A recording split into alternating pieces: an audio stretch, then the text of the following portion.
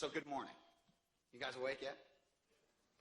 My name's Rand. I'm really thankful to be here. Students do we have out there? Most of you. Awesome. Well, I'm going to speak directly to you today. There are a lot of eminent thinkers here that will speak with you, that will give you kind of more in-depth legal knowledge. I'd like to go the opposite direction. I just want to kind of tell you some stories about how I got to this point.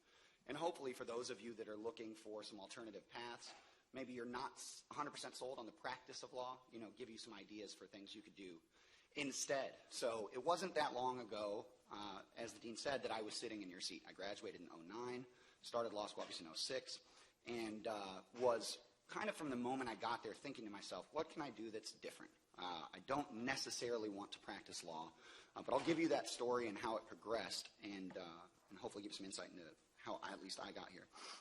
When I began law school in 2006, I wanted to do what Eric Burkhart does. I wanted to be a sports agent. I thought that it would be kind of the perfect thing for me to transition into. I lived with football players in college.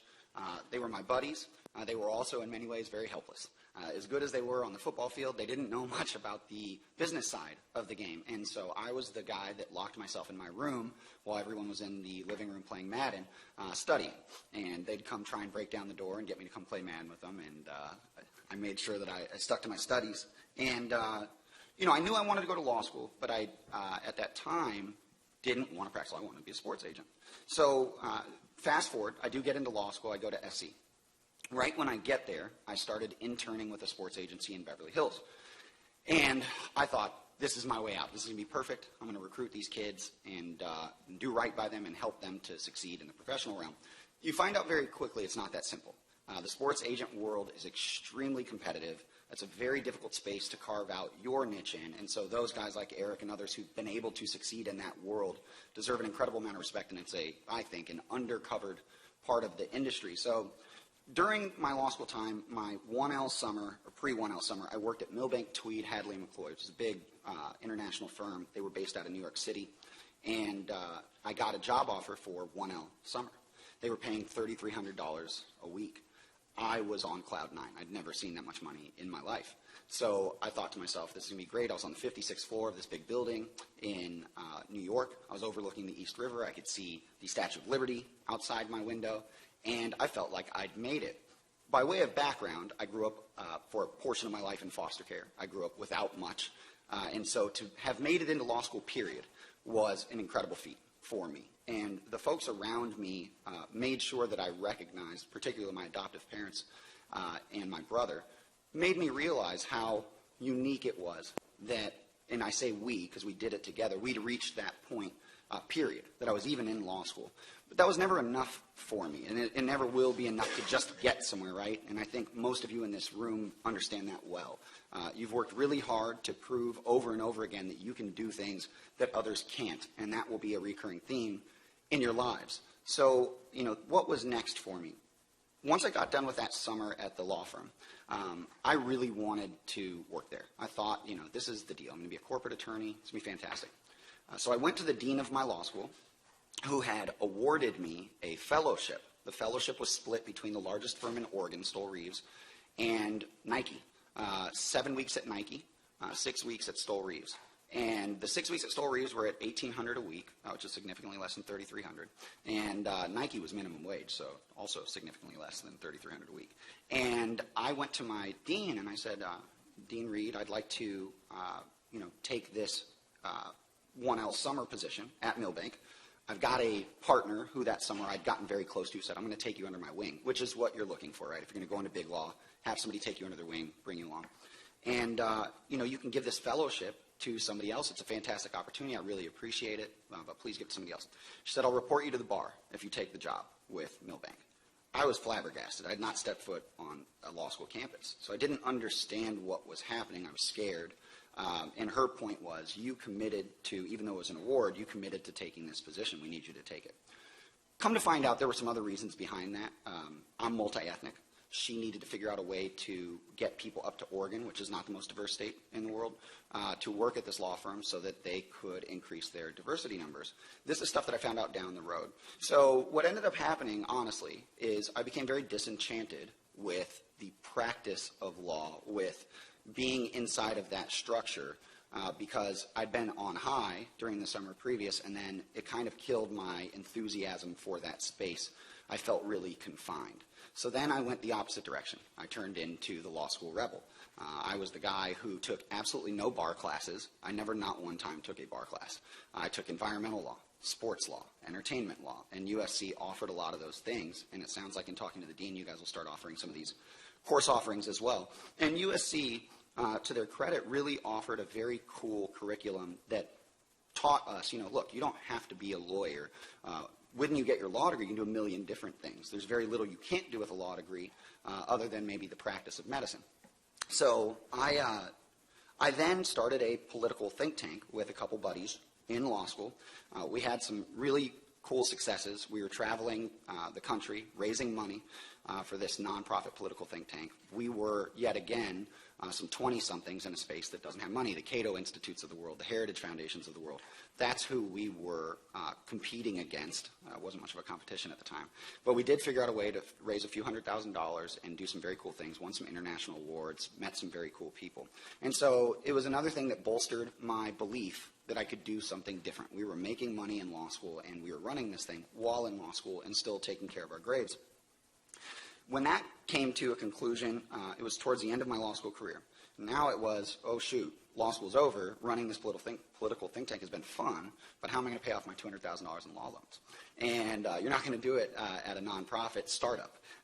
So I had to find another job. I went through this 4-stage interview process my last term of 3L year at Activision Blizzard. Those of you in here who play Call of Duty or Tony Hawk, games like that, that was that company. And yet again, I thought that I'd made it. I go through this 4-stage interview process, I get the job, and I'm working with the CEO of the company, a guy by the name of Bobby Kotick, who at the time I thought was worth about $500 million. It was double that. And his right hand, a guy named Cotty Johnson, who was 32 or 33 at the time and had been the field director for George Bush Sr.'s, George Bush Jr.'s, both of his campaigns, and won those. And he's kind of a wonderkind. And I got the job, and it was supposed to be the director of special projects for the CEO. So this highfalutin title, I'm fresh out of law school, I'm looking at my classmates, saying we're going to go practice law, and I'm kind of waving to them and smiling slyly, thinking, I figured it out again, and you guys didn't. 4 months in, the guy that I'm working for is sending me emails while I'm supposed to be working on special projects saying, where's my cappuccino? It's very clear to me that he was not going to turn me into an executive if he saw me as his cappuccino fetcher. So I was making good money at the time. I saved it, and we'd been able to pay all of our expenses through our other work. And so I had about $30,000, and I knew this job was over, and I'd turned down the law firm job. So you can't go back. And you say no to a place like Milbank, I just welcome you with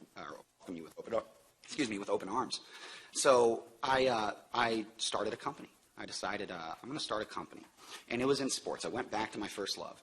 And what it was, you look at these stats and figures, 78% of football players supposedly go broke or find themselves in financial distress in a very short period of time after leaving the league. The average career is somewhere in the ballpark of 3.5 years. There's some debate on what those actual numbers are. And 2.5 years after that, these guys are finding themselves in financial distress. So if you run the numbers, guys are leaving school at 21 or 22 years old. They're spending 3.5 years in the league, and then 2.5 years later, they've gone from the bottom oftentimes to the top in terms of earnings, social strata, et cetera, and then back to the bottom again.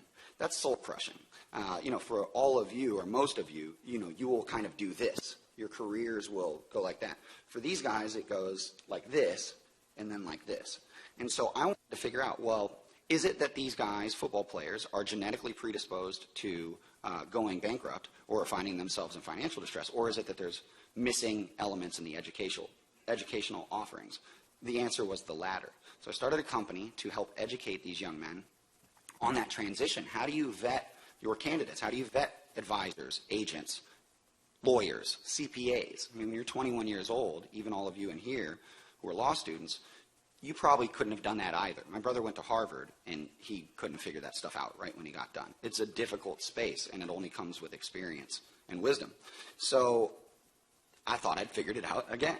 And I was going to charge each school $25,000. I was going to provide them 24/7 concierge service anytime I understood the agent business, so I understood the recruiting process. Anytime a parent wanted to call me, I was available. Anytime a kid wanted to call me, I was available. Their handler, their marketing manager, whoever was there, I was going to be there to discuss these things with them. I was going to vet the candidates. One of the things I did, for instance, that the NFLPA does not do that they should do is agent firings, right? I took raw data from this very niche it's called Inside the League industry publication, and I took raw data on firings. He would say, this agent was fired by this player on this day. Now, an agent being fired by a player does not mean that agent did anything wrong. Players are notoriously fickle. But it's important information. You want to know, and all of you would, I think, how many times has this guy that I'm thinking about hiring been fired? It's at least one input that you should consider. And hiring. So I took all of that and I ran the raw data, and then I created ratios for each school. Which school had the highest number of firings per agent hiring, things of that nature. And allows you to establish some interesting trends in the business where if you understand it, you understand what it means. For instance, the University of Miami story that came out a few years back, I found the the thread that we began to pull on to do that story simply by analyzing those agent firings. There was a guy named Michael Hugh who was a front office executive with the Jacksonville Jaguars, started a sports agency, and he signed, I remembered from those firings, like all these big-time players at the University of Miami. And it was strange, because when a guy comes out of nowhere and signs a lot of big-name players, all of us in the industry kind of raise our eyebrows and wonder, how did that happen? And it doesn't always happen as cleanly as you would hope. And so one thing that was very interesting is he got fired by all of those guys in relatively short order. So it dawned on me that oftentimes when that kind of stuff happens, there might be some relationship between the agent and the player that's based upon money, right? Because there's no relationship, and that's why they end up splitting ways. So just out of curiosity, I went and I'd read this article in the Miami, I believe it was the Miami Herald, where Nevin Shapiro said, here were the players that I dealt with, and that's how I identified them. And, I'm going to write a book. And I just thought it was so fascinating because those were the players that signed with Hugh. So I went to the Florida Secretary of State's, or the business website, and I looked up this guy, Nevin Shapiro's sports agency. And what do you know? Michael Hugh's name is on the formation documents. So now we have this guy who's relatively well known in our space, who had a sports agency with this guy, Nevin Shapiro, who turned out to be a bad dude. And we knew right away we had a story. Because Nevin was saying in the newspaper, I was paying kids, I was doing X, Y, Z. So we started that. A year later was the culmination. At the time, I was kind of a cub reporter, so I'll back up a little bit and tell you how I got there. But when I started that business, it was called Synergy Sports Consulting. At the end of the year, when I figured out, I had a fatal flaw in my business model. I thought that schools cared about teaching their kids about this transition, and I was wrong. I spent a year talking to a lot of schools' top 25 programs. I had a lot of information that would lead me to believe that somebody would bring me on. It didn't happen. Now, it could just be that I wasn't good enough. It could be that my information was not relevant enough. I don't think that's the case. I think more so it's stuff like when I went to Stanford and I asked them if they would allow me to bring my program into their facilities. And they said, essentially, we don't have the money for it. And I brought up an article that said they spent $60,000 on a private bathroom for Jim Harbaugh at the time. And I said, well, this is interesting because you guys spent $60,000 on a private bathroom. How can you not afford $25,000 to help your student athletes more effectively transition into the professional realm? And his answer was, what, you don't think it's worth it to have Jim reduce his drag time? He doesn't need to deal with regular people. He needs to focus on football. And I immediately recognized I was fighting a losing battle. Like, I'm not going to win against this. A toilet is more important than your kids succeeding in the professional room. So I was out of money. I was out of options. And I'd met this guy at Yahoo Sports who was an investigative reporter. And I had all this in-depth knowledge on the agent business that was interesting. And I don't think very many people had that kind of stuff or had spent a year maniacally gathering and analyzing data. So I asked him, can you get me a job? He said, sure, it's $27,000 a year. You'll cover the intersection of law and sports. I wiped a few tears from my eyes, realizing I was going to be making $27,000 a year with no benefits, no nothing, with a law degree. And felt like a failure at first, but recognized that if I was willing to bet on myself, that maybe some good things would happen. So I did. And that was 2010, and that's how I got into the journalism space.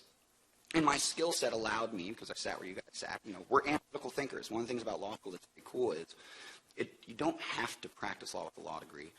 It is, for me, the way I frame it out now, is it's more like analytical boot camp. It teaches you how to think about the world in a way that most folks don't. It forces you to analyze both sides of an issue, recognize the pros and cons of opposing arguments, and then find a middle ground that makes the most sense to you. And so it fit very neatly into investigative journalism. And that's what I started with. And as the dean mentioned, very lucky through hard work and kind of good mentoring. We had some successes in uncovering some things that I thought were very important. And the idea was, well, these schools won't do what they're supposed to because it's right. So I want to shine some light on what's actually happening so that they're forced to confront what it is that's going on behind the scenes that they otherwise would deny is occurring. And we did that. I worked on stories with, for instance, the Miami story was 2011. Prior to that, it was the University of North Carolina. There was a coach on staff at North Carolina who was receiving money from a sports agent and encouraging, we'll say, kids to sign with a sports agent. The question was he telling the kids that he was receiving compensation from this guy? And did that create a conflict that should be disclosed? Traditional legal thinking, right, in the sports realm. Miami was, I told you how we found that, 2012. I worked with a guy named Adrian Wojnarowski, he's the top basketball reporter in the country, on a story about the NBA Players Association and nepotism charges against the head of the NBA Players Association. Come to find out that he had a number of family members working there. They were making really good money, and the question was, should they be earning the amounts they were earning? Should he be doing deals with family members without disclosing the full extent of those relationships, et cetera? Ultimately, a federal inquiry began into all of those matters. He was taken out of his position. Some people were pled guilty, I believe, to charges related to the issues that we uncovered. And so that was a big deal. It was another time where I felt like we were doing good work, meaningful work. And then the following year, we did a story on the SEC, various stories, or various instances of players receiving compensation for outside of the NCAA strictures. Now, I think players should be paid, period. I've been very outspoken about that. My goal in doing that was not to say, hey, these kids are bad for accepting money. It was more so to say, there's a market here. Clearly, these guys are worth something. You guys don't get to see this, general public, because it happens underneath the surface, but it's there. And you guys need to recognize, NCAA, that you can't hide from the fact that these guys have value. I also thought that was meaningful. It was interesting, though. In 2013, it was kind of like a blip on the radar. Nobody really paid attention. In 2011 or 10, when we did UNC, it was like a bomb went off. I mean, everyone went nuts over it. What that showed me is that in a 3 or 4 year period, public sentiment had changed to such a drastic extent that people didn't really care about this stuff anymore. They had scandal fatigue. So that was that. Long story short, I was getting kind of tired of investigative journalism. It's a difficult job. It's a kind of a friendless job. People are afraid of you. And all I want to do is sit down and have beers with people and be cool. Like, I'm a regular guy. I didn't want people to look at me like I was the boogeyman. I'm not. But I think I was misunderstood, and I didn't do a great job explaining to people what my thoughts were on that and why I did the work I did. So my bosses came to me and they said, hey, we want you to start working on NFL breaking news. For those of you who follow the NFL, you've got Adam Schefter, Ian Rappaport, Mike Garafolo, Edward or John Clayton, all these guys that I grew up watching, a lot of those guys, and they say, we want you to go in and compete with them. And I've kind of indicated you have changed paths, 6-7 times now in a 6-7 year span. So it was something that I looked at and I said, okay, this is a challenge. I want to take it on. And I think I can do really well here. And I think all these things that I've done in the past will uniquely situate me to do well here as well. And I got promoted to NFL Insider in August. This was my first free agent period this year. The free agency period for NFL Insiders is kind of like our Super Bowl. We have to figure out a way to beat all of those other guys that are very good at their jobs at delivering news to you guys at breakneck speeds, and we have to be accurate. And it is really, really difficult and really, really competitive. And there's only about 10 of us in the country. So you look at a guy like Schefter, he's been doing it for 25 years. If you think about him in your terms, or the legal terms, he's a senior partner, right? A super senior partner. He's the top paid guy in the firm, and they asked me, a junior associate, to go compete with him. And how do you do that? So in a short period of time, I really worked hard to make sure that I made an impact, and I had a really good free agency period, which is validating. But I say all that to say this. All it really is taking what I learned when I was in your seats, applying it to the real world knowledge that I possessed, and working really, really hard, something that none of you are unfamiliar with.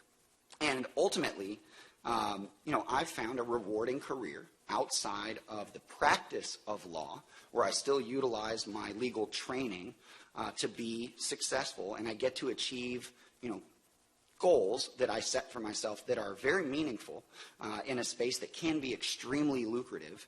For instance, top guys on the NFL insider in the NFL's insider space make roughly 7 figures. That's good money anywhere, and so it's been extremely cool. And the reason I want you guys to think about all this is for one reason. When I was sitting in your seats and I'd talk to my friends, so many of us would say, I really don't want to practice law, but I don't know what else to do. And so I've got a couple points for you that I hope you can take away from this. One, right now, while you're in law school, is the best time to get started. Don't wait.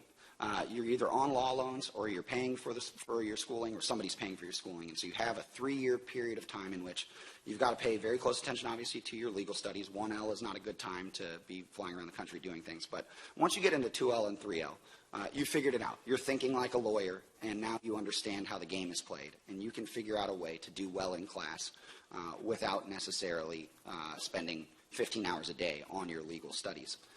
Start now.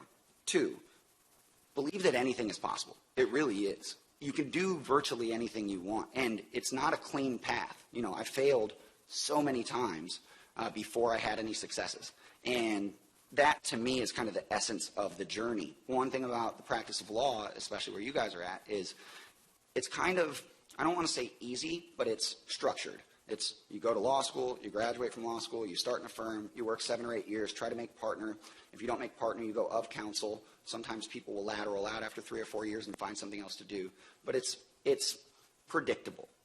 What I did was the exact opposite. It was scary. There were times I really questioned if I was sane. Why am I doing this? I could be making a lot of money, living a good life, and I'm not.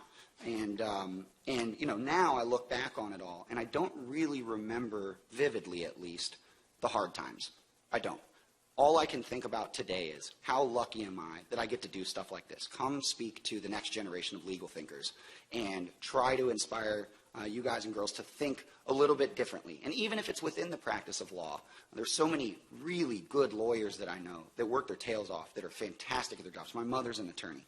And in that space, you can still think different. You can still be innovative. You can think to yourself, how can I distinguish myself from the rest of the pack? And that's really cool. And my ability to be able to speak to you guys about that is an honor. And so, when you think about the world you want to create for yourself, always have the utmost confidence that the skills that you're developing now and the skills that you've developed in the past, when you put it all together, those things will lead you to greatness. If you just work really hard, you're capable, and you believe in the myth of impossibility. And so with that being said, if you guys have any questions for me, I'm happy to answer them real quickly. And if you want me to get into anything else, I'm happy to address that as well. No questions?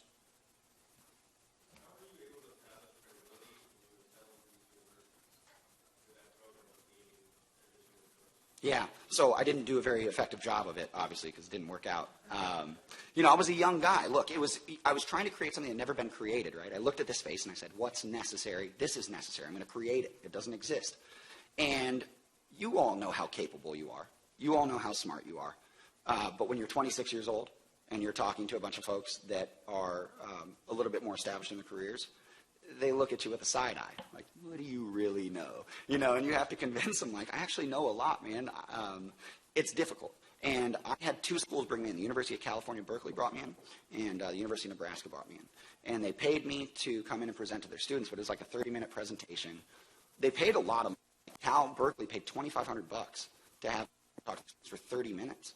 And what I was trying to convey to them is like, look, guys, the money matters. Like, I have to make money. But that's not what this is about. I want you to bring me in for a full year so I can actually help your kids. And it's just unfortunate because ultimately they weren't ready for it. They weren't particularly interested in it. The kids were, right? They're my target audience, but unfortunately, the schools controlled the purse strings and the access. So I will say this. Because I failed doesn't mean other people have to. And, you know, my failure was still ultimately a win because it led me to this point. Had I not spent that year working on that, there's no way I would have made it to the position I'm in today. So anyway, that's a long way of saying, like, I didn't establish enough credibility to get going, but it worked out in the end. It led me to where I'm at today. So don't be afraid to try things. Don't be afraid to fail. Most people have failed many, many, many times before they succeed. One quick story for you. The guy that I worked for at Activision Blizzard told me he went to Steve Jobs with a peripheral. I think it was a mouse. And this is when he was getting started. He said, Steve, I've got this mouse. I think it's going to be perfect. Hands it to Steve Jobs. Steve Jobs looks at it, throws it on the ground, smashes it. And he said, I won't say with a word, but this is not a good product. And the guy was flabbergasted. He just, oh my God. Well, that was when he was just getting going. 20 years later is worth $500 million. So, failure is necessary to move forward. If you don't figure out or nobody's ever figured out how to walk without tripping a few times. So don't be afraid to try. Any other questions?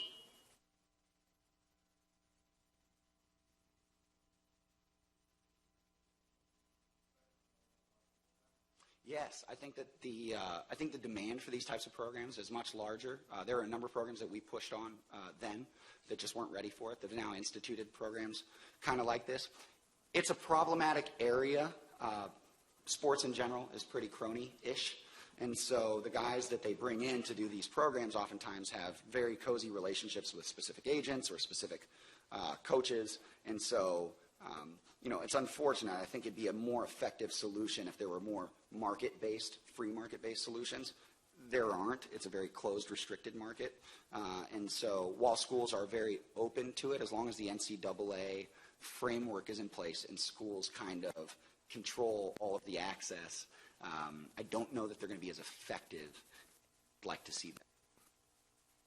Anything else?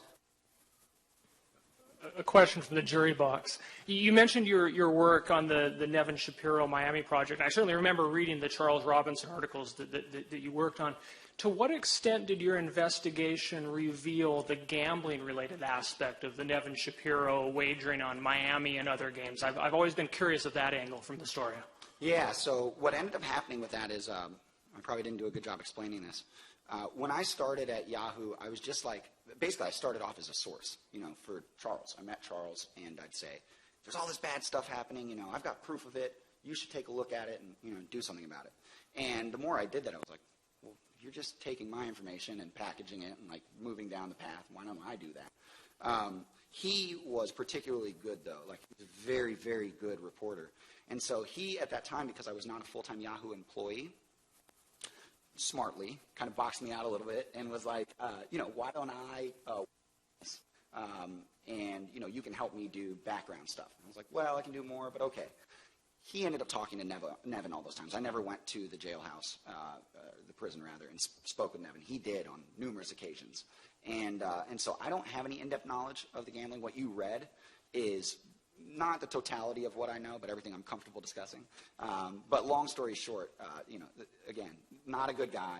He had a lot of stuff that he was doing that the kids were, willing participants in. But when you look at, this, again, this is very simple. A lot of these kids at the University of Miami come from Miami proper, inner city Miami, and don't have a lot. And so when a guy throws a bunch of money at them and don't have much that they're, a lot of people say, well, they've got everything taken care of. A scholarship should be enough.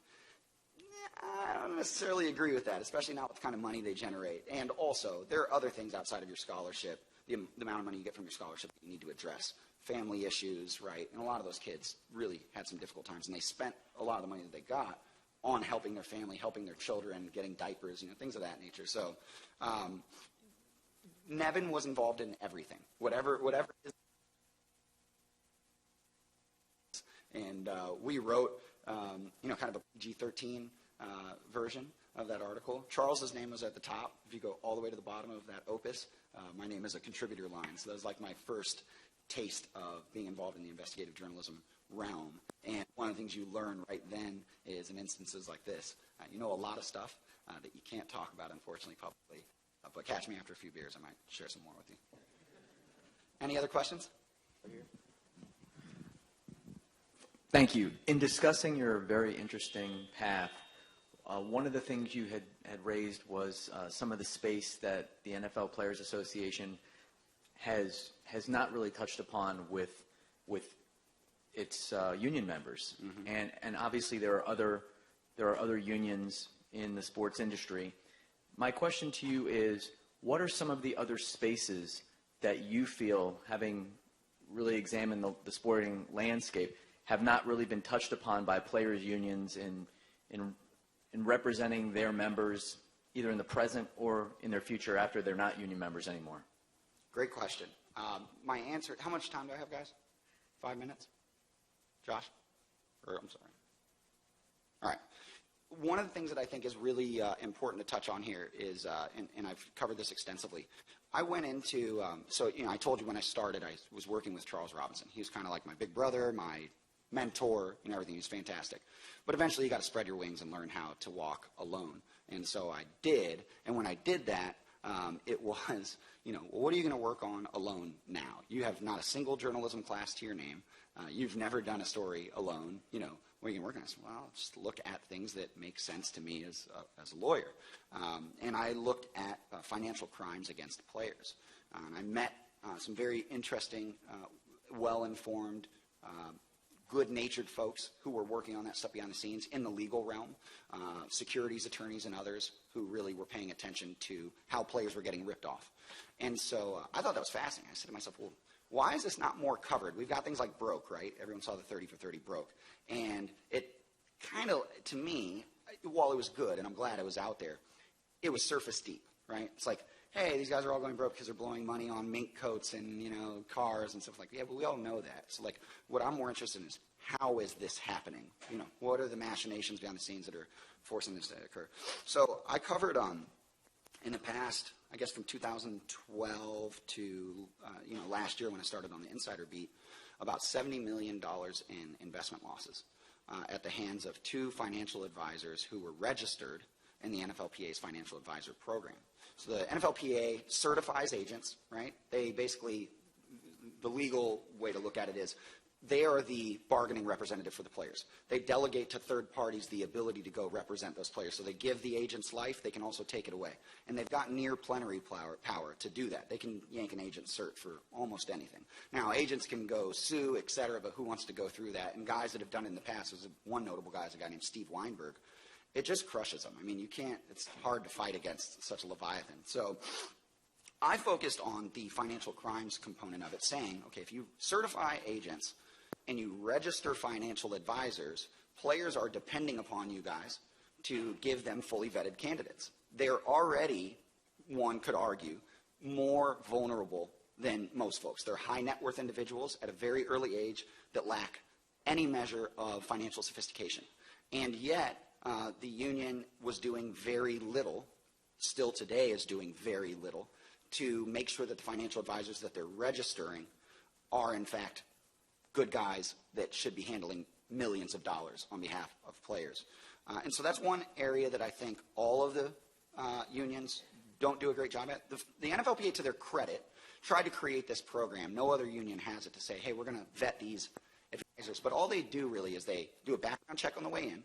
If you didn't kill anybody or steal anything and it doesn't show up on your record, then you're in the program. And once you're in the program, you just pay them every year. And they don't, to my knowledge, do any ongoing due diligence on these guys. For those of you that are unfamiliar, you can do what's called a broker check on the FINRA website. You go and you look. Anytime, free, takes about 2 minutes. And you can see if anybody has any marks against them on their record. Both Jeff Rubin, who was the financial advisor who ended up allegedly taking or misappropriating about $50 million plus from a group of players, some from UF, Javon Curse, Fred Taylor, and others who, Fred Taylor, the guy is a legend. He worked his tail off. He played a brutal game with poise and dignity, and he was ripped off by a guy named Tank Black early in his career, and then he was ripped off by this guy, Jeff Rubin, later in his career. And I wanted to know why the union wasn't doing a better job protecting their players. You can't blame them for everything, right? But I dug into the program, and you realize it's a very thin program. All it does, and Fred told me this on the record, of course we think it means something. If the Players Association tells us a guy is registered, that means to us we can trust him. And now I know that that's not the case, and that's a shame. And I agree with him wholeheartedly. It's just a shame. So I wish I could get more into it. It's a very interesting space. I spent about 3 years of my life really kind of living and breathing it. And to this day, they're still doing a woefully inadequate job of protecting their players in that realm. And while there's a lot of arguing over, how do we form a CBA, et cetera, and that matters, it doesn't matter if the players are not keeping their money long term. If they make 10% more, but lose 100% of their money still, then ultimately what are we really doing? So that's one area I wish I could see them get a lot better at. Anything else? I think we're short on time, yeah? All right. Thank you so much. I really appreciate you guys hearing me out. If you have any questions for me, please feel free to sidebar with me. I'm happy to discuss anything. Have a good one, guys. All right, I guess we'll get started with our next panel. Hello, everyone. My name is William Steinman, and as the treasurer of the Entertainment and Sports Law Society here at UF, I had the pleasure of introducing our first panel today, which is discussing the topic of ethical and legal decision-making in a general counsel role. So today, moderating this first panel, we have Justin Moore. Mr. Moore, after serving as a pilot in the United States Air Force, attended law school and has since become a member of the Real Estate Litigation Practicing Group in Schutz & Bowen LLP in Tampa. More impressively, during this time, he was the co-founder of the Florida Sports Law Association, and he's the active CEO as well. Next, we have Anna Clara Anderson. Ms. Anderson is an attorney for the NBC Sports Group and the associate counsel for the Golf Channel in Orlando, Florida, where she is responsible for a wide variety of legal matters, negotiating and drafting talent to protecting the Golf Channel's intellectual property as well. Before joining NBC Universal, she gained vital experience working in private practice with litigation involving contract disputes and First Amendment matters at the state and federal level. Next, we have Nia Sturman. Ms. Sturman is in her 10th season with the Orlando Magic and was recently named to general counsel this past year. During her first 9 years working with the corporate partnerships and legal services departments within the Magic, she performed work ranging from contract negotiation to actually financial analysis, and she also serves on the advisory board for the National Sports Law Institute located at her alma mater at Marquette Law. Next, we have Zachary Daniel.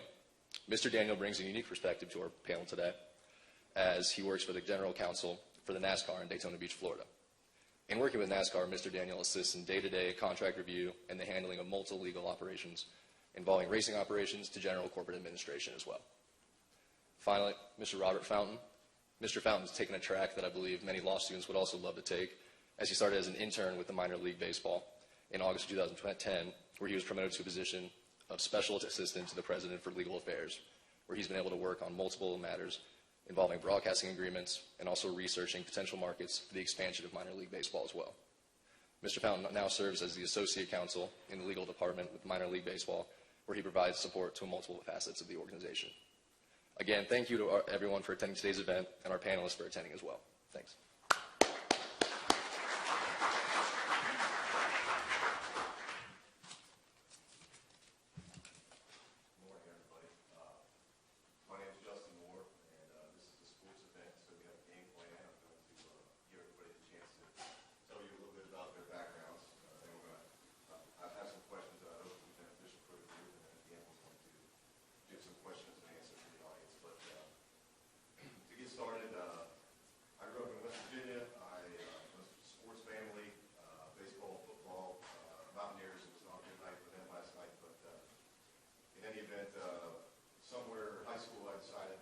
I wanted to be a fighter pilot.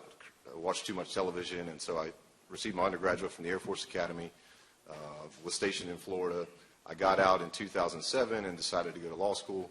So I'm a 2010 graduate of this law school, and it's really cool to be back here. This facility that we're in actually, I think, opened the year after I left, but it's been real cool to walk around. And so I was truly sitting in the seats that you were on the other side of the sidewalk, but not over here. And I think I actually had Professor Flournoy, I saw her earlier, for property class. So she probably doesn't remember me, but I certainly remember her. But in any event, I appreciated Rand's opening. He's got a lot of guts, and I'm kind of the opposite. I took more of a conventional route when I finished law school. I got a position at Foley and Lardner out of the on-campus interview, so I practiced for 2.5 years in Tampa there, right out of law school. I was in their commercial litigation group. But it was while I was at Foley that I sort of had my first brushes with sports law. They were in the process of doing the Dodgers and also the Cubs acquisition during that time, and there wasn't much of that was running out of Florida. But nonetheless, I kind of forced my way in to help out on certain aspects of that project, and obviously it was primarily transaction-based, and I was a litigator, but that at least set off in my head that sports law was something that I was very passionate about, and kind of allowed me to revisit something from earlier in life. I just, we're all sports fans, athletes, what have you. It's just something that brings a lot of joy to our life in any capacity. So knowing that, I really wanted to shift gears and try to develop more of a transactional practice. So I've been over at Schutz & Bowen for a couple of years now. They've allowed me to sort of retain my business litigation practice, but also kind of build on the transactional work. And in that regard, that's where this Florida Sports Lawyers Association was sort of born out of. Being in Tampa, it's awesome because there was so much sports right there under our nose, but we began to realize early on that there just wasn't really a jumping off point for everybody to get together and discuss, network, learn about all the expertise we had, because we have the NFL teams. There's actually the St. Pete Grand Prix with the Indy cars in town, the Women's Tennis Association. There's PGA events. So needless to say, we just felt like there was a need to create a group, and so we're a 501c3 charitable organization. We're going to send underprivileged youth in the area to collegiate sports camps in the summer. So that's kind of where we're at, and I've been fortunate enough to have a couple of these folks on my panels already, and Robert's been to one of our events. And so I think one thing that would be beneficial for the group, this is a young group, and they're all, these are very big positions that they're in already with big sports organizations around the state. So I want to give them the opportunity to kind of tell you about their backgrounds and how they ended up doing what they're doing. And so I'll let Naya take the lead on that. She's with the Orlando Magic, and we'll just kind of work down the line. But I'd like to give you guys an idea of how they made their climb to the positions they have. So with that, Naya, go for it. Thank you. I started getting interested in working in sports when I was in high school, starting to think about college. Most of the major sports leagues had gone through some sort of work stoppage, so I was really interested in that aspect of things. So I studied industrial and labor relations with a focus on labor economics as an undergrad. Went through the sports law program at Marquette, did several internships along the way there. Worked with the Milwaukee Bucks and the Pettit National Ice Center, which is an Olympic speed skating training facility. While I was in law school, one of my mentors gave me a piece of advice that really stuck with me, and told me, if you want to be a good attorney for a sports organization, you really have to understand the core fundamentals of their business. And not having a strong business background at the time, he recommended that I go on to business school. So from just wrapping up law school, I packed up and moved out to Oregon and went through the sports business program at the University of Oregon, interned with the NFL, doing salary cap compliance the summer in between my first and second year there. And while I was out at Oregon, I saw a position posted with the Orlando Magic. It was a pure business function, so I started managing our activation team and the fulfillment of our sponsorship agreements. At that point in time, there was no in-house attorneys working for the Magic, and so there was nobody per se reviewing our standard sponsorship agreements. We had a template, and but it wasn't being reviewed by an attorney at the time, other than when it was sent to outside counsel. So I said, this is something I can start doing, and everybody was pretty excited about that. So I started reviewing all of our sponsorship agreements, transitioned into away from managing our activation team. I started managing all of our business analytics and inventory and strategic planning, budgeting, and doing the legal work for the department. As we started to design and build our new arena, which I guess isn't so new anymore, it's hard to believe the Amway Center opened 10-10-10, which is just astounding to me that it's been almost 5 years now. But as we were starting to build the arena, there was a need to manage all of the premium products that we were selling in advance of the arena opening. So I started handling all of our premium agreements, and so my role had become a lot more legal than it was business. About 3 years ago, we decided to found a legal department within the organization. Myself and my colleague were tasked with starting the department from the ground up. So we've been doing that about 2.5 years. started as the Assistant Director of Legal Services and was named General Counsel a little over a year ago. Hi everyone, go Gators. It was not long ago that I was in your seats. I graduated in '09. I went to the firm Thomas & LeCicero, which is in Tampa. It's a boutique media law firm that handles First Amendment, media, sports and entertainment law, and commercial disputes. Under that umbrella, I got a lot of experience doing a lot of each of those categories. I managed research and legal issues and all kinds of things. For example, reality TV shows involving catching chickens in Miami. It was very, very random. But fast forward 6 years, and I'm handling reality TV shows for the Golf Channel. I managed IP work for the largest grocery food chain in the southeast of the United States. Fast forward 6 years, I'm doing IP for all of our logos and trade names and our wide variety of domain names for the Golf Channel. And I handled commercial disputes that involved hotel managers who went to work for a different hotel chain and got sued under a non-compete clause. And now at the Golf Channel, I handle contracts that, if I do my job well, I hope, will not end up in litigation over, what the definition of a random word is in that contract. So the reason I tell you those examples is because I hope you know that whatever path you take, whether it be very bold and out of the box to a more traditional law school to law firm path, that every single experience you have can ultimately lead you to that dream job in entertainment, media, sports law. And even if it seems like a humdrum contract dispute case, you can take that experience and apply it to your dream job. I'm now at the Golf Channel. We're a part of NBC Sports, so I work within the NBC Sports Law Group, which is out of Stamford, Connecticut, and I am very fortunate to be one of just 3 lawyers in Orlando enjoying sunny Florida as opposed to gray and snowy Stamford, Connecticut. But it's been great so far. I actually haven't been there that long. Just November, I made the giant leap from practicing as a litigator in Tampa to being in-house counsel, and so far so good, and happy to be here. Hello, everybody. I'm going to start saying I'm glad Justin pointed out the relative youth of this panel, because I think it's very interesting and exciting for a lot of you all here that these opportunities can come. You look at some of the positions that we hold in the companies that we work for, and it sounds extremely exciting, and you expect this extensive experience level that requires us to get to these opportunities and positions. And it's not necessarily the case these days if you can kind of find a way to get your foot in the door and then make a name for yourself. I'm also very fresh out of the box. I graduated law school in 2011. I actually had an opportunity. The sports interest was sort of almost default. I knew for a fact I didn't want to be a traditional lawyer. Transactional work was definitely down my alley. I had an opportunity to work for a traditional firm after my first year of law school and realized that wasn't the right opportunity for me. Got involved in organizations like this. I went to law school down at the University of Miami. And through those relationships, I had an opportunity to work as a student editor for the ABA's Entertainment and Sports Journal, which led to attending a conference that they hosted in New York City, my second year of law school, where I had the chance. I'm not sure if you've been or had the opportunity to go to some of those national conferences, but when they're entertainment and sports related, particularly in New York or California, they're extremely heavy on the entertainment side of things.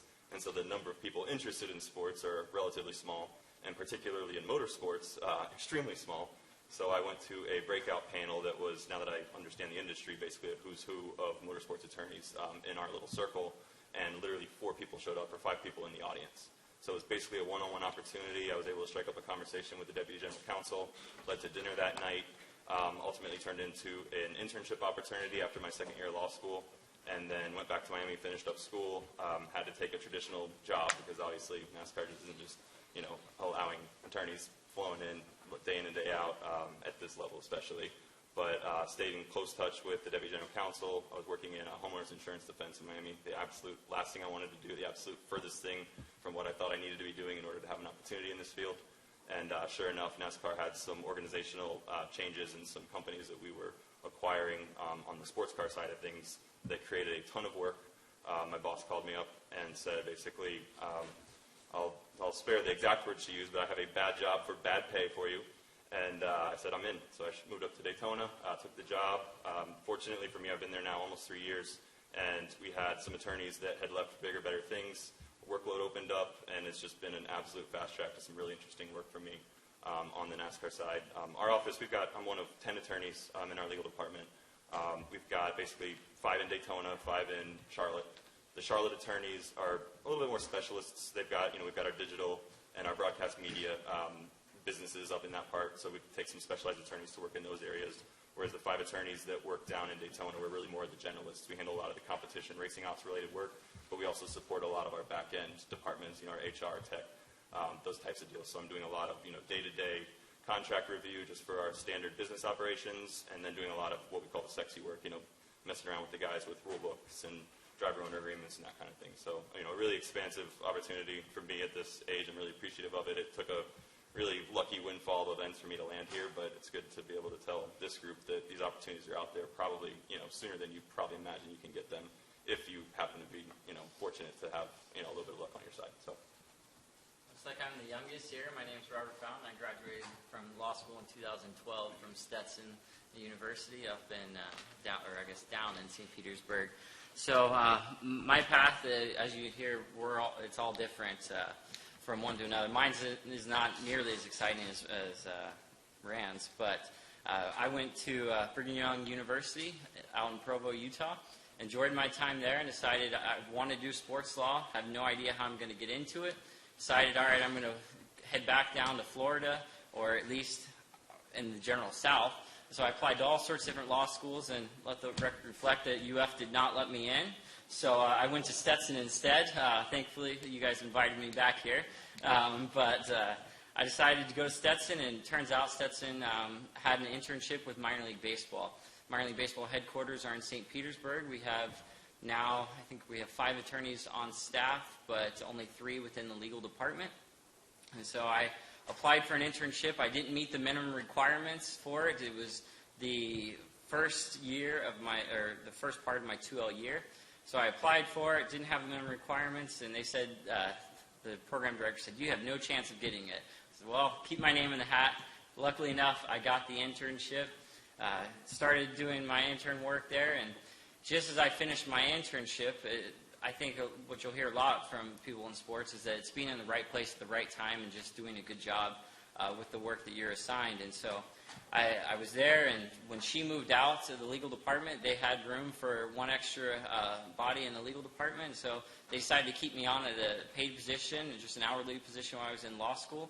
I did that throughout the rest of my 2L year, and then when I started my 3L year, the president, Pat O'Connor, said, we'll like to keep you on full-time during your 3L year law school. So I tried to balance both of it. It was pretty difficult to do at the time, but I went ahead and went for it, and then they gave me 3 months off after I graduated from law school to take the bar, and then since then I've transitioned from special assistant to the president, legal affairs, doing the same type of work now, just a much easier title in associate counsel, and kind of goes along with the rest of the field. And since then, happy to be there now. I think it's been, about 4 years now that I've been at minor league baseball. So. Pretty cool group, right? And again, I want to emphasize that these are people that some of these people are 4 or 5 years out of law school, so put that thought out of your head that you have to be one of those people that grinds for 15 years doing something that maybe isn't you. I think you have to be able to identify what you want, and then I think they would all agree that it's just a lot of hard work, but take advantage of this opportunity to kind of pick their brain when we're done, because this is definitely a special thing to have this group together, which leads me to, I don't know if I mentioned at the beginning, but thank you, Josh, and the organization for putting this together. I want to make sure I say that before I get off the hot seat, but I've already touched on this a little bit as far as what my interest was that drew me back into sports, but I want to give them the opportunity to kind of tell you if there was anything about sports in particular that led them to their decisions to pursue careers in sports law. So we'll go the other direction this time. How about you, Robert? I was always passionate about baseball. Baseball's always been my thing. I grew up playing, and some of you who have played it realize, or any sport, as I got into high school and playing at a really high level, I realized that, the guys playing next to me, they're just that much better. They go on to play. Some of them are playing in the major leagues right now or in the minors, and they were always just that one step better than you. So I realized, you know what, based on my size, I don't have the nice build that Justin has. So I was like, I'm not going to be a professional player. So I decided, hey, you know what, I'm going to go ahead and focus on my studies a lot more. So focused on my studies and decided, you know what, I'm going to find a way in some way or another to get into baseball. And I just, found the right opportunity. I didn't even know when I chose Stetson that they had a internship with the minor league, with the legal department there at minor league baseball. And so I just decided, I'm going to jump for it. I'm going to go for it. And I think the one thing that's kept me in the industry and made me want to be in sports, when you start meeting the people in the sports industry, there's a lot of good people there. There's a lot of guys, at least within baseball, big on history. A lot of the older guys will just take you under the wing, and they're just willing to just teach you, just constantly tell you. They have all the good old stories about, when they were coming up and everything like that. It's cool to hear. But they're also willing to just say, hey, this is what you need to do. These are the guys you need to know. And that's one thing I've loved is the people in the industry. And so that's really kind of what drew me into the industry and then has kept me there so far. Yeah, obviously I've always had a huge interest in sports just on a personal level, but I sort of let my interest in the career side of it develop based on my experience in law school. I sort of, was one of those, went to law school, not by default, but, knew I needed to do something a little bit better with my life and needed some level of higher education and ended up knowing I wouldn't be a good doctor, so definitely took the legal route and then allowed the law school experience to kind of show me what types of areas, what types of courses and those types of things I enjoyed, and then allow that to develop into what kind of careers might match that. And it just so happens that a lot of the transactional and intellectual property related issues struck a chord with me for whatever reason. Again, like I said, I got very lucky with some people that I met that turned into mentors who sort of guided me on being very frank about the fact that this is not a career that you should expect to just be able to force your way into, and it will probably take you a 10-year plan to get where you want to be if this is truly the right space for you. And so, I kind of just took that advice to heart and, expected a little bit more of a traditional route, but knew that that transactional side of things was something that I was interested in, and it just so happened to sort of develop for me. So while I say I certainly was interested in sports, and when I learned about sports law, I was actually at this symposium as an undergraduate here at Florida, and sort of listening to all the different, opportunities that were out there outside of just the sports agent world, and that sort of, led to the interest in the side of law that sports happens to be where we're practicing heavily in. I actually have never played golf before coming to the Golf Channel. So I will be very honest and admit that to you. And when I was a litigator, I didn't envision the Golf Channel. But NBC was a client, and we did. My firm did a lot of work for them on various levels. And I was exposed to the Golf Channel and was really surprised because it had not been a part of my upbringing. My dad wasn't a member of a club. I wasn't exposed to it. I didn't play it in high school or college. I played other sports, but just not golf.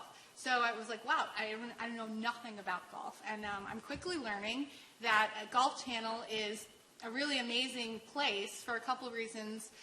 It's the kind of place where advertisers want to advertise. It's the #1 most affluent market in all of cable network sports.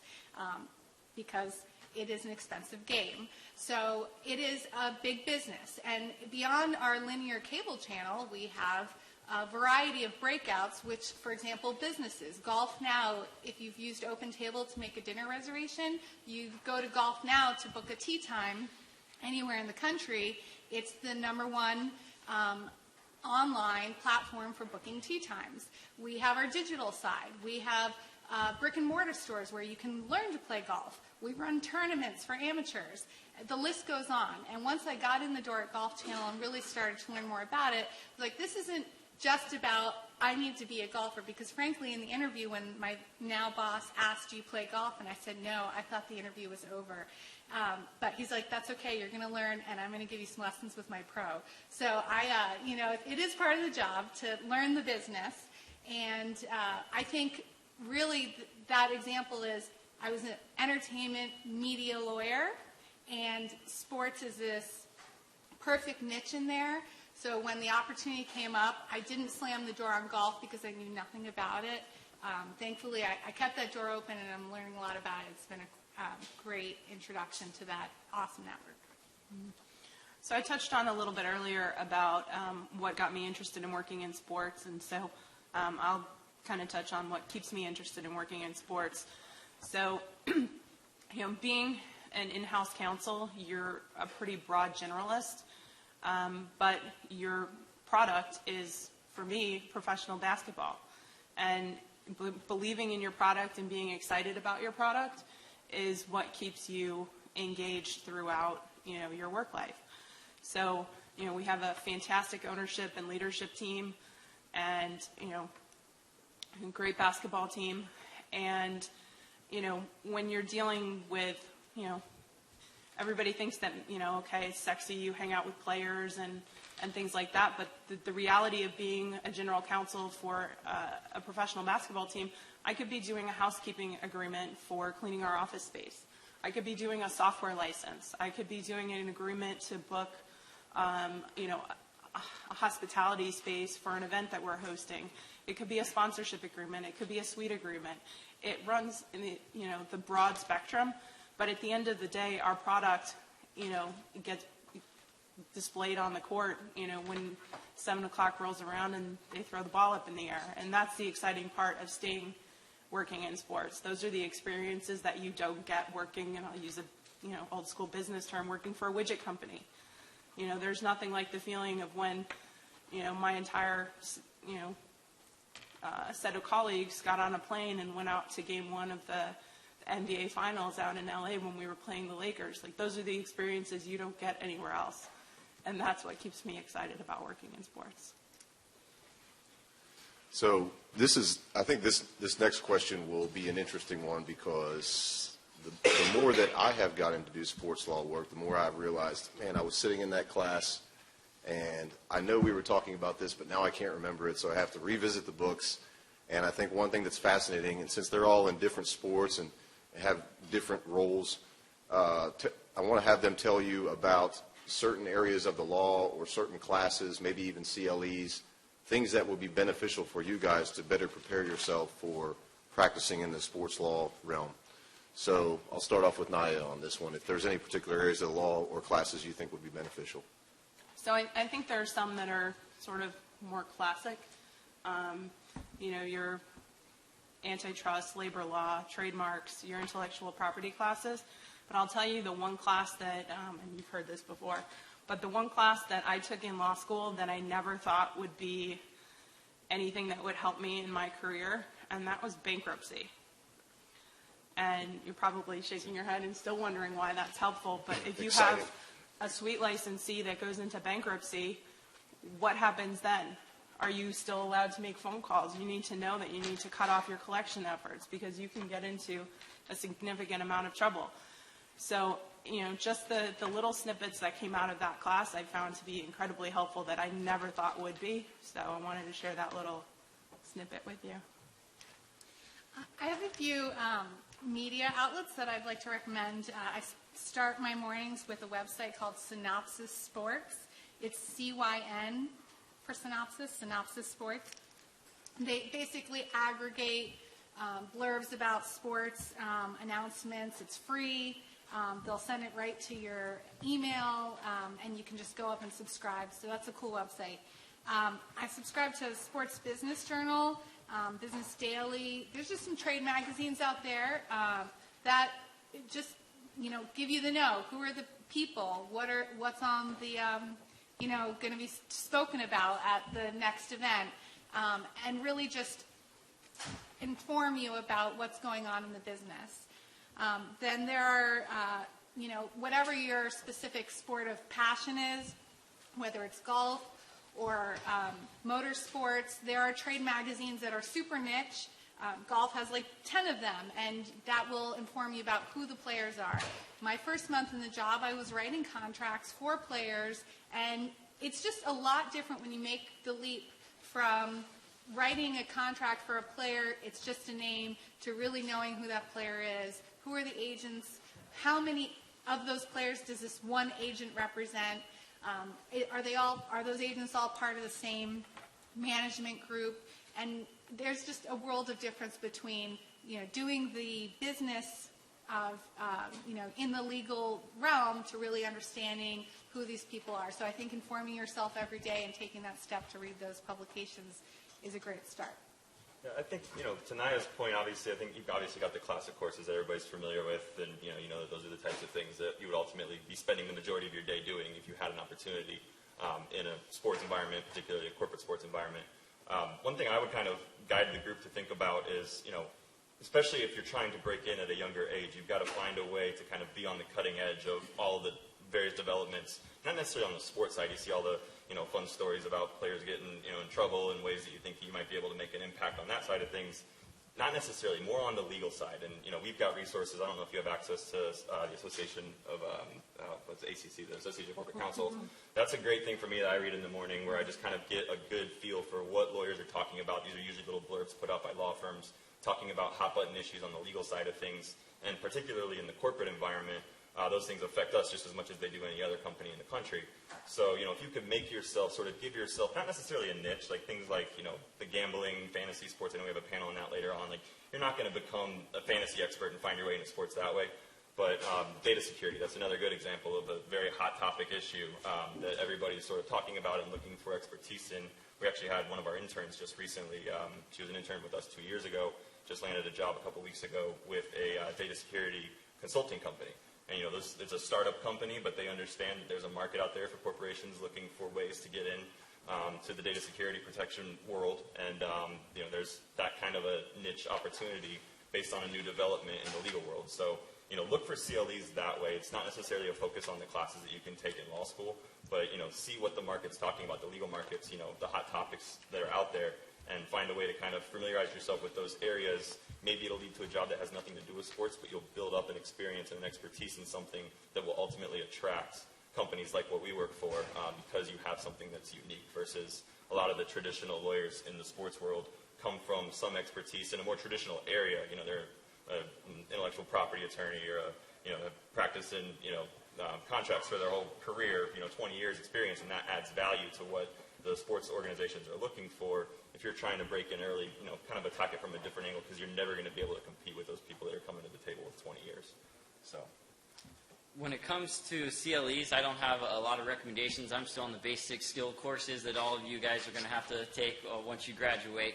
So, and pass the bar. That's what I'm still working on. So I haven't gone to a ton of different CLEs, but when it comes to recommendations for you law students and you're looking to get into sports, or just figure out what you want to do. My biggest thing is, we all have to take the standard classes. You can pick what electives you want. They're all going to be somewhat helpful because especially if you're going to be in general counsel role, it's always, well, yeah, I remember something about that in law school where we touched on it, but you just don't have enough knowledge to actually do anything with it, that you're still going to have to do a ton of research on it. So, but the biggest thing that I look back on it and use so far in my career is all the different internships I held. So I would encourage you to do as many internships as possible in many different types of fields, especially if you want to do general counsel work.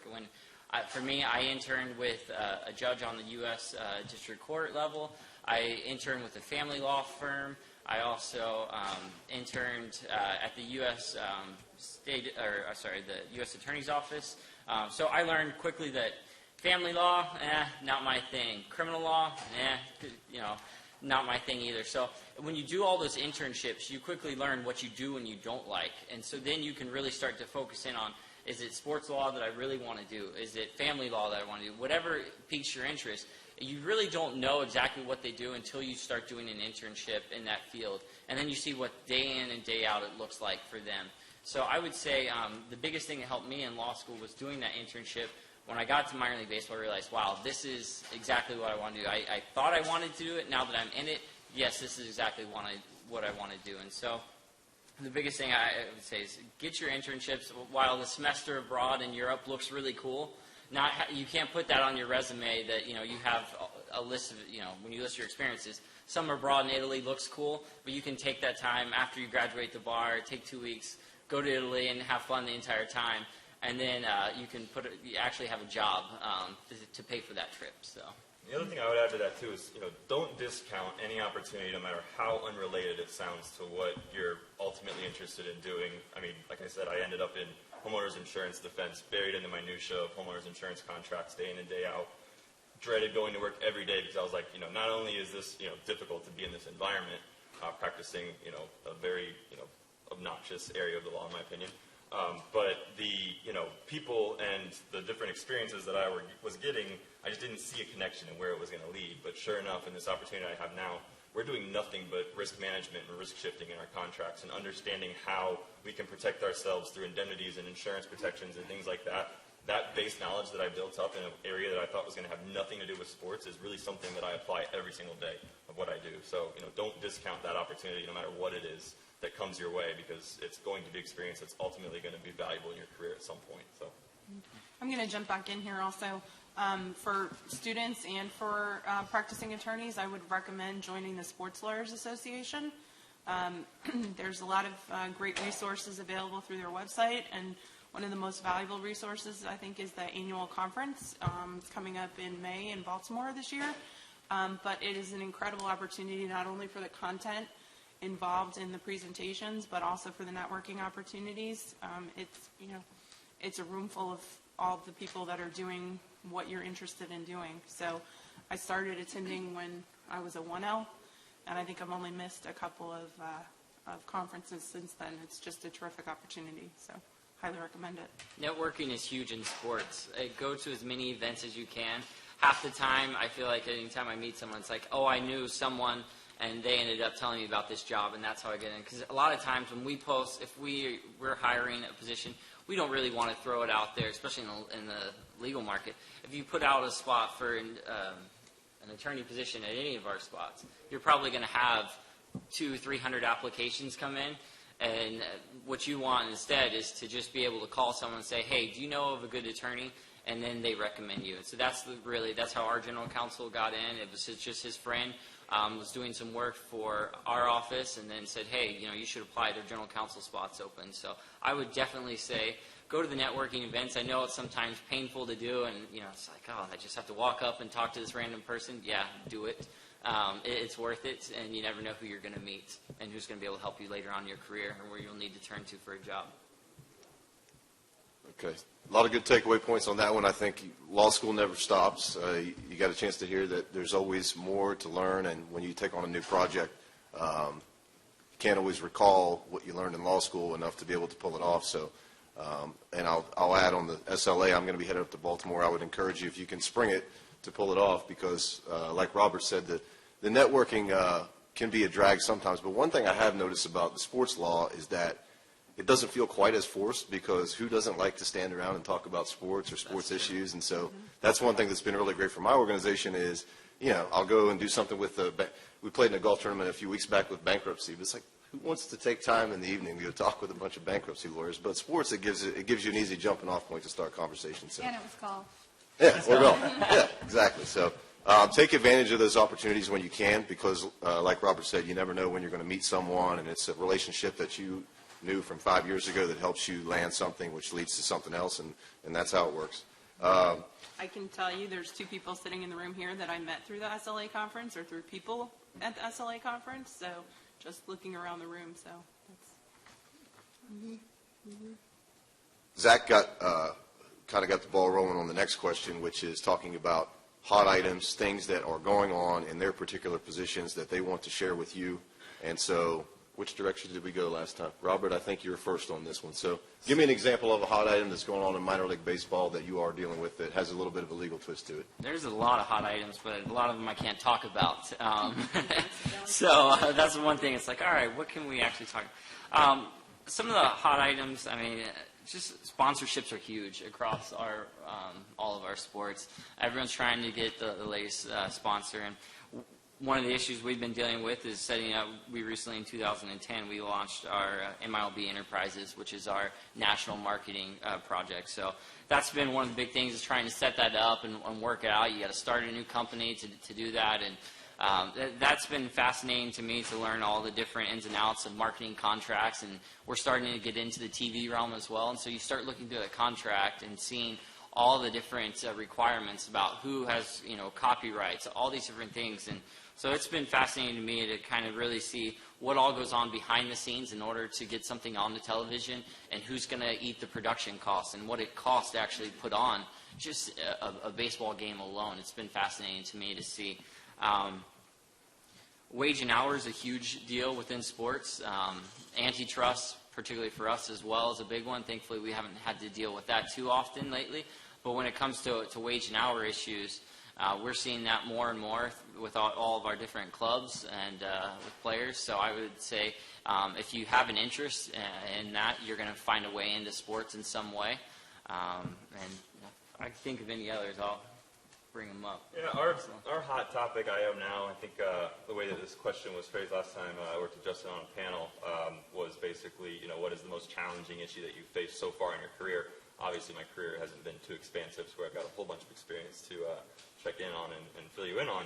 But our most challenging issue, and I don't think this is just me, I think this is our sport, is something we're facing right now. Again, it's an issue that's sort of in the midst of developing, so there's limits that I have with what I can talk about with our strategy and handling it. But we're basically at a crossroads right now. Obviously, motorsports and stock car racing is a very expensive sport to participate in. Our sport tends to be one where I would argue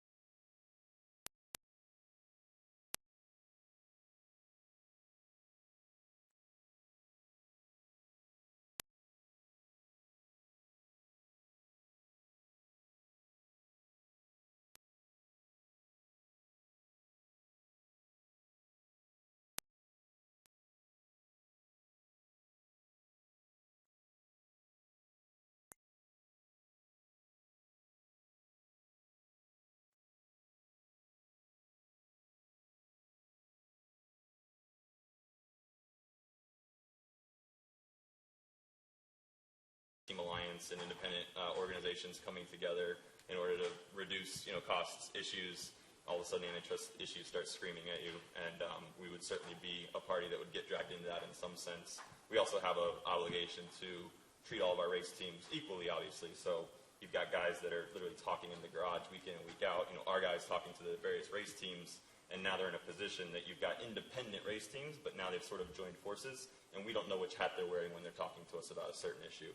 So we're having to, inform all of our executives on, the issues of antitrust and how to guide those conversations so that they're not getting NASCAR involved in something that we really have nothing to do with, or at least that we, are a third party watching whatever this developing organization is.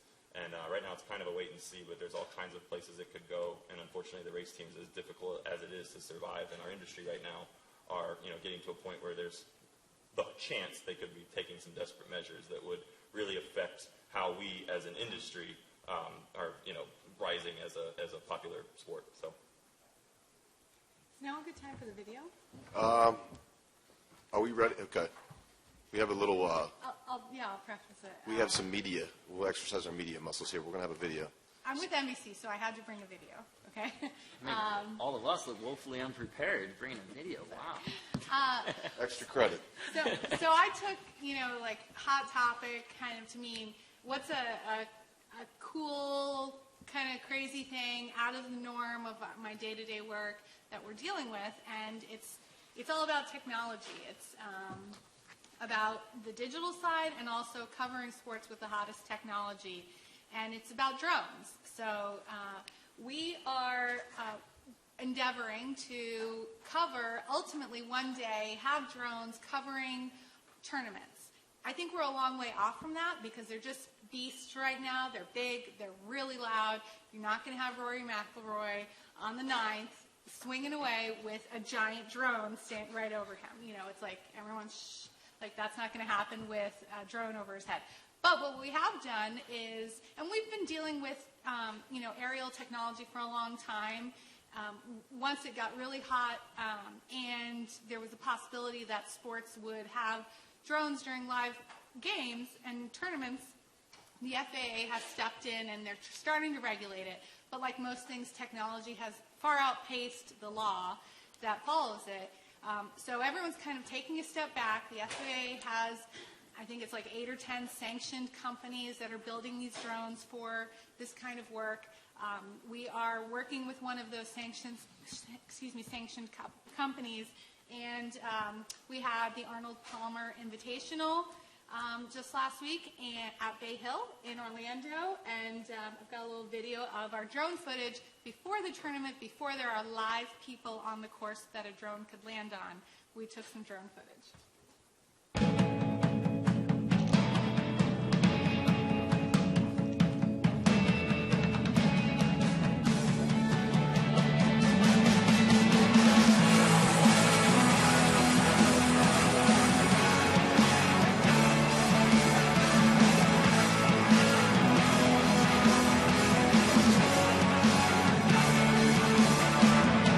So today we're at the Arnold Palmer Invitational in Orlando, Florida, filming for Golf Channel and NBC Sports.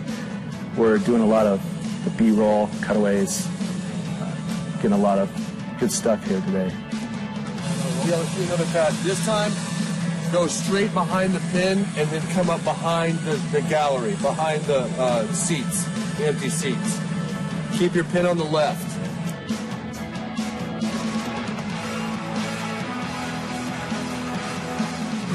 Meet Arnold Palmer.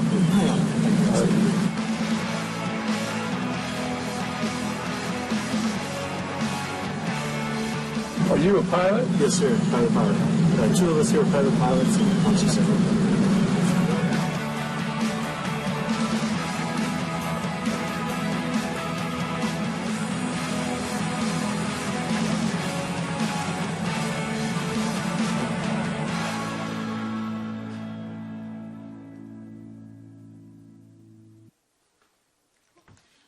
So just an example of a technology issue. It's on the forefront. I'd say there's probably some drone issues for you, right, Yeah. Zach? I don't know, maybe you can touch No, well, first of all, I was going to say thanks so much for sharing that video because actually my grandmother happens to live on the 1012 Bay Hill right across the street from that, and I saw that thing flying over on, what was it, Thursday or Friday, and I was going to put you on the spot as to how you were getting away with that because it's very clear that the FAA hasn't gotten there. sanctioned. Yes, the FAA, until... Yes, I drafted our drone incursion policy last week, so drones are a very hot item. For sure. It is a hot item. That's another thing to add to the list of those types of unique things that you can get some, legal perspective on with CLEs and things. We don't see it as much from the sanctioning body side because the way our sport is organized, we don't really have any ties to the track relationship. So all of the drone issues are really governed by the racetrack facilities. And, we aren't personally using them at this stage. All of our broadcasting partners, they're doing whatever they need to do, and the tracks are regulating. Obviously, we see more issues from a risk perspective with fans bringing them out to events and using them as part of their tailgate parties. And it's interesting. It's a real issue. I know Major League Baseball had 31 drone incursions last year alone. So it's a big issue. People they want that footage. It's obviously really cool footage, and they just take them up, stand in the parking lot and send the drone up and over the field. And if it has a mechanical failure, it's falling on your fans. So it's something you have to be really aware of. So Naya's the only one with an indoor sport. Except timeout. We have a blimp. The blimp. I've seen a couple of blimps crash. The definition of what they call a drone, as weak as it is, very easily puts that blimp into the sphere of regulated flight for commercial purposes. So I was curious at the Magic game to see how they got away with that, but I don't know if you have to answer that. It's fascinating. It's a fascinating topic that obviously we're all having to operate in. That there's just not a significant level of regulation there, guidance from the forces that be to give us what we need to be able to make informed decisions. So we're all operating in this gray space that really, that's the best we can do at this point. And we're not all pilots and or FAA, aviation lawyers. What I have picked up about drone law in order to be informed and be able to talk about it with my colleagues is it's all in the trade publications because it is at the forefront. So obviously there's a lot that goes into that, and we have subject matter experts and outside counsel. But, just Google it. It's such a cool topic and one of those things that depending on the sport you're in, it's really at the forefront. But bigger picture is technology, know what's out there, how are people trying to get sports out there in different ways, so I can get it on my phone, so I can see it on my smart TV, so I can get it on the radio, on satellite, on cable. Technology issues is definitely an important part of understanding how the business works. Hard to follow up on Oh, that video come on there. now. Come on. Well, I'm going to comment on something that's not particularly new, but it's ongoing, and that's social media, especially as it pertains to promotion, so your contests and sweepstakes, and that's something that's ever-changing. One of the major platforms, if you look, 3 months ago, 6 months ago, and 12 months ago, completely different things that you're able to do and not do, whether you can vote, for anybody through a like or participate in a promotion that way. So, it's continuously monitoring all of the different rules and regulations of a lot of your different social media platforms, some of which, I quite frankly learn about from some of my even younger colleagues. I wasn't familiar with Snapchat and go to league meetings and they're talking about things that I've never seen before, especially when you're talking about a league with global popularity. So just trying to stay on top of all the nuances in the social media realm, because while maybe at one point it was thought of that it was going to be a little bit of a fad, it's certainly not going away seemingly anytime soon. I think we've hit that point where we're going to take some questions from the audience, so fire away. Don't all jump at once. Front. Thank you all again for being here. My name is Rebecca, and I'm the Vice President of the Entertainment and Sports Law Society. My question is twofold. The first part of it is, I know that the relationship between in-house counsel and the counsel that you choose to hire outside counsel is a very important one.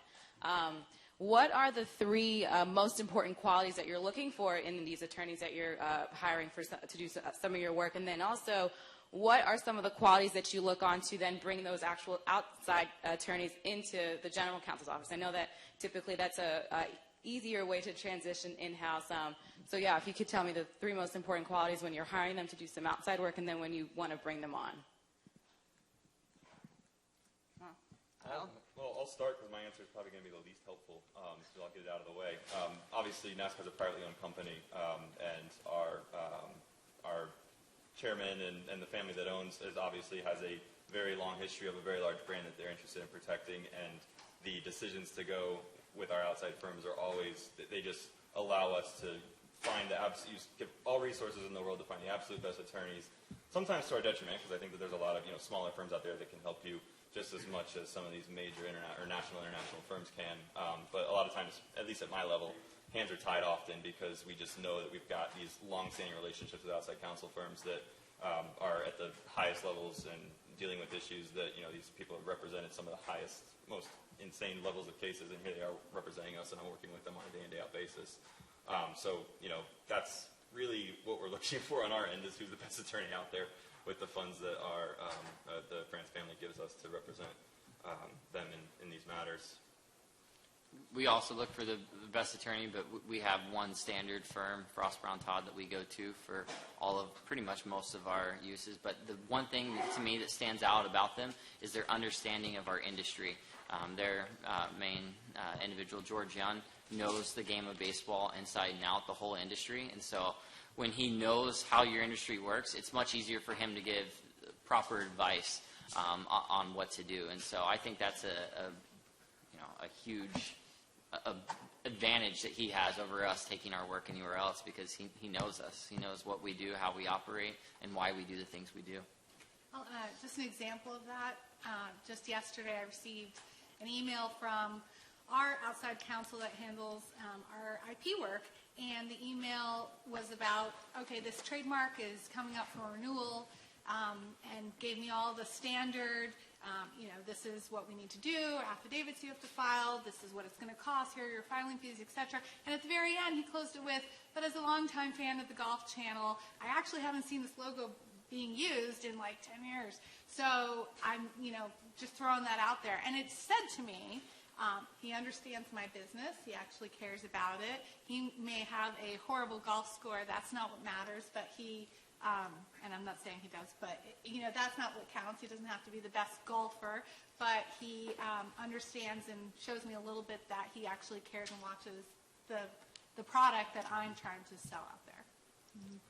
So similarly, we've got a couple of firms that we work with on a regular basis, depending on the subject matter. But for the individual one-off project type basis, we're looking for somebody who has that expertise and being able to find, if you've got something that pops up, finding that subject matter expert and having, you're not looking for somebody who's going to educate themselves on that topic so that they can provide you advice, but somebody who's out there that's, knowledgeable and well-versed in that subject matter.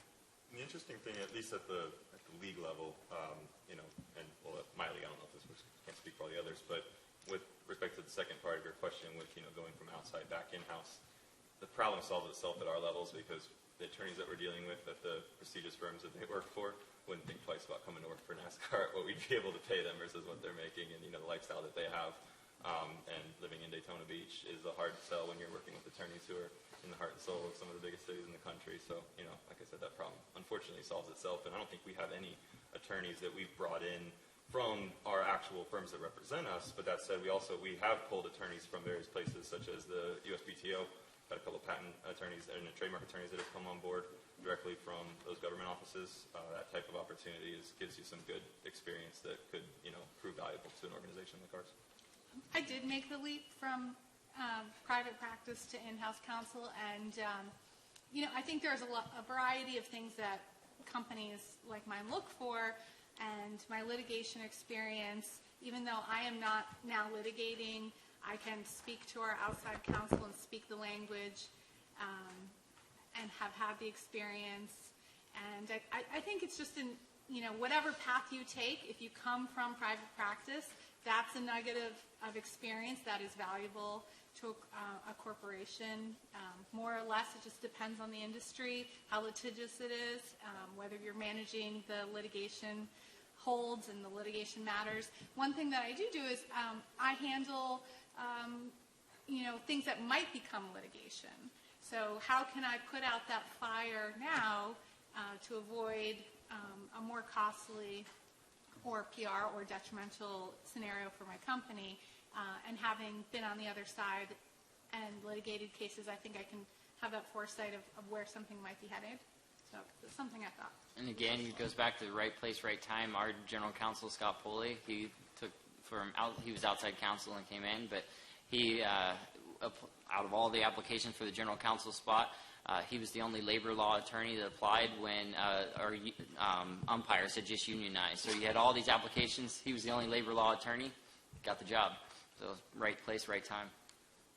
I'll take 10 seconds just because I'm at a firm, so I have a little bit of a reverse engineering opinion on this, but I think they said it, which is if you find yourself at a firm, be good at what you do. You've got to be a good attorney first before anybody is going to have a use for you, and that's something that has really been drilled into me by some of my mentors. And so, you're going to come out of law school all hot to get a sports law job. You may be at a firm, you may be working on something that's not sports law related, but you may get a skill from that project that will directly benefit something that they need. So, do a good job at whatever opportunity is in front of you, develop a good reputation as a good attorney, and that's what they look for when they have problems come up. So, different perspective. Robert, I think you brought up a great point on internships, and then if you would extend that a little bit, and I'll open up to the rest of the panelists. Because the sports industry is such a relationship-oriented business, talk about mentors, having a right mentor, someone that can carry you from point Y to point Z, and anyone in your life that's been really influential in that aspect. So, like I said, internships, number one, like I said previously, they're going to allow you to know what you do and don't like. But when it comes to mentors, that is everything. You'll hear a lot of professors in law school talk about mentors that they had. And it's really important for me. It's so far in my career, it's been our general counsel, Scott Poley. He's the guy that, something comes onto his desk. He says, hey, you think you have an interest in doing this? Is this something that fascinates you? Yeah, I've never seen it before. All right, well, go ahead and take a shot at it. Draft it up. I might turn in a sheet of paper. It's literally covered in red pen. And you're like, oh, man, that's demoralizing. You submit it back. It comes back with a few less, a little less red ink, and then you do it over and over, and you eventually get the hang of it and stuff. But just him giving me those opportunities is everything, you know. And if you can find a mentor who's willing to let you take a shot at drafting some stuff that you would never normally get to at a young age, I think that's everything in building your experience. So do the internships, but then also find that person who's willing to take you underneath their wing and give you projects to work on and then guide you through that process. Not just, you know, I interned with a judge who I literally got there the first day. I had a 6-inch stack of papers on there, and it said, it literally had a sticky note. It said, write the opinion. I wrote the opinion. Not a comma was changed. It was signed off, and it was done. And I was a 2L-year law school, and I was like, there's no way I knew what I was talking about, in my opinion. You know, and you're like, wow, I got no guidance along the way. And so, you know, where I am now, I get that guidance. I'm like, all right, I didn't learn anything from just writing that opinion. What I'm now doing, I'm learning from what I'm doing because I'm getting feedback on my work. So find someone that's going to give you feedback.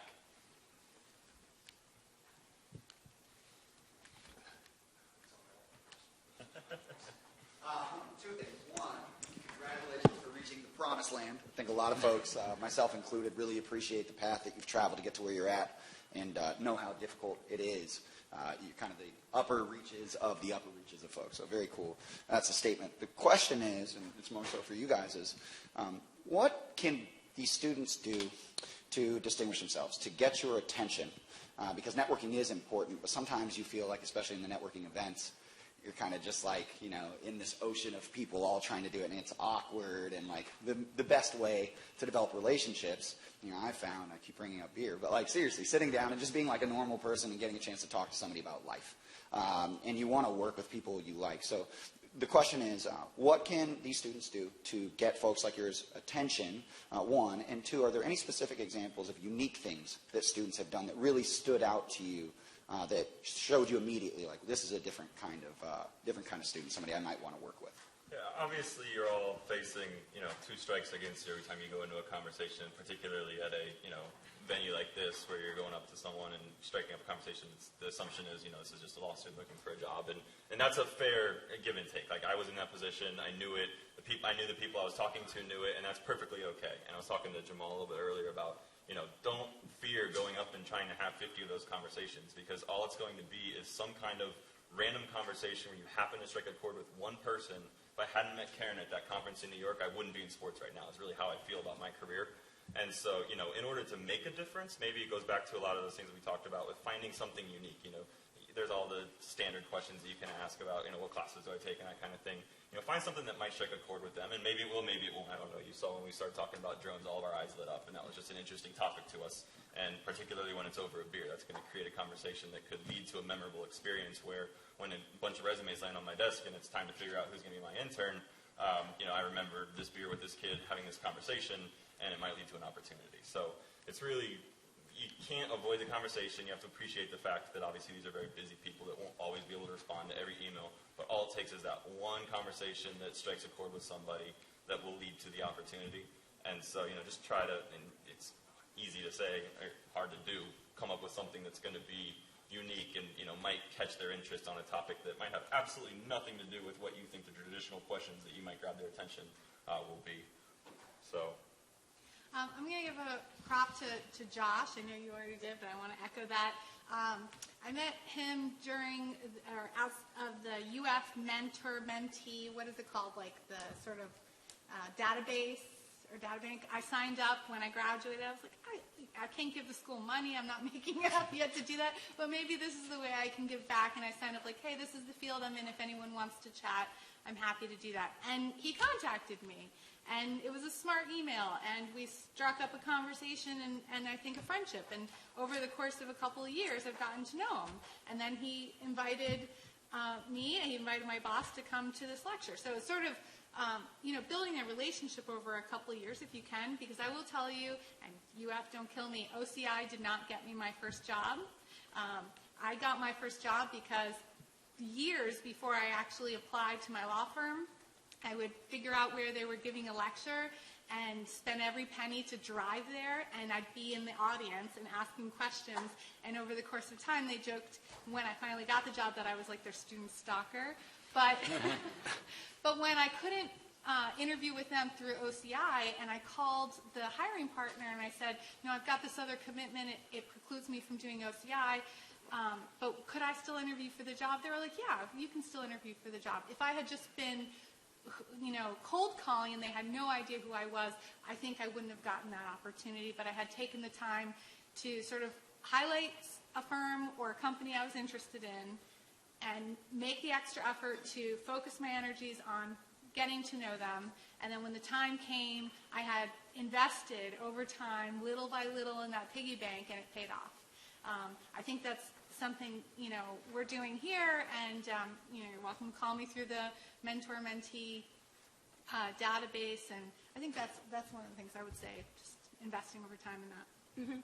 And I echo everything that everybody said already. I think, the important thing is if you have a conversation at an event such as this, follow up.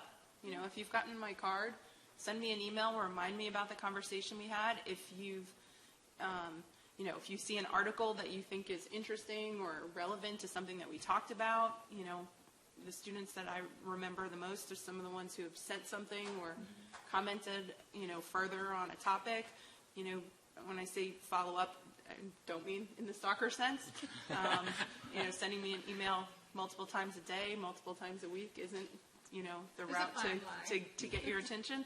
But, continue that conversation throughout, your law school career or your professional career, and keep the relationship going. It's just like any other relationship. You have to continue working at it.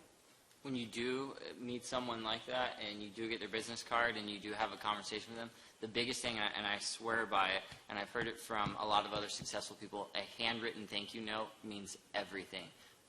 An email is good, but a handwritten thank you note means a whole lot more. My wife has pounded into me when we had our wedding and got everything back with thank you notes, and then in the professional career, it matters so much. So when you do meet someone, you do have a good conversation, then they can remember you by that and send it to them. And I think that is absolutely everything. If you do that, and with all your business contacts, they're going to remember you and think about you as like, that's one person who took time to write me, and they didn't just type it up, they actually hand wrote it. So I think that means everything. Go ahead. I have the handwritten notes that I've received from students or other people that I've met on my desk. There's a pile, so if I see the name again, absolutely, that's the name that I recognize off of those handwritten notes. And then just to touch on the second part of the question, I can't think of a specific example necessarily of, exactly what particular item stood out about a particular person, but in all of the different interns I've seen come in and all the different conversations that I've seen develop in our world, there always is that one thing that might be not all that special, but just unique. She spoke a language that caught somebody's eye, or she had some random experience back in, her early law school days that you never know. And each of you have those unique things on your resume, and it's more of the relationship side. It's how is this information, or who is this information going to strike a chord with? Not that there's any golden ticket thing that you can say or add to your resume or anything like that, but you're just waiting for that opportunity where the one thing that you have happens to hit that one person who you've contacted, and that just kind of develops from there. So it's, like I said, a lot of a luck game, and there's really no magic thing that you can do, but just keep trying and keep putting your feelers out there, because eventually a chord is going to be stricken. You're all talented, you're all smart, so it's an even playing field there. So you have to do something else to stand out. A lot of times it's going to be on a personal level, and when you say something on a personal level and strike that chord that he's saying, that you thought, man, I've never had a connection in that way. That's what they're going to remember, and that's what they're going to distinguish you by when they get that stack of resumes that's that thick. They're not just, literally, we have a file at our office that's that thick of just resumes that we get throughout the year. It just means anything. We're just going to stick it in the pile and go along with it. But if you take the time to meet me somewhere and then write me a card afterwards, I'll remember you, and I'll keep your resume in a different stack.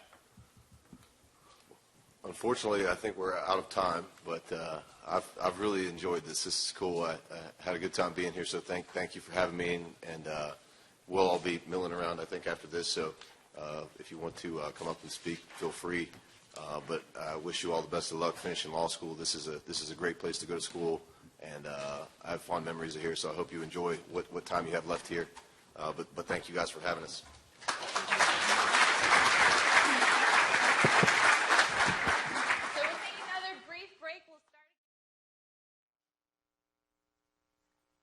everybody. My name is Lauren Kerr, and I'm the president of Easels. I'd like to thank you all for coming to our event today. I'm introducing our second panel, which will focus on amateurism and NCAA compliance. Our moderator is Mr. Gabe Feldman, who's a professor and the director of the sports law program at Tulane University Law School.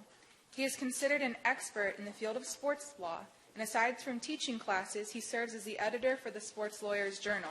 He also serves as the Associate Provost for NCAA Compliance at Tulane. Our panelists are Sat Goslin, Linda Teeler, David Hansen, and Jim Curry. Mr. Goslin is a partner at Housefield Global Litigation Solutions. He knows the amateurism issue inside and out as he served as trial counsel for the O'Bannon versus NCAA case. He also helped negotiate a $40 million contract with Electronic Arts, Inc. Ms. Linda Teeler is the Executive Associate Athletic Director for the University of Florida. Prior to her career with UF, she worked on the NCAA Management Council. Mr. David Hansen is the Senior Associate Athletics Director of Internal Operations at the University of Central Florida. Prior to UCF, Mr. Hansen served as a Deputy Director of Athletics at the University of Southern Mississippi. Finally, Mr. Jim Curry is the Associate Athletics Director from Compliance at Florida State University. We are very fortunate to have such excellent panelists today. Please join me in giving them a warm welcome.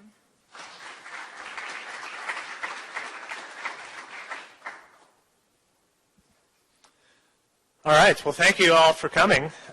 What I thought we'd do to kick things off, because we have a diverse set of panelists, and you've heard a lot of titles, and I'm not sure it's altogether clear what those titles mean.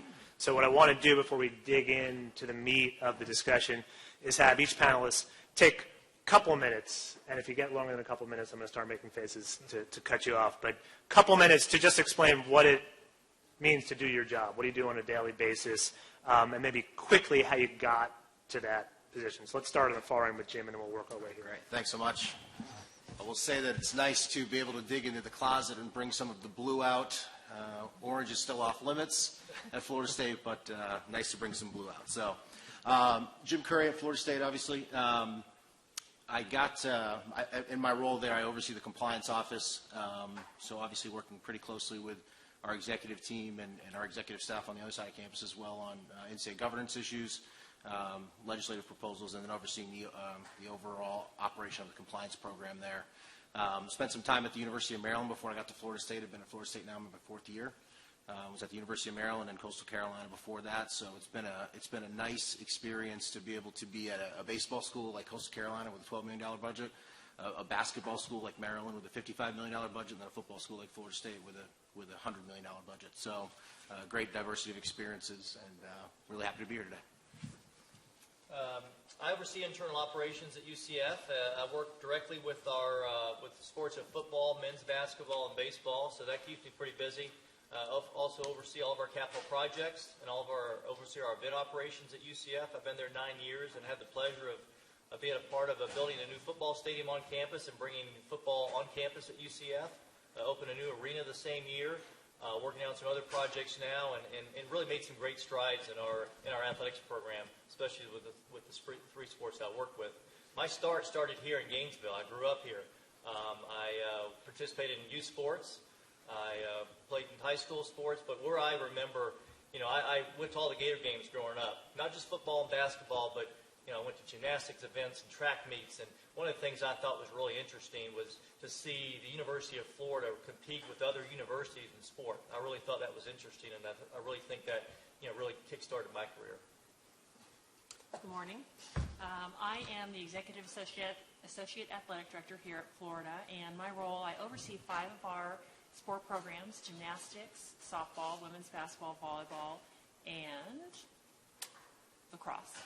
And I also am responsible for, I'm our Title IX coordinator for our department, as well as I serve as a liaison to our general counsel's office for all issues, all legal issues. I also oversee our HR, sports health, and IT department, so I have a very wide variety of responsibilities, all wonderful. I've been here for about 10 years, and before that I worked as an associate commissioner at the Southland Conference in the Dallas area, and before that Santa Clara University in California. I'm Satya Gassan. I'm a partner at Hausfeld. We are an international law firm that provides counseling and complex litigation services, including in the areas of sports and entertainment and antitrust. As Lauren mentioned in the introduction, I've litigated the O'Bannon matter with my co-counsel for the last 5 years, including now an appeal. My day-to-day consists of a mix of counseling clients, managing relationships within the firm and beyond, doing business development efforts, researching, writing, and managing that process, deposing individuals, getting into court.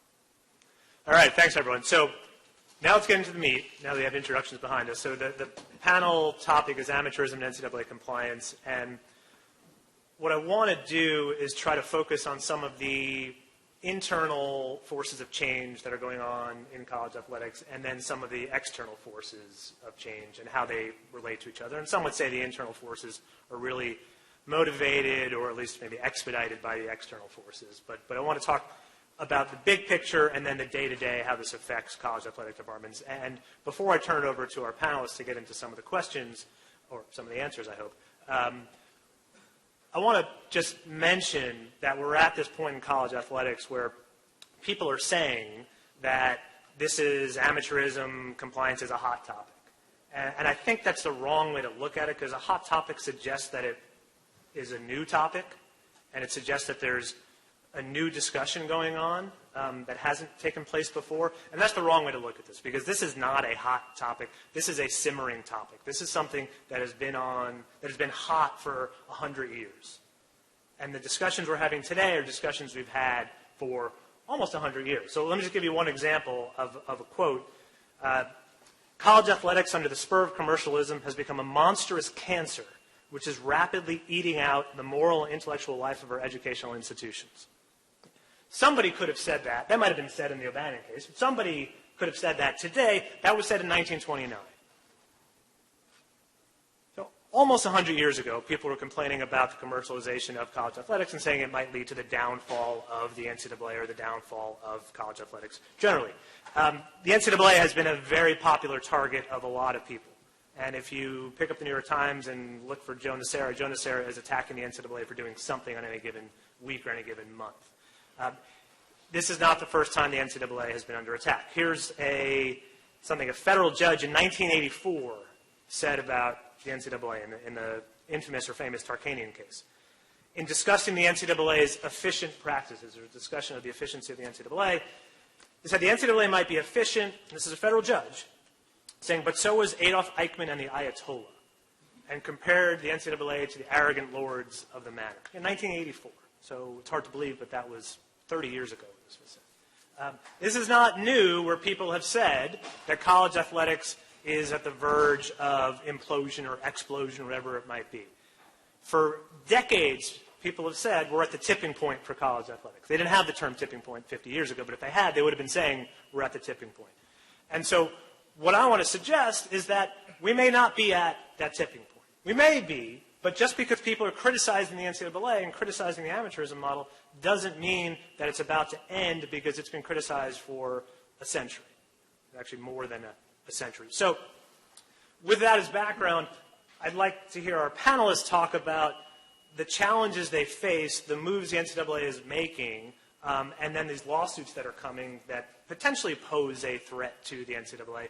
But let's start on the internal level, and let's talk about the NCAA legislation, the new legislation that's out there, the autonomy that's out there. So why don't we turn over to Jim to just give us a basic explanation of what the new legislation is, what it means to universities and athletic departments. Sure, thank you.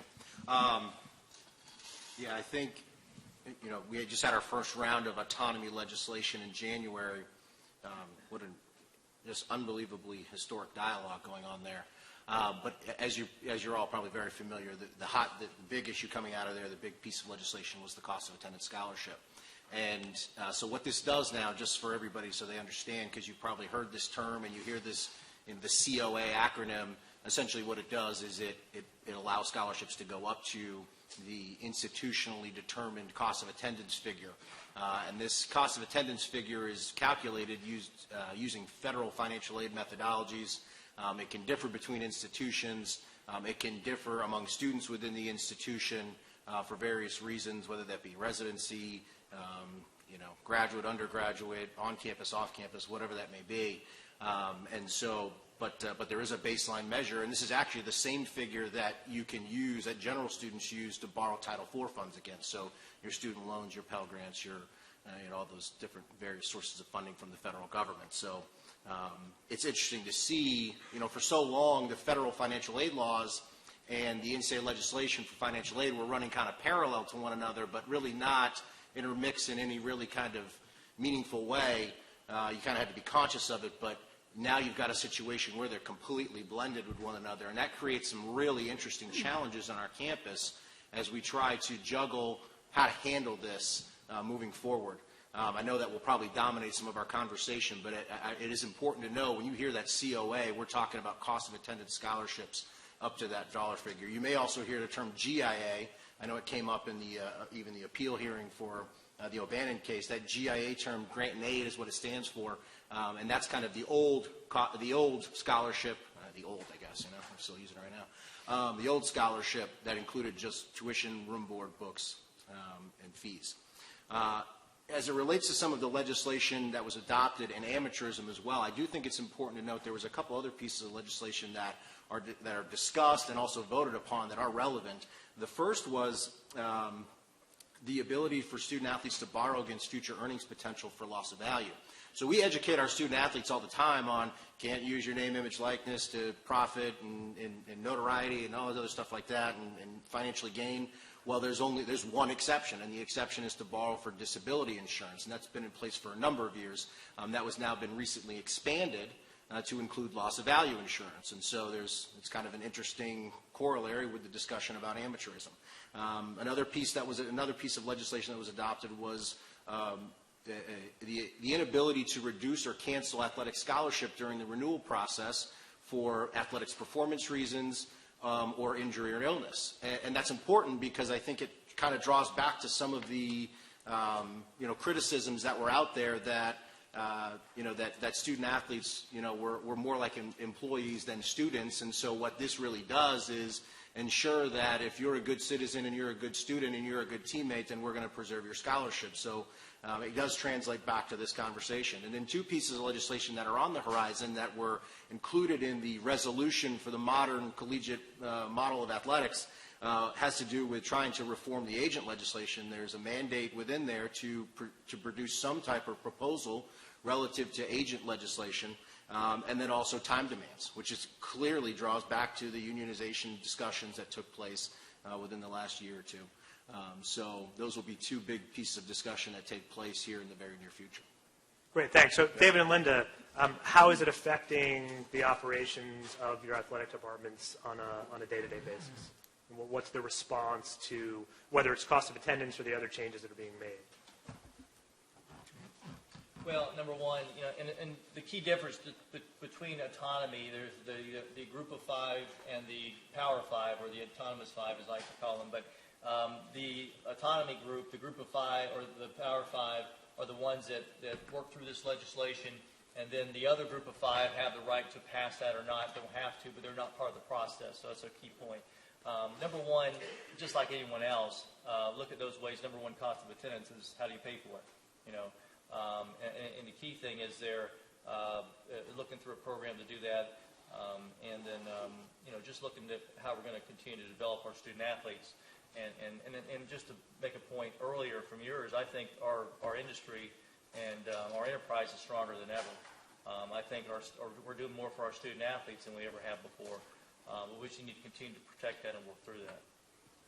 Yeah, I would say that the biggest sort of initial impact is understanding how to manage the cost of attendance piece, and that is not only affording it, and I think we all understand, I'm not sure if you all are familiar sort of with scholarships, or either you either have a head count sport where every student athlete receives a full scholarship, and it's pretty easy to administer. When you say cost of attendance, there's some dollar figure, and then your scholarship value is now what you had plus this additional amount to cost of attendance. Then there's also sports where they are all on various levels of scholarship, partial scholarships, some percentage, and trying to give coaches and student athletes enough information to understand how to administer.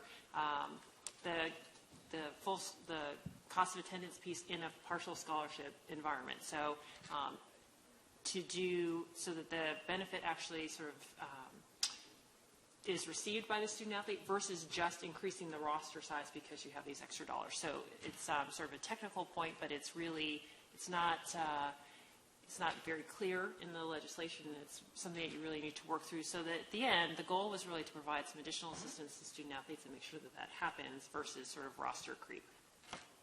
Yeah, well, thanks. I think that's helpful. And I think what's clear is we don't know where we're headed, but we know there are a lot of issues down the line, and we need really good people in athletic departments to be able to work through them. And so those of you here in the audience, from my perspective at Tulane, when people come to study sports law, they don't necessarily think about college athletics first as a job opportunity, which I think is a mistake because I think there's so much going on. They need good people, and there's so many job opportunities because there are so many athletic departments, particularly compared to professional sports. And you can see the issues they're dealing with, whether you're acting as a lawyer or you're acting in a compliance office or anywhere in the athletic department. Having the legal skills, having the legal training, I think is going to be not necessarily essential, but really of value to the athletic department as every school is trying to figure out how to respond to these changes. Again, whether they're coming from internal NCAA legislation or potentially externally. So let's now focus a little bit on the external, and let's talk about amateurism. And that's part of the title of this panel, and it's a word that is used frequently by the NCAA, and many would say is the foundation of college athletics. And if you look at the history of litigation against the NCAA, particularly antitrust litigation, the linchpin defense, and a very successful defense, of the NCAA is amateurism, and the idea that the amateurism model needs to be protected. And I think we'll dig into that a little bit more, but before we dig too deeply into it, let's back up and talk about what amateurism is. And I think it can mean different things to different people. But let's start with Satya, since you're involved in the O'Bannon litigation and have thought about this and litigated this. What does amateurism mean? And maybe from the different stakeholders, if it has different meaning. And keep in mind, as I'm asking these questions as we go to the external challenges, that there is ongoing litigation, so not everyone on the panel can speak to these issues. So I'm going to be sensitive to that. I'm going to ask everybody else to be sensitive to that as well. But Satya, why don't you start us off? Sure. And if you'd permit me to respond to some of the comments. Sure, and yeah. Make my way back to amateurism. Great lawyer. Said, I hear your question, but I'm going to answer a different question. No, I will answer your question. I wanted to start by contesting a little bit this notion, Professor Feldman, that we're not at a tipping point, right? I wouldn't disagree that commercialism has played some role in college athletics over the last 50 years, but I would propose that things have changed considerably in the last 30 years, and particularly in the last 10 years, in at least three key respects. Revenues associated with broadcast contracts and other licensing has skyrocketed. I don't imagine there's much debate about that. The time demands on college athletes in big-time college sports, I think, have fundamentally changed to looking more like a 40 to 60-hour-a-week job. And then finally, the questions that those time demands pose for the integrity of the education received by those same individuals. I know personally many, many college athletes who achieve something amazing, which is both on-the-field excellence and off-the-field excellence, and I'm stunned by that ability within a week to fit in so much activity. But these are concerns. Speaking to the cost of attendance measures, I'm really encouraged by these developments. I'm a little concerned that they took so long, and I think I'd be remiss if I didn't mention at least the role of our litigation and other cases in helping advance this forward. After all, the cost of attendance measure is part of Judge Wilkins' injunction in our case, and so while I'm pleased to see that reform efforts are underway, I tend to think that they're long overdue. As for amateurism. Wait, can I hit time out? Please. Just so I can respond to your response to my response? And I know the moderator, so I'm not supposed to inject myself too much, but I can't resist. I agree we may not be at the tipping point. But I don't know, or excuse me, I agree that we may be at the tipping point. The tipping point for change. Right, but just keep in mind, everybody, in 1994 was really when television rights exploded for college football, when there was a shift in who was covering NFL games, and there was a gap when Fox stepped in and CBS needed to fill that void, so they signed that big SEC television contract. So people were saying in 1994, television rights have gone out of whack. To me, that was the initial explosion. And there was conference realignment in the 90s when 40 schools switched conferences. And there was the SMU death penalty and the explosion of NBA and NFL salaries where people said, this is getting out of whack, and graduation rates were sinking lower and lower. And people said, this is it. We're at that point. You may be right that there's been enough change since then that has now finally pushed us over the edge, but I still don't think this is something new. I think it may be a matter of degree, and maybe the degree has gotten so big that we're finally going to tip over. But, so anyway, that's my response to your response. And what feel free to respond to my response to your response. No, I'll get to your initial question. What is amateurism? I don't know. And I don't know after studying it for 5 years. I'm not sure that the NCAA and its memberships all have the same definition of that term. I know as it's defined in the NCAA manual, it refers to this notion that student athletes are motivated principally by their desire to receive an education, and athletic participation is avocational, effectively a hobby, ancillary to their studies. But under greater scrutiny, testimony from NCAA executives and member schools really boiled amateurism down to essentially the prohibition on payment for any purpose and at any time. And the lexicon of all of this becomes very complicated when we talk about, well, a prohibition on pay, but remuneration, sort of, providing compensation for expenses out of pockets is permissible, but above a certain level, payment is prohibited, lest it violate this time-honored principle of amateurism, which, after all, has shifted considerably over the 100 years of the NCAA's history. There was a time, for example, that scholarships were not permitted as somehow inconsistent with amateurism, and obviously we've come a far way from that point. But I'll turn it over to the other panel members. Assuming this question... Yeah, please. David was scribbling notes. So I just, basically, amateurism is an equitable environment for competition, right? That's the biggest thing, and obviously the NCAA talks about that. But I think we have to remember the scope of where we are. We're on a university campus. We always have to keep, I'm a big believer in the collegiate model, that anything that is provided or available to a general student should be provided and available to a student athlete. And I agree with you. I think we are overdue on the cost of attendance part. I think universities have been doing that for some time to other students. But I think the amateurism part goes more to the environment of competition. I'll add too. I think I struggle with that a little bit too, because what's amateurism? You almost kind of everybody defines it a little bit differently, and so do different organizations as well.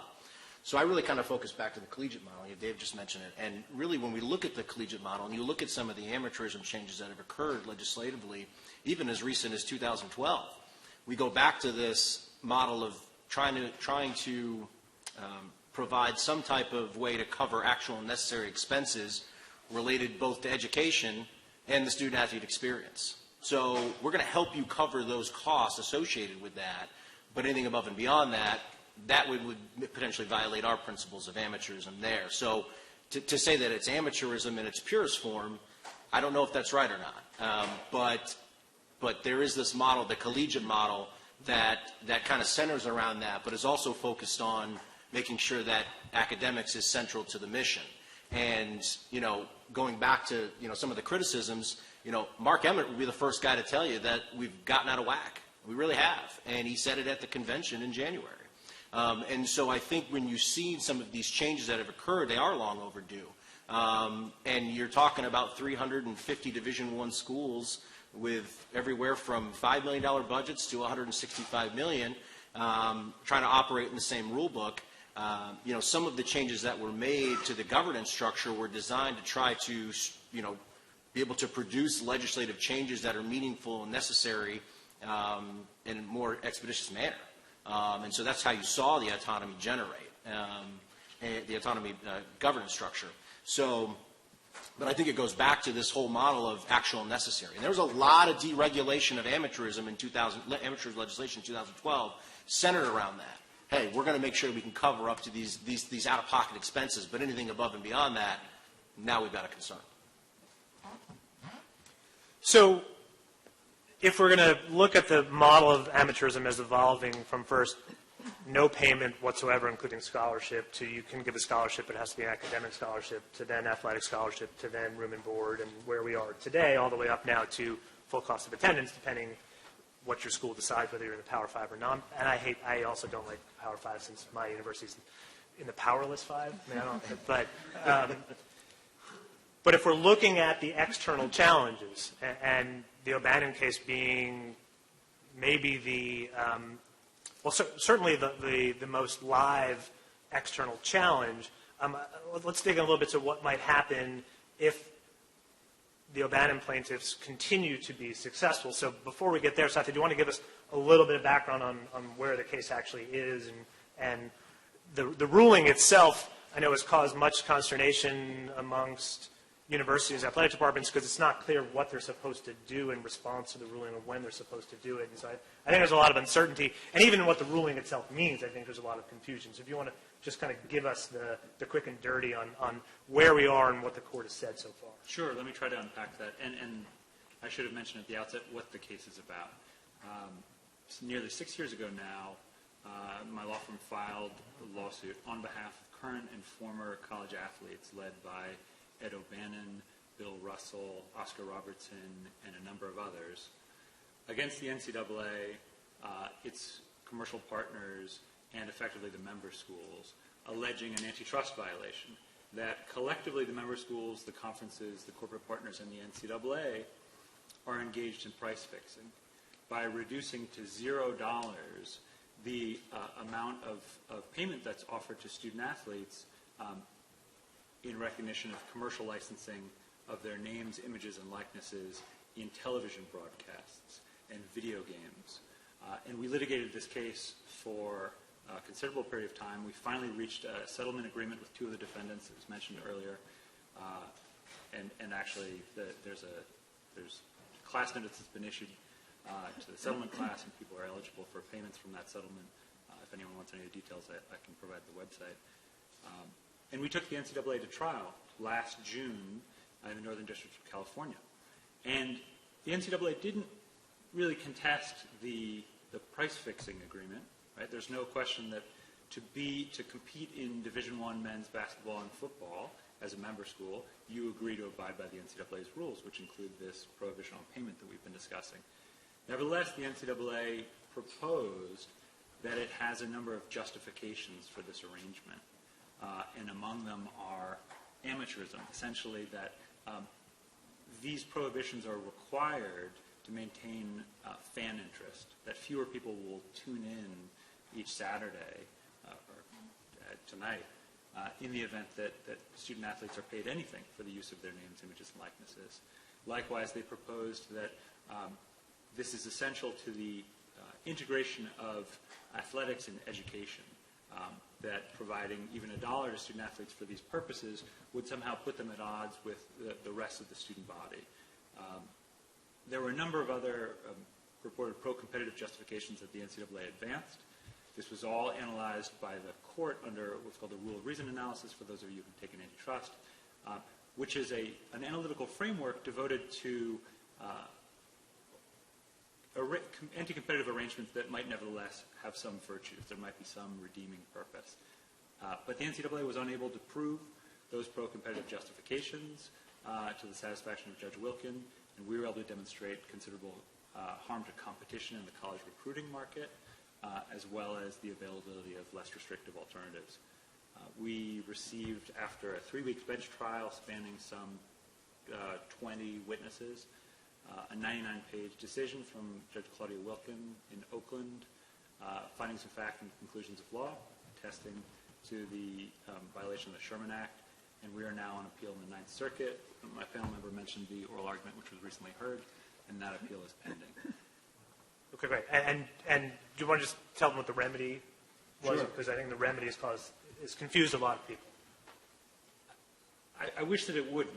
I think that the remedy is fairly straightforward, and that is it's a prohibitory injunction, an injunction issued, a permanent injunction, forbidding the NCAA member schools and the NCAA from continuing this anti-competitive agreement to depress to $0 the amount that is offered. to student athletes for the use of their names, images, and likenesses. There is a component to it that permits the same member schools in the NCAA to resume an agreement, right, at amounts of $5,000 or more.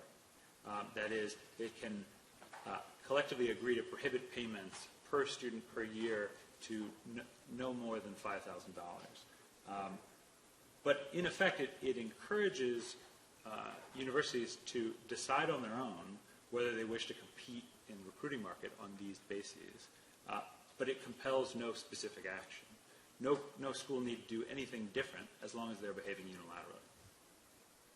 Okay, thanks. And I think where the confusion has come in, and I've heard a lot of people say that the cap is at 5,000, that they can give no more than 5,000. But I think there are 2 points to highlight there. One is that the cap can't be at 0. They can't just put the total restriction at 0.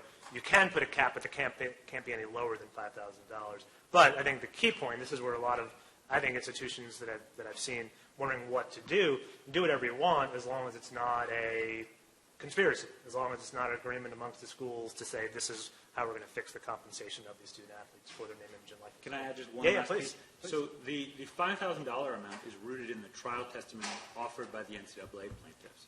Numerous witnesses testified in court that payments of $5,000 to $10,000 per year per student athlete in Division I men's basketball and football wouldn't offend amateurism. Right? People wouldn't turn off their television sets because of those payments. And I think the cost of attendance measure is further proof of that. And I think it's sort of critical worth examining that component. Right? So it's not a cap. It's that these amounts don't offend amateurism and don't have implications for, again, this sort of intersection of education and athletics. I mean, we all know that any college campus, any university campus consists of diverse socioeconomic backgrounds. Right, so let me throw it out to you guys to the extent that you're comfortable responding to just the idea of amateurism expanding to include payment for name, image, and likeness for use in video games or whatever feature might be, and whether that is a workable model or if that just crosses the amateurism line and means that college athletics will fundamentally change and that the enterprise may not disappear, but it will lose a significant amount of its value. So does anyone want to comment on ongoing litigation? Any facet of it, not the litigation, but any facet of just the idea of this evolving model of amateurism to go beyond the current NCAA definition of cost of attendance. I think there's a notion that we're not doing enough for our student athletes. That's kind of bringing this up, and we got to remember too. We're talking football and men's basketball, but we have 16 intercollegiate sports. Some schools have 40 intercollegiate sports. So we have to I think we have to be as consistent as we can and keep all of our student athletes in mind through all this. But the notion of that we're not doing enough for our student athletes, maybe we're not. I think we're looking at this and it's opened our eyes, at least as open mind, to make sure that we're doing what we need to do for our student athletes, but develop a program. But you look at all the programs that we have in place for them, not just through academic support, through the coaching they receive. That's pretty valuable, I think. Through the health care they receive, the different specialists. And another one is mental health that we really got to get on top of, but I know the universities are doing that. But I think we can't lose sight of the things that we're already providing. Yeah, to echo those sentiments, the legislation, the litigation has been great from the standpoint of promoting positive change for student athletes. That's long overdue. There's no question about that, and I think you will find that pretty much everybody would agree with that for the most part within the membership. The thing that you mentioned skyrocketing TV revenues, but to David's point, skyrocketing benefits for student athletes are they're the highest they've ever been. Student athletes are getting more on campuses as a result of these skyrocketing revenues. The thing about it is with the exception of maybe a football coach and a basketball coach, not a lot of people are getting rich working in college athletics. You get your first job in college athletics, you're lucky to be making $35,000. That's just the reality of it. And so what happens with these increased revenues is they don't go back to, for the most part, the people. They go back to the students. I was really struck by an article that Greg Byrne was quoted in a couple weeks ago, where he talked about, he goes, I took out all the salaries for my coaches and my staff, and I've got $85,000 I'm spending per student athlete in every sport, and in the sports that charter and a little more high revenue generating, footballs and basketballs, $150,000. I mean, this is real money. I mean, I know that we kind of talk about these benefits like they're kind of, that they're not real, that they're not tangible, but I mean, this is real money that's coming in, and when we do this cost of attendance piece at Florida State, it's $2 million for us. So we're going to find a way. We're not going to increase the budget. It'd be great if there was a tree outside growing $2 million and we could just pick from it. But it's not. We're going to have to manage the budget, and you're going to hear that term a lot. You've heard the NCAA use it. We're going to have to readjust where we go, because it's important for us to continue the expansion of the benefits to student athletes, consistent with what the litigation is trying to promote. Whether you agree with it or disagree with it, it's rooted in good thought and approach. So, but to dismiss or to not recognize the fact that student athlete benefits have skyrocketed alongside skyrocketing revenues derived mostly from TV. I mean, it's the truth. It's happening. These kids have a great deal going on right now. I think one of the things that sometimes tends to get missed in the conversation is the actual real-life student athlete and the experience that they have and the benefit that they receive from that, not benefits monetarily, but they do what they do because they love to do it. And I think if you spent time with student athletes and you had that discussion, that's what you're going to hear. And so looking at ways to sort of enhance the experience, I think, is really important. But I reject the notion that you do that only for men's and women, or only for men's basketball student athletes and football student athletes. And I also reject the notion that we're starting at the dollar value of somehow zero. I went to school, to college on a basketball scholarship. I made zero money for the institution that I was fortunate enough to receive that scholarship from, and I received benefits over and above that scholarship. So I think the notion of that the starting place is zero, I reject that notion, and I also think that the discussion really has to get some student athletes, not student athletes that went on to professional careers, not student athletes only that had some very high visible success, but regular old student athletes. We have 500 of them, and understand what their needs are and really talk to them about the benefits that they receive by participating in intercollegiate athletics. And I think that will enhance the discussion and really help focus what it is that we're trying to do, because there's room to get better. I just think sometimes we're focused on the wrong things in the getting better. To add to that too, we as a membership and an association, we've done a poor job of communicating what benefits our student athletes receive, and that's on us. I mean, so I think if we did a better job of communicating what that entails, then that would probably go a long way. And I was sharing a story with some of the folks here before we came in about a conversation I had with our football student athletes right before the bowl game. And we're getting ready to go, and the NCAA has some legislation that permits some expenses and that you can provide to them for room, lodging while they're on site for the bowl that's outside of their scholarship. And they're totaled $1,700. I mean, we're talking about 3.5 weeks with no school going on to play a football game, and on top of the scholarship they're already receiving for those 3.5 weeks, you're getting $1,700. I mean, that's a heck of a deal, and that doesn't include everything else. But it was a perfect example of kind of some of these ancillary benefits that we don't talk enough about that our student athletes are receiving. So, they're out there. It's just a matter of communicating it better. Do you want to? Sure. Certainly no one knows the needs and decisions of these individual institutions better than these three folks. I want to clarify a little bit what I was referring to when I'm talking about skyrocketing revenues. No question, the broadcast contracts are what they are, and they are growing exponentially, and I think there's not much room for disagreement there. And no question that there are benefits received by the student athletes that are difficult to quantify.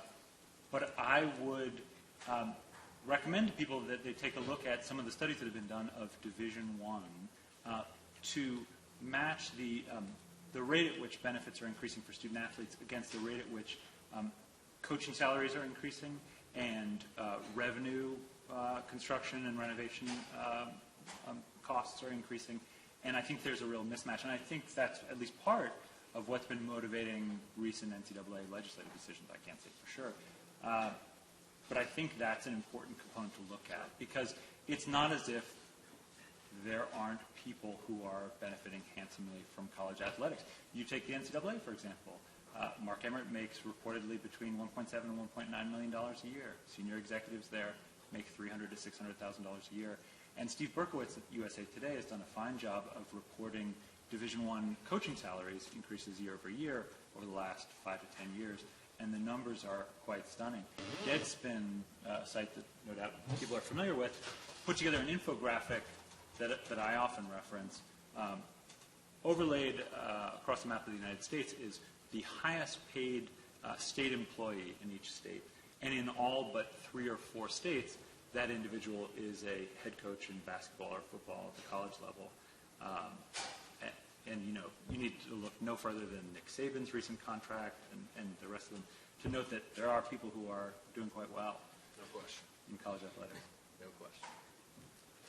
Yeah, and this is obviously a discussion we could have for hours and hours, and this, I think there's underlying some of the disagreement. There is an agreement that student athletes are receiving tremendous benefits, and certainly when you go down from football and men's basketball, as Linda said, when you go to the non-revenue sports, that if anyone's getting a good deal there, it's probably the student athletes, because in terms of the revenue they're deriving to the school, it's not there. They're obviously working very hard. Nobody questions that all student athletes don't work very hard. But if you're looking at it from a fairness or potential exploitation angle, then the argument is much stronger from the men's basketball and the football, and now I guess a small percentage of baseball teams and some other sports out there. But the part of the response is, well, why not just let the free market take over and the student athletes will get paid what they get paid? I don't want to go too far down that road because, again, that's going to get us into probably areas that not everybody can talk about.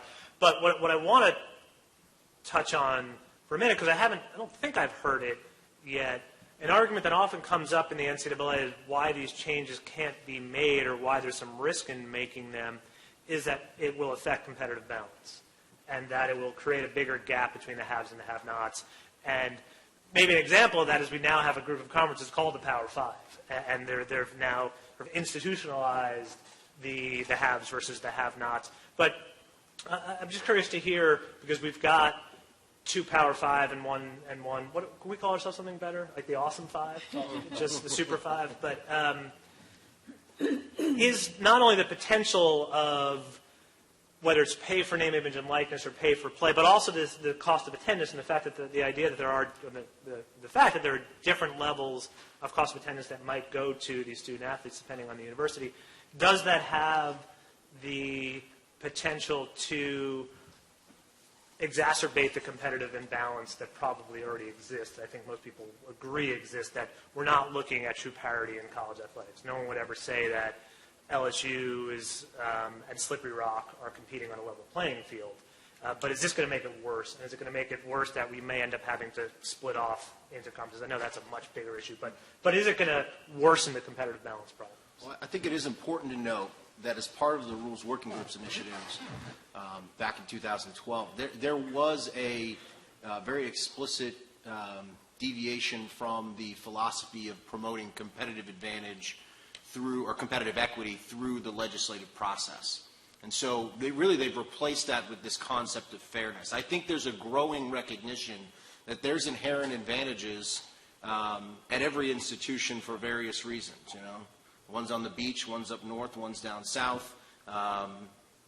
One's got 1,000 kids, one's got 40,000 kids, whatever that may be, and that trying to legislate that out or trying to balance that out through the legislation was probably the wrong approach. We were getting much too prescribed legislation and really eroding some of the institutions' localized decision-making, and so there has been a shift away from that in the legislative process. Unfortunately, we still have longstanding legislation that, you know, has undertones of that in there that probably needs to be reexamined and continue to be reexamined. So I do think we're stepping that way already, and that's been very clear. So I did want to point that out as we kind of got on that discussion. And two, I think there's different levels within the Power 5 and the non-Power 5. From our standpoint, our institution is probably on the upper tier of the Power 5, of the non-Power 5. With what our ability is to do for our student athletes, and you know, it really came to a point for the Power 5, not to speak for them, but again, they generated revenue that they want the ability to spend, and felt like other groups, other schools were holding them back and being able to spend that money, and so they broke off and formed their group and did that. And again, we all can do that. Is that going to create a separation? It will, but again, there's never been complete equity, never will be from a competitive standpoint. So I don't think that's an issue. You know, that's how I feel about that. Yeah, there was this incredible dynamic going on at the convention because the autonomy voting session was going on. I don't know if you were there, David, but right next door, literally right next door, was a group of all the other 27 conferences. And so it was an incredible dynamic going on at the same time. I personally, after going through this exercise the first time, you know, this autonomy legislative process, I think we missed an opportunity to get real good insight from our partners in the other 27 conferences. They've got great administrators, great minds that can provide, you know, interesting perspective on this, because essentially we're passing legislation that impacts them. And while we will have that ability to do that in the autonomy conferences, the insight and the perspectives and the questions that are generated from these other 27 conferences is really meaningful.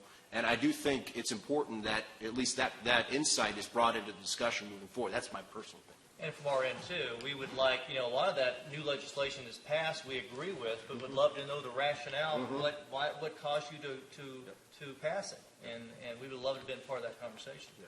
And that's some of the feedback. I mean, having been at an FCS institution and knowing a lot of people that work in those circles, you know, that was some of the feedback that I heard from them too. Because again, there's Power 5 schools that don't have the resources or the ability to implement some of these changes that a school maybe like a UCF could do. So, you know, there's an interesting, you know, hierarchy that's evolving that's probably a little out of balance in some ways.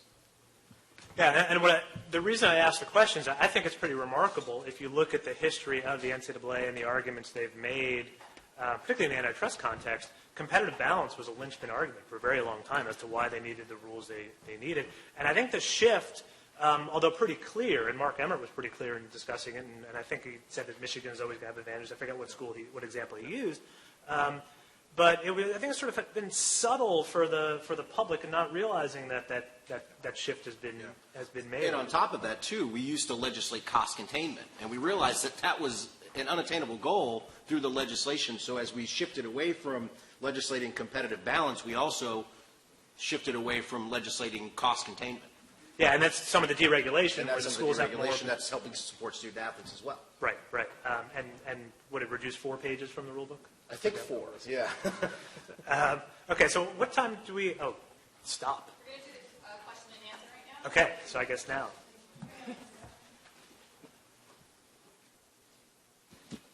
Thank you for coming out here. Andre Karwazinski from UCF, undergraduate at UCF.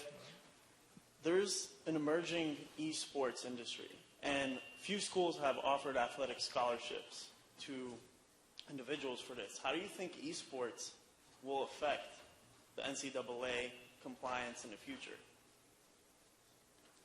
Yeah, it's funny you say that. You're talking about like video gaming and stuff like that? Yeah, it's funny you say that because as I was driving down here from Tallahassee this morning, I heard about a university that's now offering scholarships to students for video gaming, which is amazing.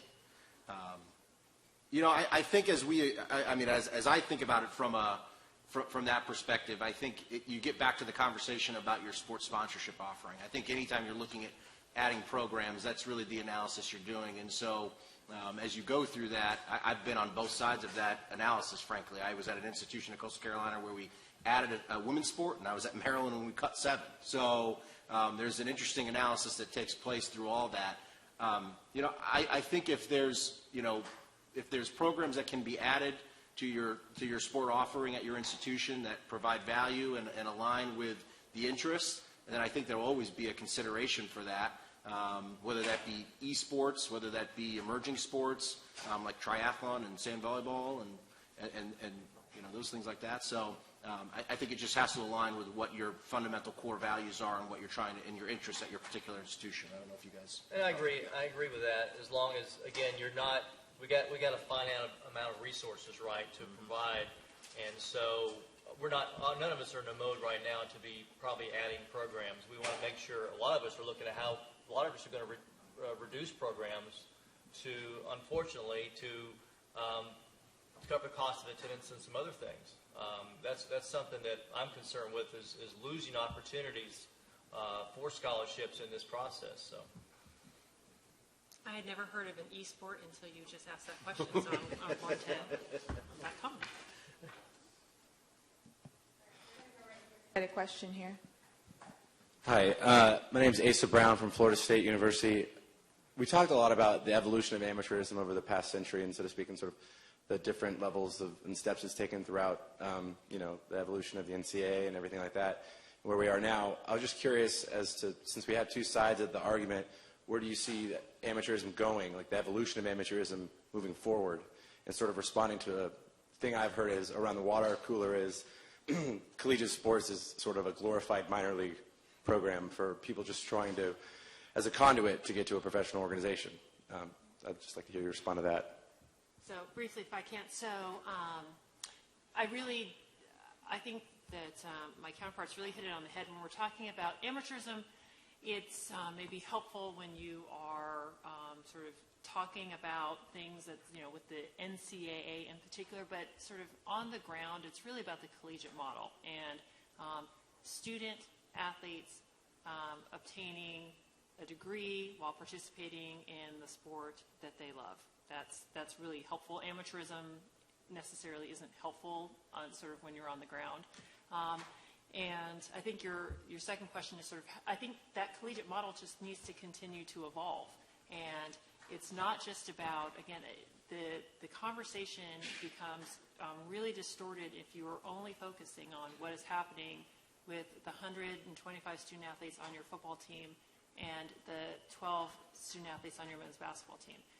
There are 500 student athletes, and really what we're trying to do is create a model where all of them can have access to resources and an experience that's valuable. So that model needs to continue to develop, and it'll look very different 5 years from now, much like it looks different than 5 years ago. And it will continue to evolve, but the focus has really got to be on the experience and what is happening with the entire collegiate model, which includes all student athletes and not just that very small segment. And I would just note that greater revenue sharing with student athletes is absolutely consistent with amateurism as it has stood and as it continues to evolve. And we see that occurring through competition. That wouldn't specify particular amounts for particular institutions and would preserve the ability, as Jim was saying, to make decisions consistent with the institutional's principles and goals, as all three panel members have mentioned. Another question back here.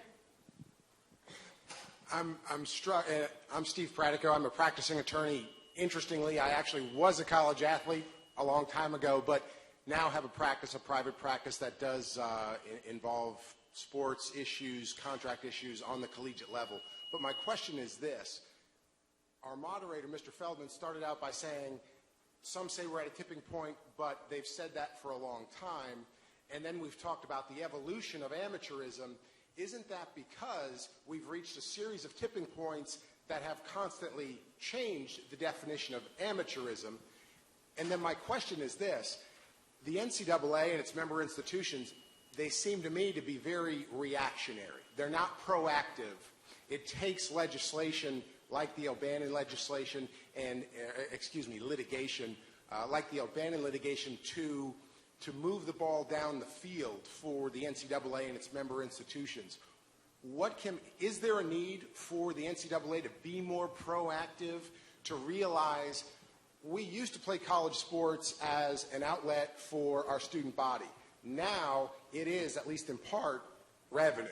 It's part of our fiber. It brings in money to our institution for the entire institution, and we need to address those student athletes who bring in that money or help bring in that money differently.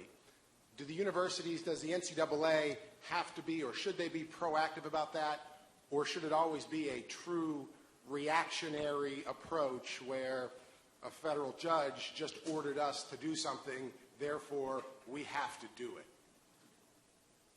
No, I think that's a great point. And one of the buzzwords you heard around the new governance structure was nimbleness. We need to be more nimble. And that's true. I mean, the thing about it is there are some great minds in this industry, just incredibly brilliant people that are working in this industry and trying to promote positive change for student athletes. And there's a lot of times where the bureaucracy of the process slows it down or interrupts it, or gets people sidetracked, or another issue pops up. So, being able to streamline the processes, be a little more nimble, being able to, make moves and pass proposals and legislation in a more efficient manner is important, because things are evolving quickly. They have been evolving quickly for some time, and we need a structure that supports that. And so I think there was a movement, and I do believe there was an earnest push to create a system, create a governance structure that can do that. Now, it's still new, so we'll see how good it is, but it'll certainly have its opportunities to be tested here shortly, that's for sure. So I will add that. The one thing about the evolution of the amateurism model, or the notion of amateurism, I would agree with that. It certainly does evolve. But one thing that, as it's evolved, that we've never gotten to throughout all of this is that we've never, whether it be expenses that are related to athletics participation or educational endeavors, we've never allowed the student athlete to exceed anything above and beyond those. We will try to go, and we have fought, there have been people that have fought long and hard to try to get them right to get every penny that we can to that line, and you still see that push. You see that push with try to get, as I was driving down here today, we were sending back information to the NCAA to try to submit funds if we were to win this weekend and go to the Final Four in women's basketball, so that monies could be distributed to the institution and deposited so they could be sent out to family members to fly to the Final Four in Tampa. So there's a lot of people trying to think proactively of ways to do things, and that's a great example of where the nimbleness and the proactive nature of the new governance structure actually worked. All right, that's not legislated anywhere, but they made it happen because they felt like it was the right thing to do in light of some of the conversation going on. So still reactionary in some regard, but on the other hand, more nimbleness. So a little bit working, but they can do better, obviously. And I think you made a great point, too. And we have been reactive a little bit. And it's the tough thing is it's hard to get us all to agree. It's hard, and first of all to get us to come together and push forward ideas that we all can agree on. And that's been part of the reason for the split, honestly. So I think we're making progress towards that. And you're right. We're being forced to do some of that along the way. I'll just say that I think the NCAA could do a much better job of engaging what Professor Feldman is referring to as the external forces in dialogue about reform in college athletics. I'm thinking here of groups like the Knight Commission on Intercollegiate Athletics, the Drake Group, whistleblower Mary Willingham at the University of North Carolina, a comprehensive association of current and former college athletes. I think orbiting all of these conversations is the fact that even in Division I, something like 2 to 3% of those individuals go pro. And even counsel for those athletes as well.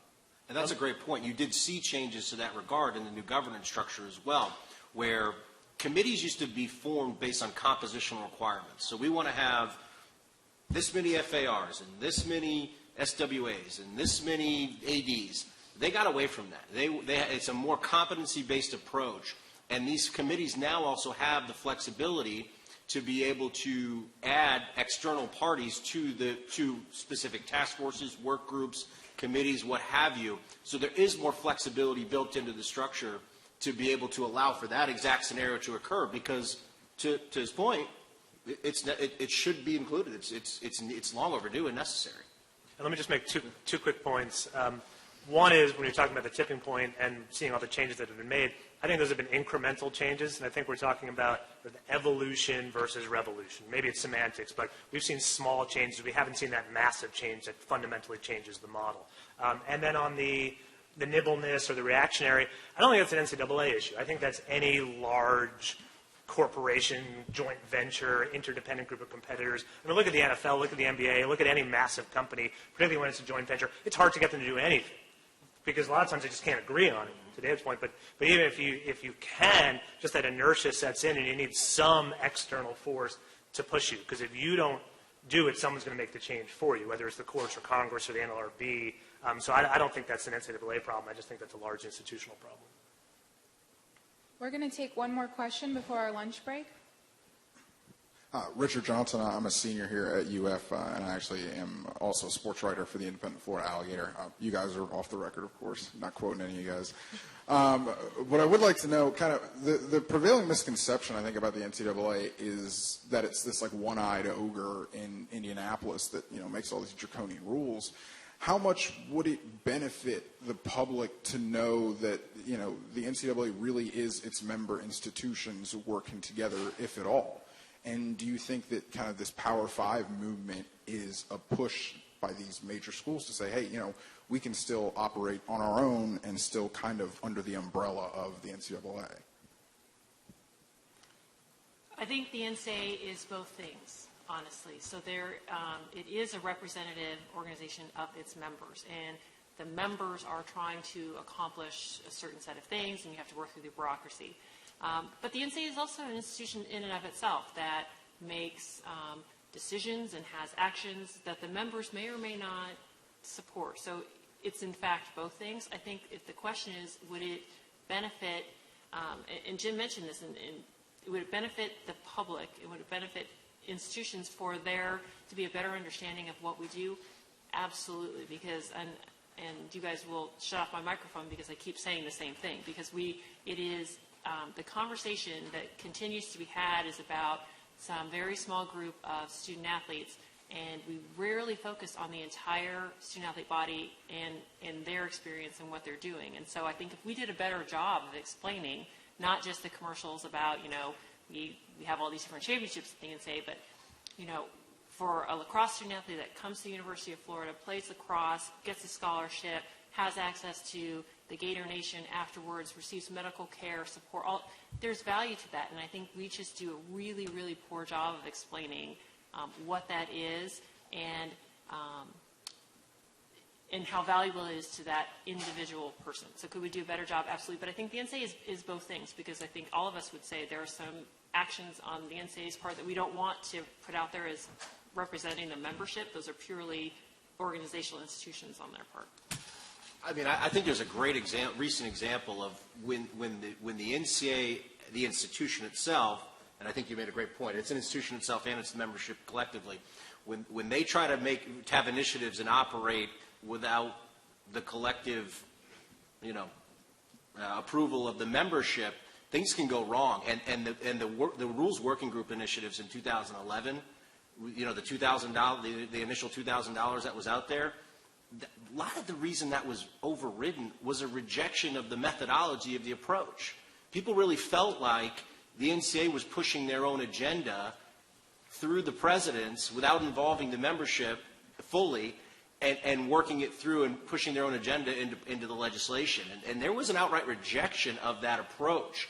And they really went back and it's frankly Mark Emmert, he went back and revisited how he approached some of these initiatives that he wanted to get into place. And now we're at a position now, we're talking about cost of attendance scholarships that could, cost of attendance scholarships where kids could get $5,000, $6,000. That makes $2,000 look measly now, obviously. And it's kind of generally the same concept, but the approach was completely off. And so it is important that, they obviously work on our behalf as well, and we work very closely with them, but it's important that member institutions are involved in that process. I think the other thing, too, and you made a great point about messaging. They do a bad job of messaging, and we're as guilty of that, too. whether that be Committee on Infractions. There is not a single person on the NCAA staff that sits on the Committee on Infractions. But when there's an Infractions Committee report that comes out, the NCAA gets blasted. Well, it's us. It's your peers that are making those decisions on the Committee on Infractions, not an NCAA staff member. It goes to revenue. The NCAA doesn't make a dime of revenue off of football TV contracts. That all goes to the conferences, all controlled by the conference. But you would think that, based on the way the media talks about it, that all that revenue goes back to the NCAA. And so I do think that the dialogue would certainly be enhanced and the understanding better if we could better message these elements of how this entire association works. And just to add, I do want to challenge this assumption that some have that, the NCAA is really nothing more than an association of its member schools. The NCAA wields tremendous power, whether it's particular universities, conferences, what have you. And whether it's the March Madness contract, $1 billion in revenue, some of it passed through last year, or the death penalty. So I don't want to let that escape the conversation. And nonetheless, what I'm hearing is that Power 5 conferences are realizing more and more all that could be achieved outside of the NCAA, and in that way have more leverage when it comes to some of these disagreements that are occurring with the NCAA at the executive level. Thank you so much to our fabulous speakers. Right now we're going to be taking our lunch break. We'd like to invite our speakers to a special lunch provided in the jury room. For the rest of you, the UF Law School is offering Moe's for sale in our cafeteria, which is if you take a left out of the Advocacy Center and go right, there's a cafeteria where you can eat. Food's not allowed in this courtroom. We will be promptly starting again at 1:20 with our next speaker, Eric Burkhart, and we look forward to seeing you all here then.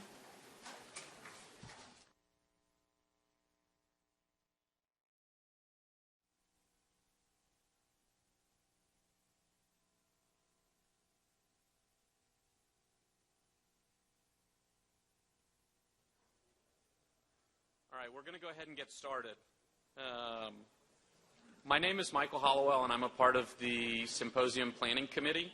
It is my distinct honor today to get to introduce our keynote speaker, Mr. Eric Burkhart. Eric is an NFLPA certified player agent with Select Sports Group.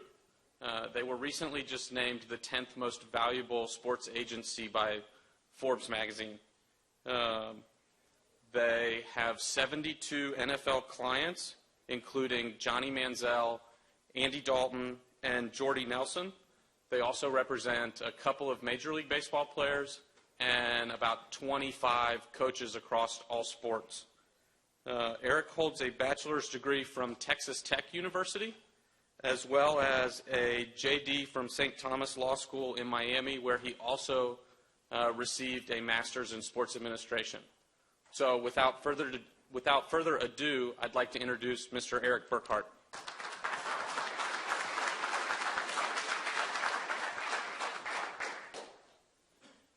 Thanks for having me, guys. It's a real honor to be here with you guys, to spend a little bit of time this afternoon. Josh, thank you very much for everything you've done setting this thing up. And my guy, Rob, thanks for showing me around and being a great host. So my speech is going to be about being unconventional in the sports world and kind of beating the odds, because the odds are pretty stacked against all of us, as we've heard all day today about getting a job in sports, working full-time in sports. I had this great thing prepared that I was kind of working on all week about some crazy contract negotiation stories and a lot of experiences I've been through to get to where I am today. But last night, to be honest, I was excited to hang out with some of the guys, a lot of you in the crowd.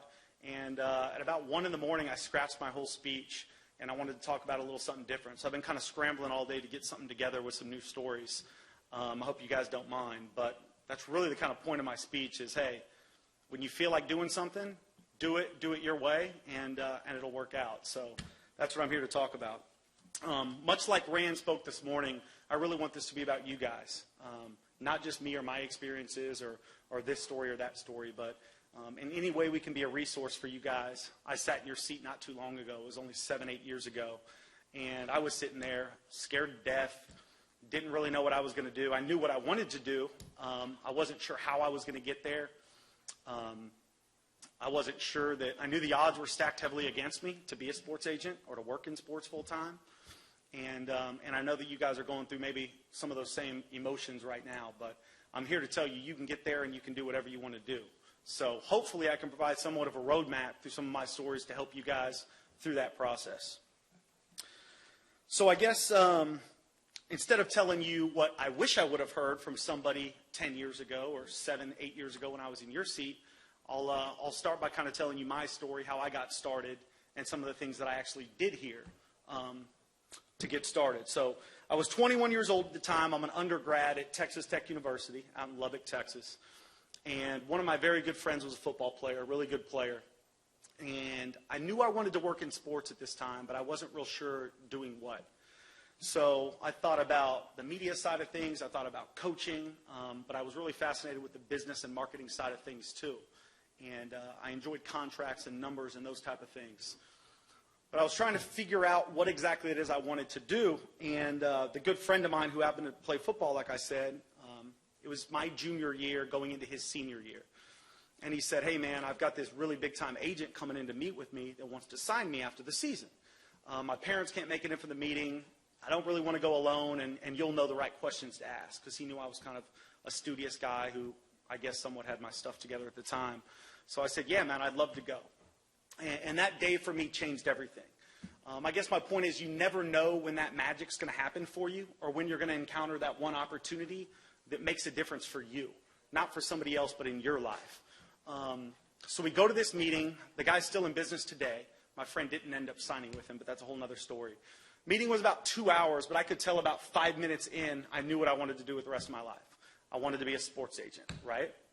So from there, it's been a long road. It's been about 13 years since that day when I knew what I wanted to do and made up my mind that I was stubbornly going to go after it. So I'm going to go through kind of a year-by-year synopsis and snapshot of my career from that day forward. And I hope that you can see how it's kind of progressed and developed as the years went by and my business grew. So again, this is some of the stuff I did here, not necessarily what I wish I would have heard. So year one, right, I'm, like I said, a junior and undergrad. I'm going to be a sports agent. I'm all fired up about it, you know, telling anybody that could listen because I know what I'm going to do with the rest of my life. And this isn't from any one specific family member or friend. It's just kind of the general consensus of what I felt like the mood was in my own world. So people were basically like, a sports agent?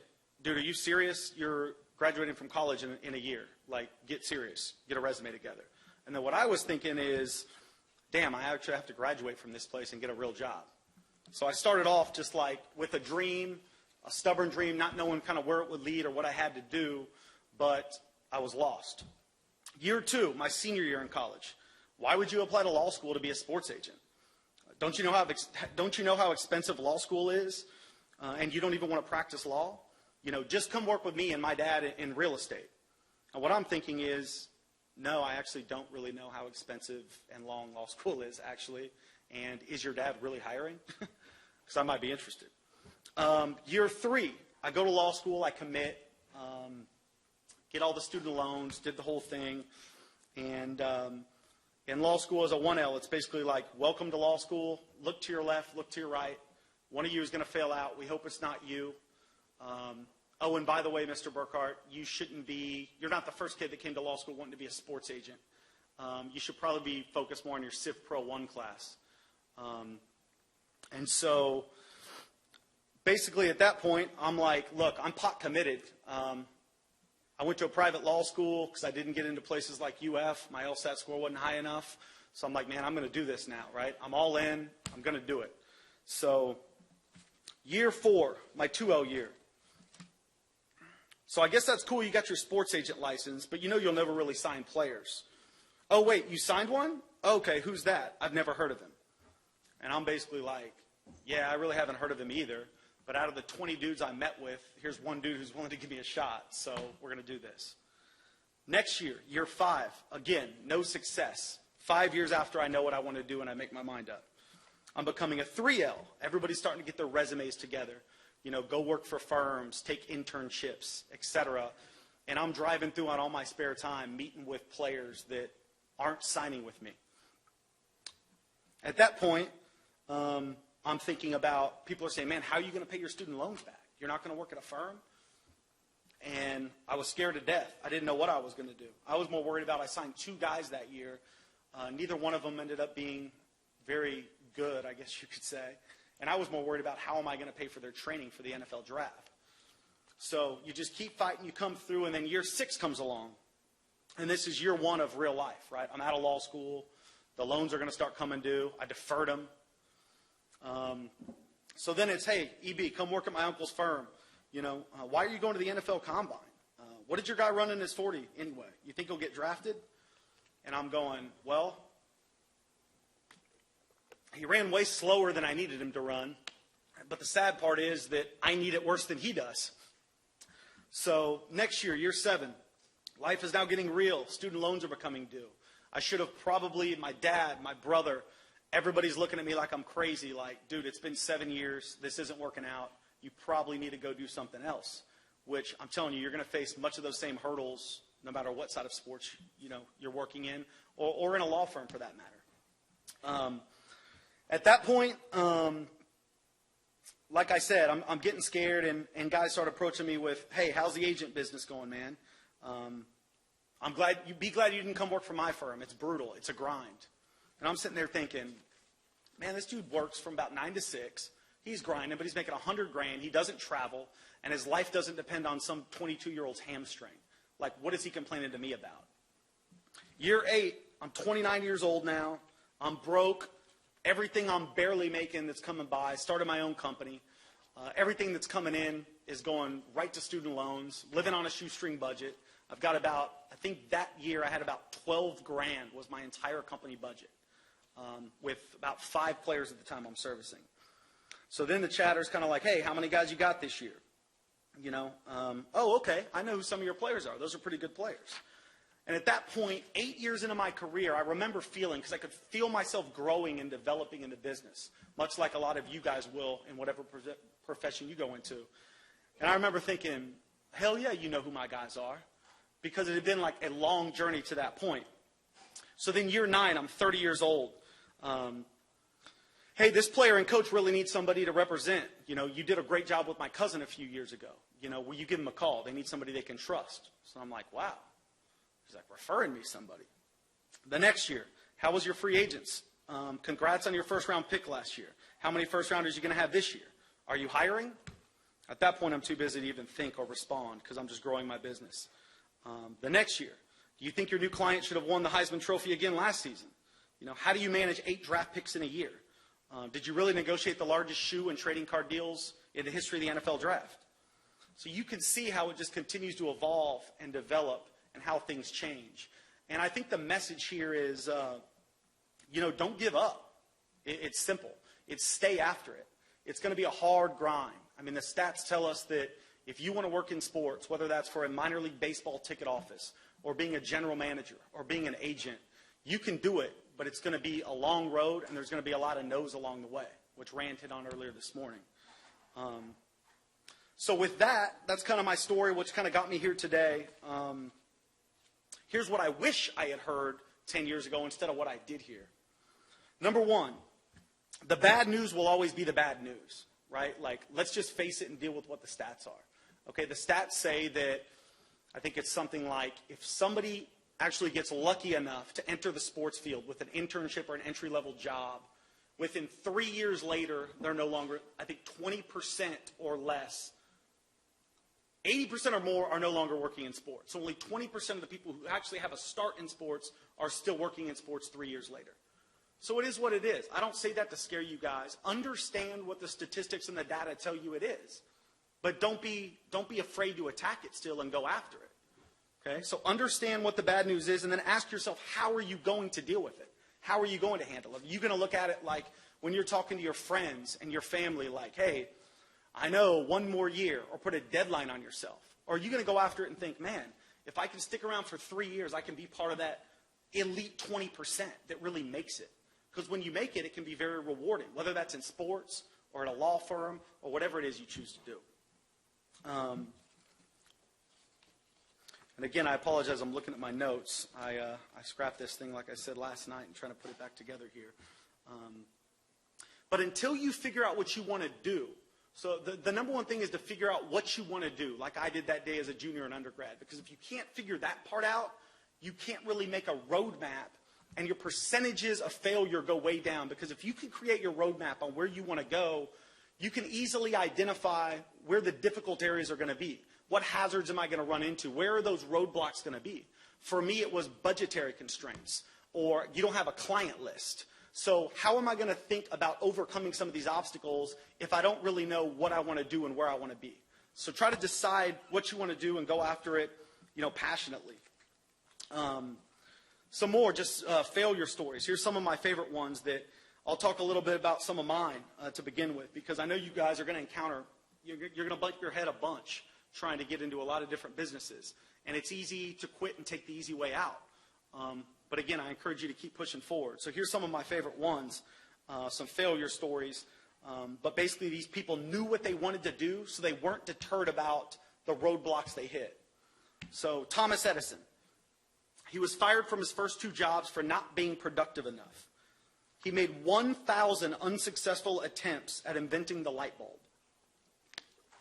1,000 times he failed. Okay? And the man went on, after 1,000 times, the light went on, so to speak, and he invented electricity. I mean, the dude invented electricity. Like, these type of things happen. But you're telling me I can't, after 7 years, go sign a 3rd-round NFL draft pick? That's the way you need to start thinking about things and attacking what it is that you want to do. Walt Disney was fired from being a newspaper editor because he lacked imagination and he had no good ideas. He later had several business failures that ended in bankruptcy. His family ostracized him when he was bankrupt, yet he kept happily moving forward with this sketch of a mouse-like character. Rather than going to work in a factory, as his family wanted him to. So this man kept believing, when the world told him he was crazy, that he was going to create and sketch a mouse-like cartoon character, and today Disney is a multi-billion-dollar brand. Okay, I think his family's kind of excited about that decision now that he didn't give up. Another one I thought it was cool that Rand hit on him earlier is a guy that I find really fascinating, Steve Jobs, founder of Apple, former CEO of Apple. When he was developing the first iPod, which was like a game changer for Apple, right? It changed a lot of industries. He's inventing that. His engineers brought him in the very first prototype for his approval. He played with it, he looked at it, he analyzed it, and he promptly rejected it. He said, it's too big. It's too big. The engineers complained that it was, quote, scientifically impossible to make the first iPod any smaller. To the horror of the engineers, Jobs gets up, takes the iPod, and he drops it in an aquarium that was in the conference room. And some bubbles came to the top of the fish tank. And he said, those are air bubbles. That means there's space in there. Make it smaller. Today, that scientific impossibility, the iPod today is 7 times smaller than that original prototype that came in. Because he knew what he wanted. He could vision it. Even though he's not an engineer, he didn't design it, he stuck to what he believed in. He could have very easily went to market with that first thing, but he stuck at it. So again, understand what you want and don't fray from it. For me, and here's what's great about being the keynote speaker, you can put yourself in the same breath as Thomas Edison and Steve Jobs. For me, the hard part was from the very beginning, I decided I want to be an agent. So I sat back and said, okay, what does it take to be a great agent, right? And law school comes up, right? Negotiations, contracts, legal background, etc. So, but I never wanted to go to law school before that day with that agent my junior year in undergrad. And in fact, the only reason I went to law school because there was a little-known loophole in the NFLPA certification regulations at the time. There was a caveat that said, today you need a postgraduate degree to even sit for the certification test to be an agent in the NFL. At the time, if you were currently enrolled in law school, they would consider your application. So I was like, cool, I'll go to law school. Like, I had no idea what or why. I just knew I wanted to get certified. And I got certified my first year in law school. But I was denied entry into my first 13 law schools, including University of Florida, by the way. I actually framed every single rejection letter, and they hang in my office today. So find what your chip is. I mean, whatever it helps, what it takes to get through those tough times and motivates you, find what that is. Go after it. I was also turned down by my first 14 recruits that I ever met with. The first years were brutal. They passed by, and every time I'd recruit kids all year, had this little budget. I was getting my reading done on missing a lot of class, having to email my professor saying, "Oh, I'm out here trying to be an agent." They're like, "You're crazy." I'm like, "Yes, but I'm going to make it work." So eventually, sorry, I lost my train of thought there. So I'm recruiting all these kids every year for the first probably 5 years, with only a couple guys believed in me and signed with me. Most of them were fizzled out or were stuck on a practice squad, not making much money. And I was hearing the same thing at the end. "Man, EB, I liked you most. I trusted you most of all the agents I met with. My family trusted you. You were most honest with my family through this whole process. Man, but you just haven't been there before," right? They're scared. You don't have that client list. You haven't been there before. This other guy rolls out this big client list. So I had to find my how. That was the next step. How am I going to break through and overcome these difficulties? But I could feel myself with every meeting that passed getting a little bit better, getting a little bit more confident, learning when no one else was watching things that I didn't think other agents were particularly picking up on in the CBA or the trends of the contracts. So I kept at it, kept grinding.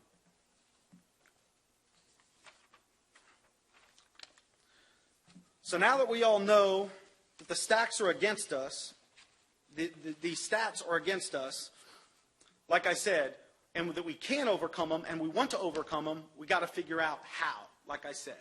And that's the hard part. Okay?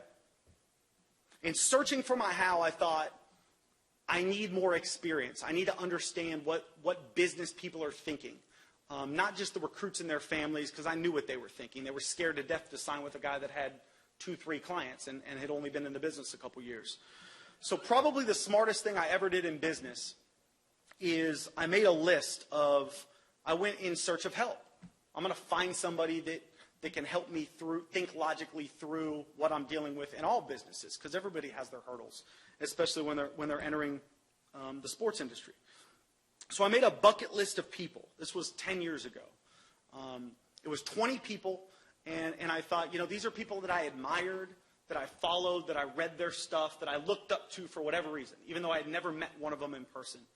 And to this day, I've crossed 14 of those 20s off my bucket list. And I basically was like, look, I just want to shadow that guy for one day. All I'm asking for is to shadow you for one day on your time. I want to ask questions. I want to pick your brain. I want to hear how you got your success. What are some of your failures? How did you overcome those things? My list included a couple billionaires, a couple team owners across multiple sports, a couple general managers, and included a second-grade teacher because she was incredible at what she did. I just wanted highly successful people to pick their brain and see if I could come up with any commonalities between those that I could incorporate into my practice that would help me and my clients. So at the end of the day, I found that there's 3 things that most of my idols had in common that were very important qualities and that have played an essential role in their success. And now, 10 years later, I can absolutely see these as the cornerstones of my success. So I thought I'd share them with you. The first 2 sound very simple, but they're screwed up the most. And number 1 is just be yourself. Just be yourself. Rand talked a lot about it earlier. And again, you can't find that special niche unless you're doing it your way. I know a lot of you probably have parents, people that care about you, brothers and sisters that they're maybe pushing you in a certain direction. Although they're very proud of you, they're also scared that you might take the wrong path in life because you come this far and you're at a distinguished law school and so forth. But you really have to search within your heart, and it goes back to that magic that happened for me at that one meeting my junior year. Like, figure out what that is, because I think when I really sit down and talk to people in business, old, young, whatever, you typically can tell them what it is in them after an hour conversation. So don't hide from that. Know what you want to do, again, and go after it. But you can't do it unless you do it your way. I think in sports, with a lot of my clients, I see this a lot. They struggle with just being themselves because, you get to this level of success and you want to blend in. I especially see it with my coaching clients, believe it or not, who are older and established and they're adults, but they've been on this grind their whole life, and they get hired by another coach, and the next thing I know, 2 months later, they're walking like their boss, they're talking like their boss, they wear the same visor everywhere that their boss wears. I'm like, dude, you've never worn a visor. They eat like their boss, they drink what their bosses drink, and I've found that after a couple years, their football philosophies or their coaching philosophies end up being the same philosophies that their bosses were. And that's great that we want to pull from different colleagues and bosses and mentors and so forth. But a lot of times I found that my clients, coaches, players, otherwise, they start losing the beauty of what they were hired to do in the first place because they're trying to be somebody else. And that takes away. There was a reason he hired you in the first place. You brought something to that coaching staff at that time. There was something he needed. And it wasn't just to be in line. And another thing with being yourself that I always came back to, I always go to the very end, is kind of like an attitude of, well, what else would I rather be doing? When I was 6 years in and struggling and eating ramen noodles, I'm like, it still beats getting up and going to a law firm for me every day. That's just me. I can only speak for me. So, like, there's good and bad with everything. You're going to have to build and progress no matter what you do. But in sports, here's another nasty little stat that I don't want you to shy away from. You will be fired. We've probably all been fired over here at some point in time or had to leave for a certain, whether you're an agent, a general manager, the Super Bowl, Bill Belichick, Pete Carroll, fired, ostracized several times. Now all of a sudden, they're two of the greatest coaches ever. Okay, you will be fired. If you, like I said, minor league baseball or you're a coach, an agent, there's going to come an end to that certain job. You have to keep progressing forward. My point of that comes back to my number one thing, being yourself. Man, if you're going to go down, do it your way. Don't have any regrets because you're going to get fired anyway at some point. At least you can look back and have no regrets and say, you know what? I was myself through that process, and I can hold my head high because I did it my way, and you can live with yourself. But if you're a coach and you're like, yeah, man, I've always been a spread concept guy, but I'm hired by a Power I run team because I needed a job, and you become the offensive coordinator, and that's what you do, but you never really believe in it. Like I said, believing in yourself. 2 years later when you're fired, because that's not going to work because your heart's not into it, and your players can feel that, you know, you're going to look back and go, man, I might as well have tried the spread. You know, do it your way. So number one, again, be yourself. Number two, create a set of principles. Again, every successful business person that I've ever met, across any industry I've ever met, they have a set of core principles that they stand on. And it's not always easy, especially in my business. I'll get to the very end. I'll be recruiting a kid all year. My firm doesn't cheat. We don't pay players. We're above board. I mean, I represent 30 coaches. I better be damn careful I don't buy a kid an iced tea, much less some of the things that go on in my business. But you'll get to the end and the kid will be like, I just need this. And at the end, I've got to understand that he's looking at me as a mentor. He's a young guy. He's very impressionable. And even though some guys in my business have circumvented certain rules and they figure out that they can give a marketing guarantee or something like that after signing, it still comes to the heart, even if it's legal, of doing things the right way. And it's hard sometimes because you always want to develop and grow your business. But stand on your core set of principles.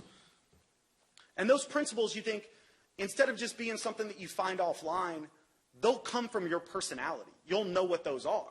Like some of them from, like mine, are be very emotional. Like that's who I am. It's one of the principles of my company. I have an open communication policy with everybody at my company. Open door, open communication. I don't care how bad it is, how good it is, you can always come and talk about it. Okay, and that's one of the core principles that we stand on and we believe in. That may not be a good fit for some employees, but that's okay. There's other options out there for them. So one, be yourself. Two, create a set of principles. Number three, and most importantly, that I found in all of my bucket list people is fight for what you want unconventionally. And that's hard, but you can find it if you really look for it. You have to find, to get into this business and beat those astronomical odds to be successful in this business or in the sports industry, you have to find the unconventional angle and hammer it and be better at it than the next guy. Okay? And so, again, you're a big underdog entering this whole thing. We said we're good with that. So I thought the best example I could think of, it comes from one of my favorite books, which is it's called David and Goliath by Malcolm Gladwell. I don't know if any of you have read it, but it's fantastic. All of his books are. So the best example I could think of is one of history's most famous underdog battles, and that's David and Goliath. Right? So the biblical story goes like this. Some 3,000 years ago in the valley of Elah, the Philistines were battling the Israelis over some critical land. At the time, a common practice in the ancient world of war was what they called single combat, whereby basically both sides would kind of line up on the side, and instead of it just being a bloodbath and thousands of people getting killed, they'd say, put your best warrior forward. And the winner of that individual duel wins the war and takes over this land or makes you our slaves or whatever the case was in the ancient world 3,000 years ago. So the champion of the Philistines was a man that had been in war since youth, a monster. His name was Goliath. Ancient scribes have stated him that he stood 6 feet 9 to 6 feet 10 inches tall, incredible muscles. His body was covered from head to toe in full bronze body armor. He had a large metal helmet, and he carried a sword, a spear, and a javelin. I mean, he's the baddest dude on the block. Right? So he had crushed everybody that they had encountered, and they're rolling through all these countries, conquering or whatever crazy war people did back then. And twice a day for 40 days, Goliath stepped forward and said to the Israelis, I'm the champion. We're taking over this land. So one day an Israeli shepherd boy named David, comes along to the valley, and he's bringing his 2 older brothers some food. And the Israeli leader Saul had promised a large reward to any challenger that could defeat Goliath. So David jumps in the middle. He's like, I got this, guys. And everybody's like freaking out because he's this little shepherd boy. And David steps in the middle to fight Goliath, and he's holding only his shepherd stick and a sling, which is a leather pouch connected to a rope that he built himself through odd materials. And he picked up 5 rocks off the ground. As Goliath made fun of the young, small challenger approaching, David put a rock in his sling. He starts slinging it around his head wildly, shoots the stone out, releases it from the sling. It drills Goliath in the forehead. Down goes the giant. He's immobilized. David takes his sword, cuts Goliath's head off, claims victory, and he later became king of Israel. Right? It's the modern-day underdog story. It's a rally cry. And, we see it all the time in the NCAA tournament, David versus Goliath, or in a sports match, and so forth and so on. So what does that story teach us? It basically is teaching us that we can strike lightning in a bottle. But I challenge you to look at the how. How did that happen? Let's look a little bit deeper and really try to learn a lesson from this story, because lightning didn't just strike that day.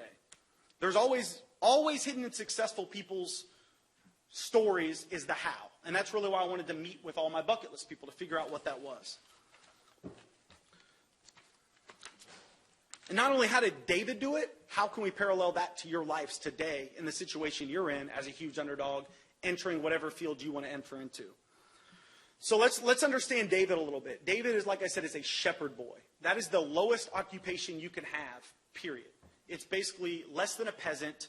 It's go out in the fields, we won't hear from you for months, eat off the fat of the land, and herd our sheep from country to country and don't let them get killed because you got to go deliver them to this place and bring back money and so forth and so on. However, David, and this is, you got to catch these little things, David was extremely thankful for the job he had. Okay? He was extremely grateful for the opportunity just to be a shepherd. Okay? Much like a lot of you may feel, without a job or as an intern to get a start, do it the best you can do it. So David sat back and goes, how can I be the best shepherd I can be? And he kept coming back to one thing that always bothered him. The biggest liability he had as a shepherd in his job was wild animals killing his sheep, lions and bears and so forth. And he said, what can I do about this problem? Right? What is my how? So the dude finds a piece of leather and a rope, and he creates a sling. And he starts finding him, and he starts playing with this thing day after day when nobody's watching. The cameras aren't rolling. Rand Getlin's not writing really cool articles about you putting in the headlines. You're broke and you're eating ramen noodles. And David's out there in the field honing his craft. He's getting better at it. He starts finding, wow, If I release it like this, the stone goes really far. I can use this thing as a weapon. This could be my how. So he becomes an expert at slinging. He becomes really, really good at it. Okay? Okay, so to be a marksman slinger, it takes, like I said, extraordinary amount of skill and practice. But here's the catch. In experienced hands, a sling can actually be a devastating weapon. So here's some stats for you. Experienced slingers can actually hit birds in flight or kill or seriously injure somebody at a distance up to 200 yards. The Romans actually created a special set of tongs back in the day to remove stones that were embedded into their soldiers from slings. So this is like turns into be like a legitimate weapon after the whole David-Goliath situation. But he found his how. Okay? Ethan Hirsch, a ballistic expert for the Israeli Defensive Forces, recently did a series of calculations, actually, showing that a typical stone hurled by an expert slinger, which David made himself into on his own time, okay, with an expert slinger at a difference of 35 meters, would have hit Goliath's head with a velocity of 34 meters per second, which is more than enough to penetrate his skull and render him dead or unconscious.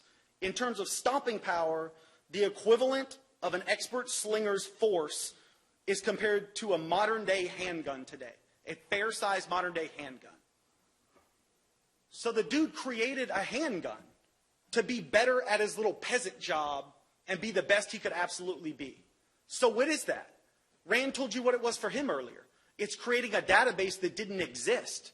It's finding that loophole, mixing it with the passion of what you want to do, and changing lives. So knowing all that, I ask you, was David really an underdog that day? Because I don't think he was. I think that was meant to be. He knew when he was ready and he met his Goliath, he knocked him down. When he came in the middle of that war, he had him. He fought him from a distance. He fought unconventionally. He wasn't going to go toe-to-toe with big Goliath and get beat up. When I had 2 clients, I wasn't going to meet with a first-round quarterback and trying to battle CAA, who had 30 first-round quarterbacks. I can't sit there and slug that fight. I'm going to lose. I've got to find another angle, unconventionally. So here's a couple more stories that I have for you, that some in my personal life, some that I met. Another unconventional fight. And I think most success stories in sports are fought unconventionally, like I said. A coach who actually will remain nameless today. He's actually not a client of mine. I was probably 4 or 5 years in the business. And he had just got a job at a D1 school as like an assistant wide receiver coach. And this meeting stuck with me. I met with him. I was trying to get him to, I knew there was something about this guy. So I said, hey, meet with me. We met for a couple hours. It went great. He was nobody at the time. And he told me a story. I said, how'd you get started in the business? And again, he said, look, I tried like everybody else did, conventionally. So for you, that's sending out resumes, getting on monsters.com, filling in that resume. And that's all great. Do that too. Do whatever you have to do. But find that unconventional angle with whatever you want to do. And he told me he was a D3 player. Not a very good player. But he knew his senior year he wanted to go into coaching in D3. And his own D3 coach wouldn't even allow him to be a GA for free the following year. So he's like, now what am I going to do? So he thought unconventionally. The dude went down to a flea market, a thrift store. And he bought 120 pairs of used sneakers, shoes. So he had 240 shoes in total, 120 pairs. And he wrote a handwritten letter to every D1 and D2 head coach. And in the FedEx, he put a shoe, a worn shoe that he bought at the thrift store. And his big thing was that he was hoping was, I just want to get my foot in the door, coach. He was trying to get any bite he could.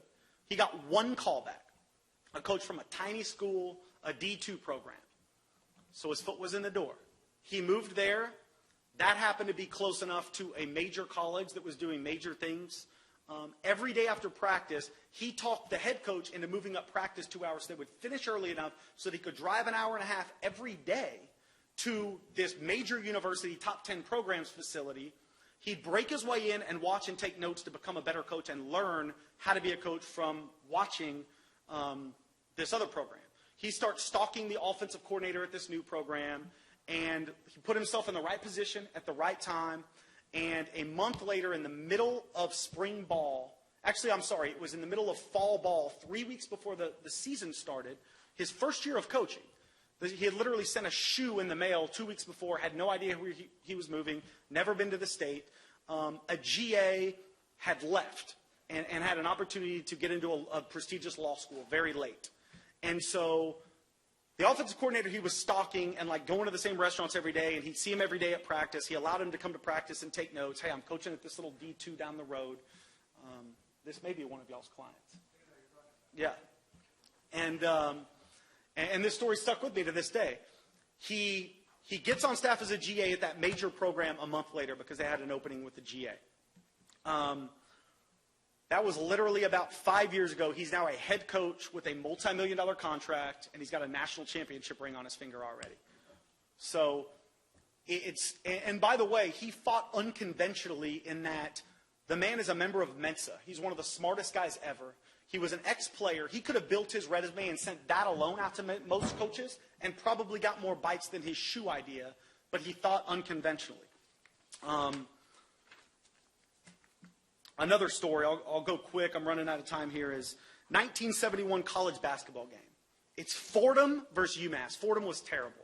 Their coach was Digger Phelps. He's now on TV. UMass was a power. They were 11-1. It wasn't an NCAA tournament games. They were 11-1. They had Dr. J. They were beating everybody. They hadn't lost at home in 3 years. Sorry. And it's a Saturday afternoon game.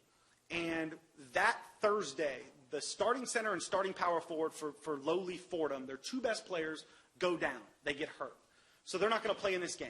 So they've got to go up against this top UMass team with Dr. J without their two best players. All they had left were, like Digger Phelps said, a bunch of scrappy kids from Brooklyn, and they were all between 6 foot and 6'5". Not one guy played that was over 6'5" that day. So the night before the game, Digger brought them together and goes, we probably wouldn't have had a chance anyway in this game. So we're going to have to do things unconventionally today. So the full court press was a little known tactic, really not used in those times. And he said, we're pressing them. We're going to squeeze every inch out of them. The basketball court is 94 feet. We're picking them up every second, full court. We're going to give them hell today. And if they beat us by 30, that's fine, but we're going to outwork them with our small guys because we're nimble and our two big guys couldn't keep up with this pace anyway. They get off to a hot start. Long story short, they end up winning the game 87-79. They win the game. It's crazy. No one could believe it, even though it's not an NCAA tournament game or anything like that. But the irony of that story is the next week, the two best players came back to the Fordham team. And you would think that a game like that would spark creativity and continue Coach Phelps to keep playing unconventionally and use the full court press more often. I mean, it worked for him. But he didn't do it. Why? Because his two best players were back. Okay, and they couldn't play at that pace. They were too big. It takes five guys to press the way they did. So they didn't do it. So I submit to you that because I want to leave you with the idea that sometimes our biggest advantages are our disadvantages. And I think that's really important. And the flip is true. Your biggest disadvantages, like I said, thinking unconventionally can also be your biggest advantage. Okay? And so the magic wasn't just the win that day. The magic that happened that day was beyond just the win for Fordham. There was a tiny little point guard that never played a minute in that game sitting on the UMass bench who lost. And his magic happened that day. Just like my magic happened in that meeting, and he knew what he wanted to do with the rest of his life. His name was Rick Pitino. And he was sitting on the UMass bench, and his eyes widened. He saw the press, and he thought, first he probably thought, wow, I might be able to have a chance to play if we did that, because I'm little and quick, and that's my game. And he honed it, and after the game they beat him, and he studied it, and he learned more. He did the whole David in the field when no one's watching. He studied the press and what kind of players fit in the press differently. No one was doing this back in 1971. He graduated a year and a half later, and by 1975, as a 25-year-old head coach, he got the job at Boston University. His first year they went, let's see what they went. They went They went to their first NCAA tournament in 25 years, his first year as a head coach, and he had great success. His next stop was at Providence College, where he took a team that finished 11-20 the year before and got a game away from the national championship game that next year with what he said was a carbon copy of the Fordham team that he watched beat his UMass team that day. I'll read you some of his quotes. He went on to win national championships, as most of you probably know, at Kentucky and Louisville. And tonight when you watch his game and you watch that full court press, winning unconventionally, I want you to think about that Fordham game back in 1971. Because they found the it, but you've also got to keep your eyes open to when your magic happens. So I'll read you some of the quotes from Pitino to this day. So the whole thing is, why doesn't everybody press if it works so well? Let's see if I can find it here.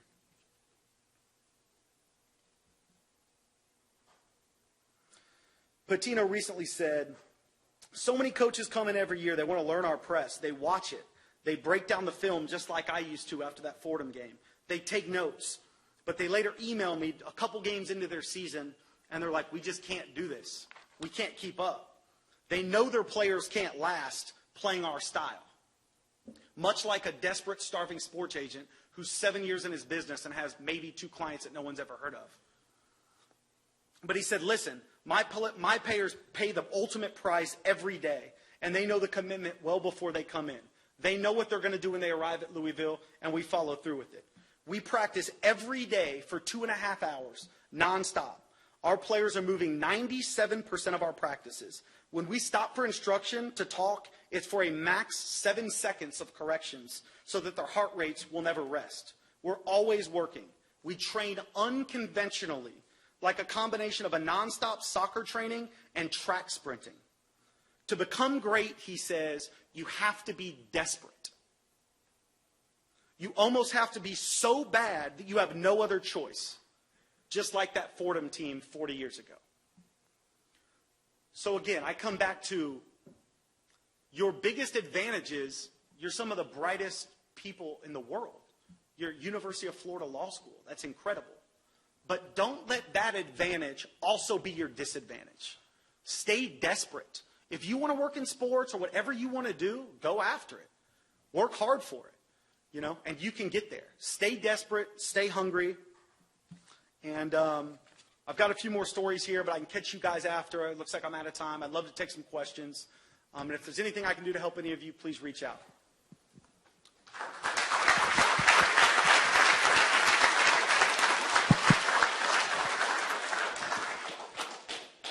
Yes. I'll just shout. So I was hoping you could talk a little bit about effective client. Right? You play a critical role in helping your clients make really important life choices. And at least I've found in my law school experience, and maybe with others, that law school does do a great job of preparing for that interaction. Well, counseling in what aspect? I mean, the toughest part of my job is I wear so many different hats. As Corey and I were talking about last night, sometimes I'm contract advisor, confidant, brother, sounding board, marketing guy. So with our guys, we really try to get them in immediately and basically just show them that they don't need to be entitled. They're not entitled to anything. They're not entitled to make multi-millions of dollars. They're not entitled to be a first-round pick because they were really good in college. And really bring them back down to earth because what they experience is it's not realistic. So really just sit down with every client's different. It's very subjective. And sit down and try to surround him with our team of good people and make sure that they set up checks and balances in their own lives. I know that's a vague answer, but it's just working every day to try to shape a piece of clay into something a little bit better. And it's always a process. So, we counsel them on everything from, I had a guy, I'm dealing with a major situation right now with one of my baseball players. It's been big news all week. So I'm counseling on that situation very closely. I'm counseling on, I had a guy go and get a second and third medical opinion this week because I didn't like what the first 2 doctors, they had differing opinions on a knee. And it's in the middle of the off season right now. But we want to take care of it. So the medical side is huge. Contracts. I've got guys coming up that are, that just finished free agency. So we counsel them on hey, here's the 5 options we created in free agency. Here's all the offers. Here's why $22 million guaranteed in Dallas may actually be more gross net income to you, maybe more net income than playing for the San Francisco 49ers for $28 million. So basically we counsel them through every possible situation. And the difficult is I wish it was just all business because that's the fun stuff that I really enjoy. But oftentimes in our profession, it's off the field. I had a guy call me last week that guy bought a new car and he couldn't get into his glove box. So he called his agent. Like, EB, I can't figure out, I got this new Range Rover, I can't get in the glove box. I'm like, dude, figure it out. Look at I told him, I said, look at the book. He said, it's in the glove box. So I'm like, Google on your phone. But it's like you've got to walk them through these situations because it's bizarre. And so a lot of the off-the-field stuff, you just counsel them in any possible way you can, and you follow up. We really try to do a good job of following up and teaching them what it is to really just be a good person and interact with people. I hope that gives you some idea. Yeah? All right, so I got 2 for you. Your partner hit me earlier and planted a question with me. It was named your son Boston part of the Danny Amendola deal with New England.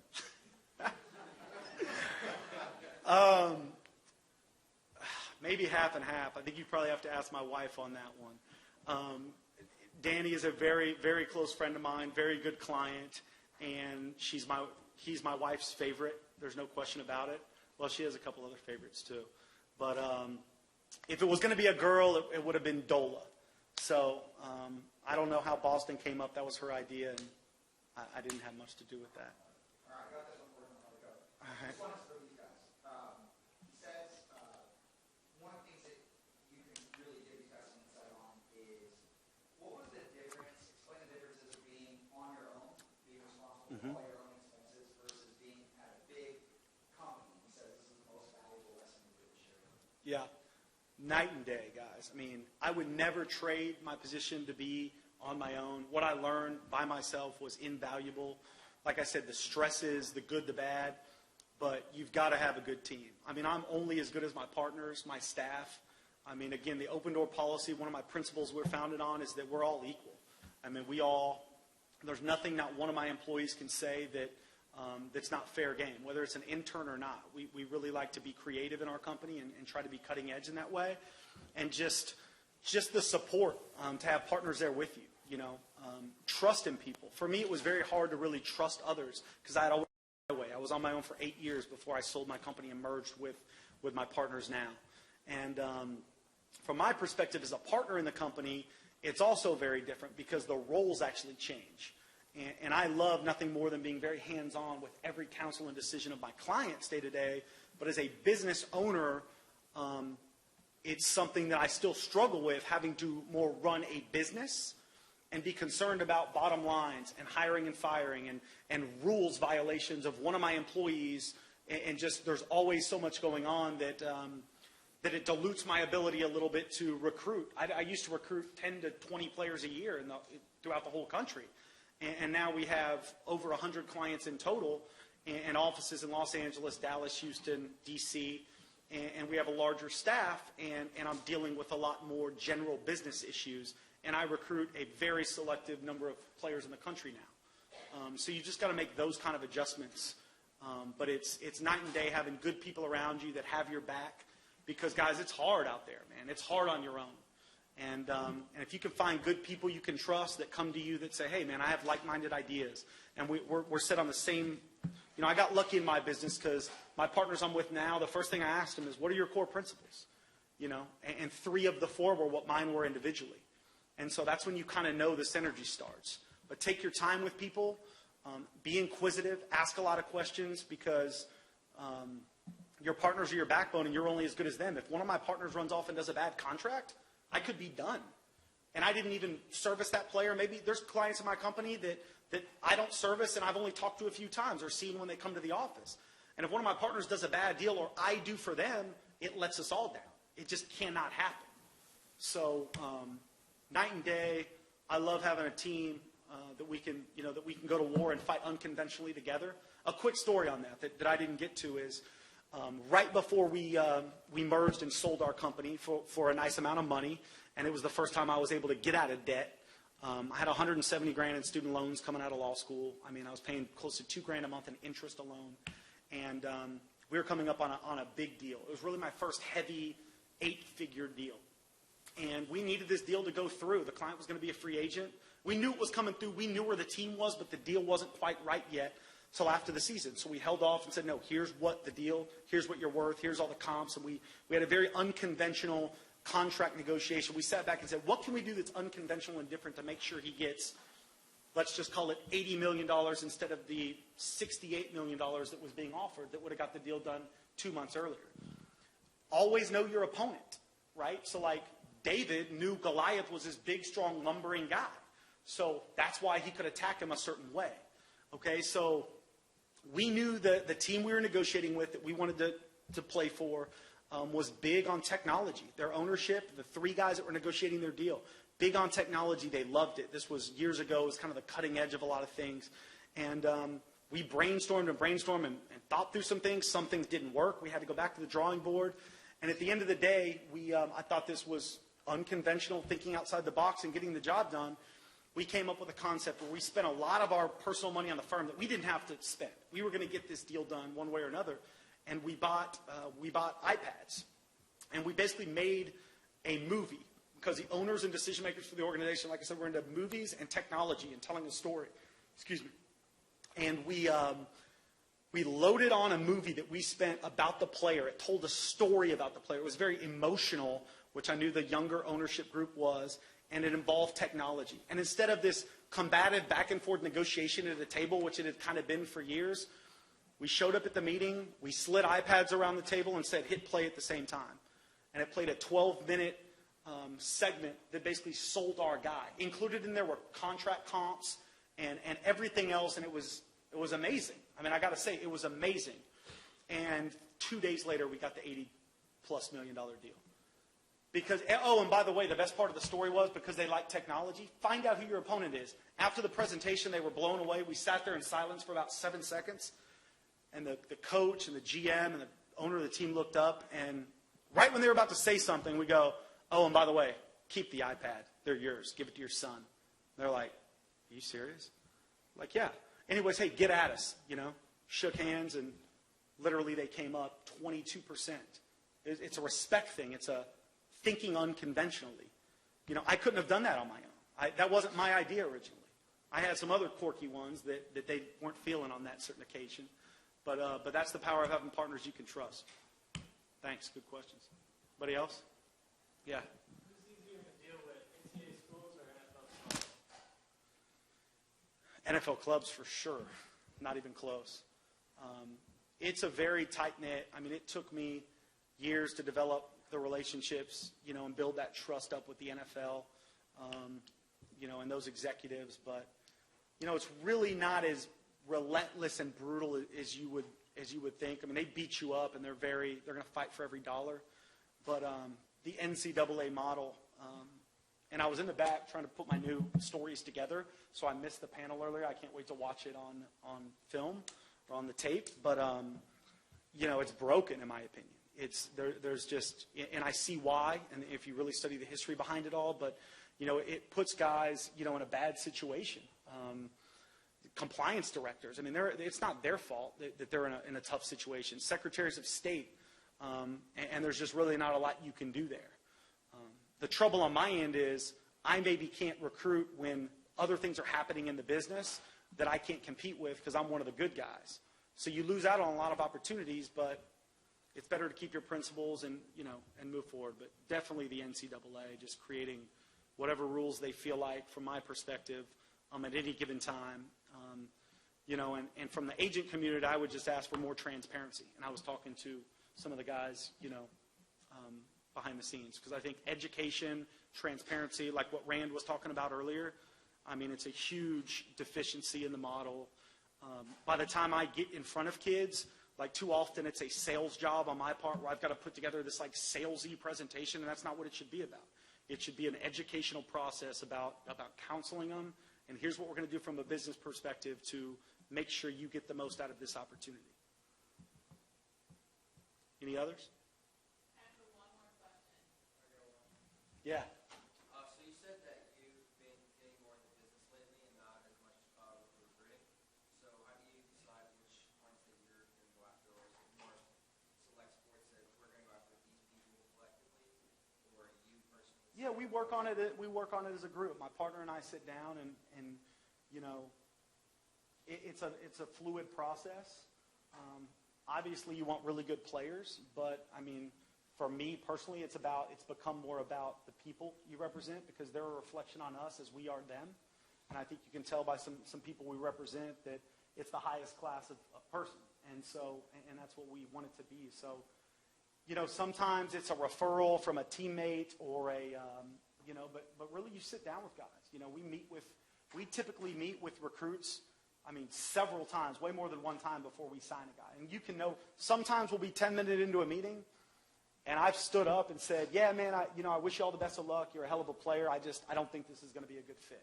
You can tell right off. And I encourage them, if they feel the same way, let's not waste everybody's time here, you know, and go a different direction. Other times, you know, you don't figure that out till week 3. And it's a relentless process, the whole recruiting process. Every kid's different, very subjective. We prefer to deal with parents whenever possible to help educate them as well. But there's no right answer to it. Every recruitment's different. So if I feel like last year, I didn't recruit very many guys at all. I recruited like 3 guys in the whole country. And one was a junior that decided to come back to school. Probably maybe made the right decision to do that for him. And so, and I signed the other 2. But if I get to a point where the most valuable resource I have, and we all have, is our time. It didn't used to be that way. I used to have nothing but time, and my phone never rang. But now that I handle and service and counsel so many guys to such the extent that it takes in my business, there may be a year that I just won't recruit any new clients that year until several clients retire or out of football, and I feel like I can take on a little bit more. So, yeah.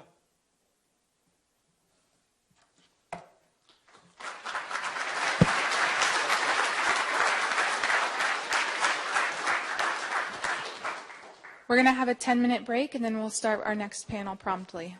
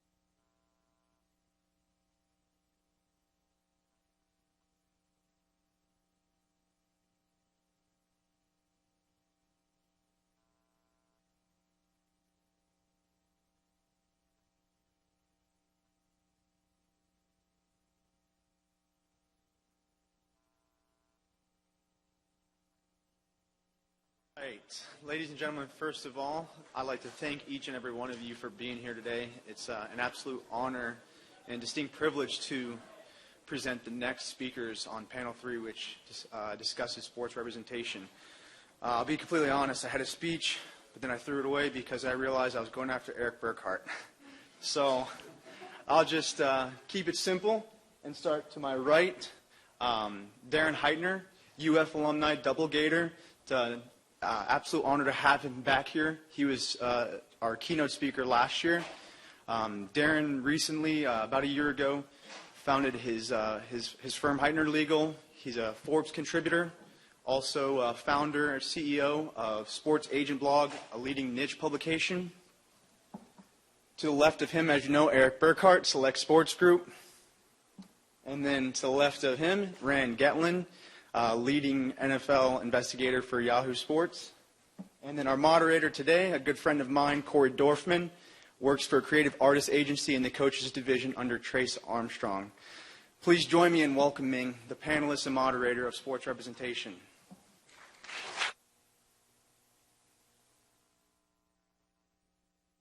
Hello all. First and foremost, it's really a privilege to be here. It's quite humbling. I was actually joking around with Paul Healy, who is a former panelist of ours last year, and I was telling him last year I was the least qualified panelist. This year I'm the least qualified moderator. So I'm really, it's been great to spend the day here thus far. And the guys on this panel, these are the creme de la creme of the respective fields. You won't find better guys out there. And even today, having the ability to meet guys like Jim and David and Robert, it's been wonderful thus far. So I just want to introduce myself a little bit. I actually don't have a law degree. Graduated from Tulane University in 2012. I was one of those kids who always had sports ADD. So when I was in high school, I would have friends that are goofing off, showing their fake ID to grab a six-pack at 7-Eleven. And I was the guy that would rather watch BYU, Utah State basketball at around 1:30 at night, Pacific time. So listen, it has been an interesting experience for me. And I was actually on the precipice of going to law school when I asked myself, is this something that I really want to do for 3 years? And then I said no. And one of the things I was looking at is how to gain entry into the industry without going to law school. So I actually was a part of this program called the Georgetown Sports Industry Management. And it spawned, I think, in 2008 or 2009. And in essence, I paid a lot of money to develop these great connections. And I don't regret it by any stretch of the imagination. It's been wonderful thus far. I was able to intern at Georgetown with a company called Octagon. And I was there for about 11 months, and I've been in Gainesville since August 2013, working under a guy named Trace Armstrong, played in the NFL, played here at UF. His actual brick that he got for being an all-SEC member is right in front of the football complex. So Trace represents close to 45 clients. I help them with respect to servicing, contract negotiation, marketing, as Eric intimated a few minutes ago, just wearing all hats. So I'm going to have each of my esteemed colleagues introduce themselves, and then we'll get right into the thick of it. I'm Rand. I've talked a lot today. Move past. I'm Eric. I've talked more than him. So. I'm Darren. I'm about to talk a lot, so let's move on. Okay.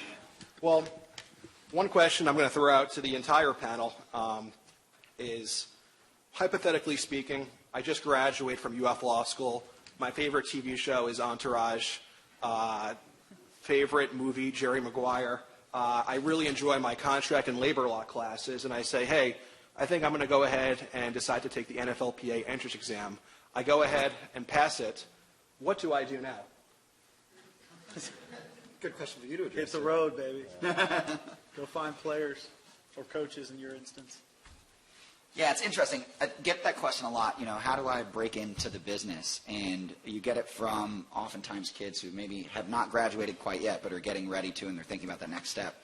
And my answer to them is always, and without exception, you got to find a player who trusts you, who you can provide value to in terms of guidance or assistance as they navigate this stage. But most agents are not going to take your call if you do not have a player in hand, meaning you've got a relationship that they believe is going to be valuable to them in recruiting said player. So the player also then has to be a draftable guy. And if you want to get in good with top-tier agents, he's going to have to be a first-day guy.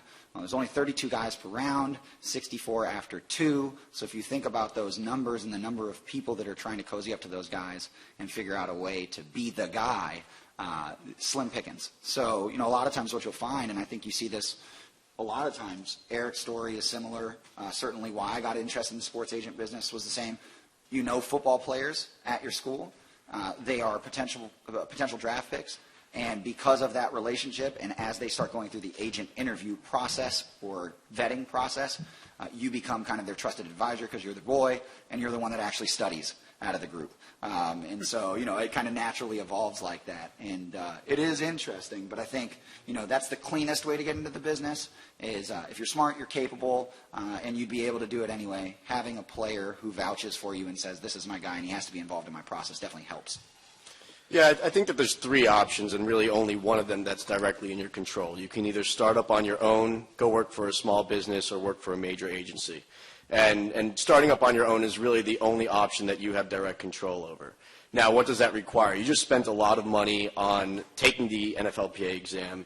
You have your insurance policy that you spent a lot of money on. Now you're going to have to spend money on recruiting athletes. If you have the potential of representing one, now you're going to have to spend money on training expenses, which can run $20,000 to $30,000 per player. So having those resources is instrumental in actually being able to survive on your own. But not only that, there's a mention that having a player is key, and I certainly agree. The issue is always put yourself in the shoes of the player that you're recruiting. There are hundreds of certified agents out there.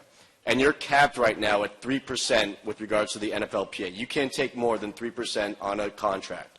So if you're that player, why would you sign with that individual who just graduated from UF Law School that's on his or her own, as opposed to an agency that has reputable experience, has been in the business for 20, 30 years, let's say, and is charging roughly the same amount of money?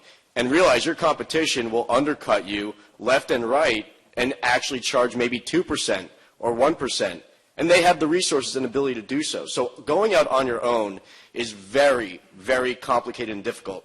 I have my own war stories. Going into law school, I decided to start my own agency. This was back in April 2007. I created an agency called Dynasty Athlete Representation. I did that throughout law school. Don't tell the Florida bar that I actually worked my first year.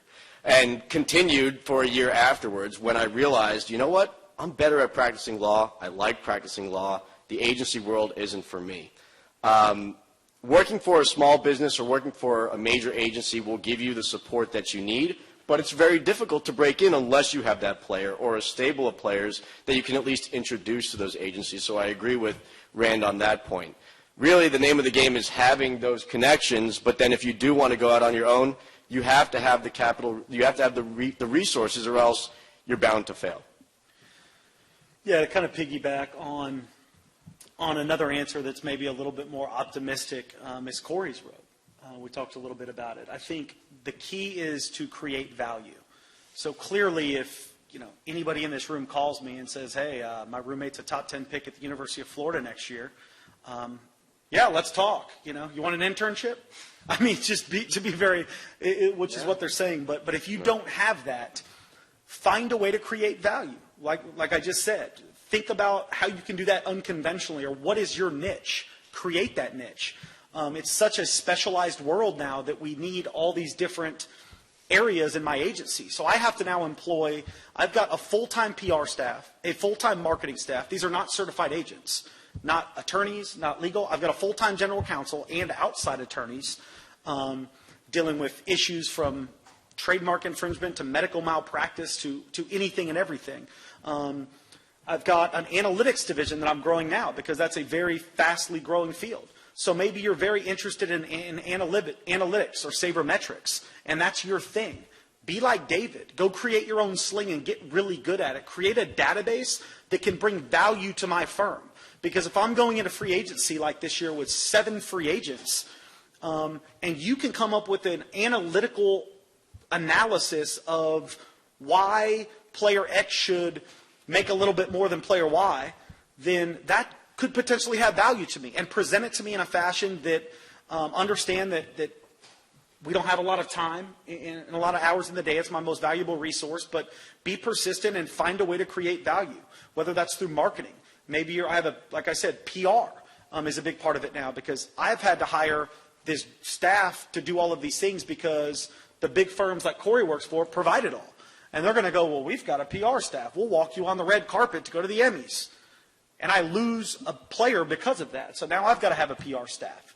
And so figure out what that next thing is. None of these things existed 10 years ago when I broke into the business, right? So there's going to be new niches and areas, concierge services. We're starting to see that pop up because a lot of guys that want to be agents figuring out they can't really do it, don't want to get certified, don't want to go to law school, whatever the case may be. So they say, oh, I'll be a business manager. And now they come to me with a business manager, and they want to book all their travel and charge these kids $3,500 a month on top of what they pay me to book their travel and hotels and be like their right-hand man and deal with me instead of me dealing with my client. So now concierge services is a big one. You know, so we do all of that in-house now because I don't want to have to deal with another influence of an outside party with my clients. So that's a long way to reiterate that find a niche to create value and present it in a way that I believe in it. I 100% agree with that. And the way that the question was phrased obviously limited us because we're talking about an individual who just sat for the NFLPA exam. You don't have to go that path. There's a stat, roughly 200 people applied this year to become certified. These are people who are not yet certified as NFL agents. They will take the exam this summer, maybe 70% passage rate, and then they're going to enter into this very, very competitive environment and recruit against those individuals I've talked about that have been recruiting and representing players for 20, 30 years. That's what you're up against. So think about PR, think about marketing, think about those ancillary services that the agents need because they're focusing on those contract negotiations. They're talking to the general managers, to the scouts, et cetera. But there's so many other services that the players do need outside of it. And especially with a law degree, there are so many things that you can bring to the table. Going a bit in a different direction now, let's go into marketing. Beyond the traditional realm of apparel, card, drink endorsement deals, Darren and Eric, if you can touch a little bit on things you've been working on recently. Sure. I can start. Okay. With a couple of the athletes, I don't do a lot of marketing work. I'm mostly legal service oriented, but I have picked up a few clients here and there for marketing purposes. I represent Draymond Green of the Warriors. I represent John Jones, some others. Focusing on those two, with both of those individuals, I've recently negotiated deals with 2 different daily fantasy companies. And we're going to talk about that on the next panel and the legalities surrounding fantasy sports, et cetera. But this is a growing area where there are a lot of potential deals for notable athletes to endorse these brands. And what we find now in really any sort of marketing deal, whether it's these daily fantasy types of endorsement relationships or with John Jones where we did a deal with a headphones company, there's always a very important section there that relates to social media these days. And it requires a certain number of tweets or Facebook posts or Instagram posts, et cetera. And it's typically very specific, oftentimes leaving the language up to the operator, to the party that's getting the endorsement. And as an agent, as somebody who's really governing the deal for the athlete, you have to be very concerned that the athlete actually abides by those duties and obligations that are contained therein. I mean, these are binding documents. So oftentimes with these athletes, I'll make sure I at least have access to their social media accounts so that if they're on the road, if they can't pay attention to it, and especially to make sure that the language is proper, I'm able to push it out. But yeah, in terms of new types of deals, we see a lot in the fantasy industry. But you do still get a lot of the very typical, obviously shoe deals are still very important, albeit the prices have gone down over time. I think finding those types of fantasy deals in other categories will provide a lot of value to the athletes that you represent. Yeah, I totally agree with Darren. I mean, the first thing I wrote down before he said was these new fantasy fantasy football, legal gambling. I know that's our next panel. That should be very interesting. I mean, we did some major deals in that sector this year, which we had to vet very hard, before we get our guys involved in those things with some of the state law and some pitfalls and some things to be, worried about, not just through the players union and make sure they're on board with everything that's going on. But those were very interesting. That's been really hot, so to speak, this year. One thing that we've had a lot of success on this year is really parlaying the charity component to marketing deals. And I think that's something that we found companies have been very receptive to. Instead of just doing a one-off cash deal or creating a year or two contract with a car company or even trading cards or the shoe companies, is building in that component, which ties into what Darren said about social media. Charitable work is becoming more and more important, I think, in a different angle that I think allows you to really beef up some of those deals.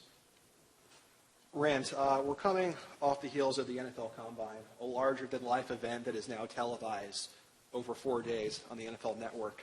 The more heralded anthropometric tests are usually the 40-yard dash, shuttle drill, etc. Talk about the interview and medical testing, some of the less glamorized but probably the more important aspects of the actual Combine. Yeah, so it's really interesting when you look at it, and I'm sure Eric can expand on this, but a lot of times what you'll see with football players, obviously it's a brutal sport.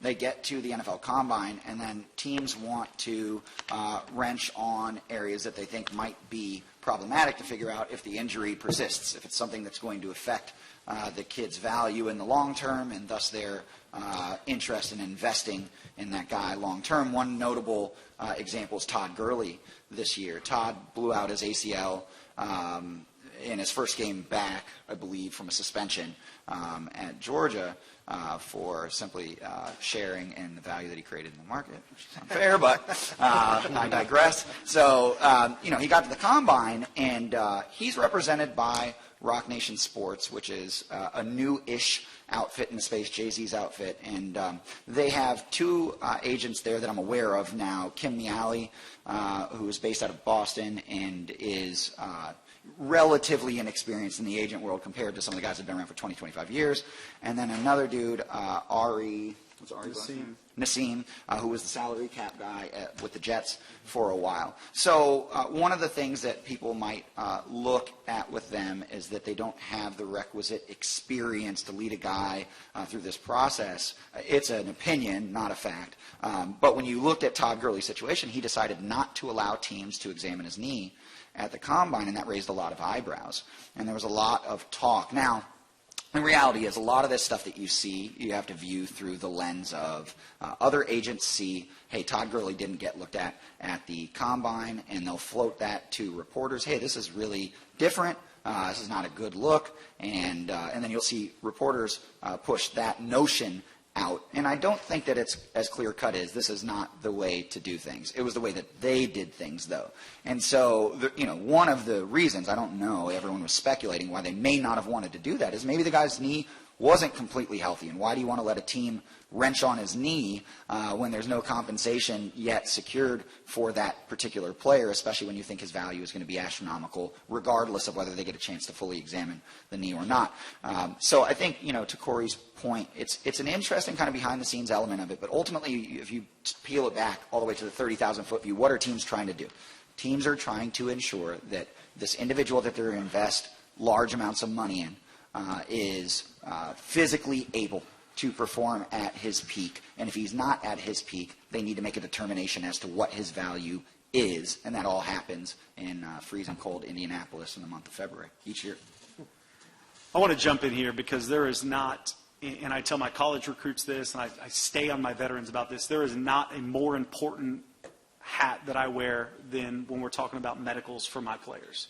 There's just nothing's more important. It probably takes up as much as 50% of my time. Probably more than 50% of my time is spent focused and dealing on medical, injuries, injury prevention. We've created in our firm an internal system that we've put in place that's basically a 15-point analysis for our players that we go through every offseason. At the beginning of the offseason, and then before they start back in OTAs and then training camp. Because I really don't think that the general public understands the severity of how hard it is to play an NFL football game, just one. It is, if you've ever stood down on the sidelines of a game, it is legitimately, it sounds cliche, but it's a 3-hour car wreck. I mean, it's brutal. And your body's just not going to hold up, especially with how fast and strong these guys have gotten these days. So when I talk to my guys about, it's gotten to the point where, hey, don't fight for that extra yard or two. Step out of bounds. It's not worth it. Coaches are coaching that way.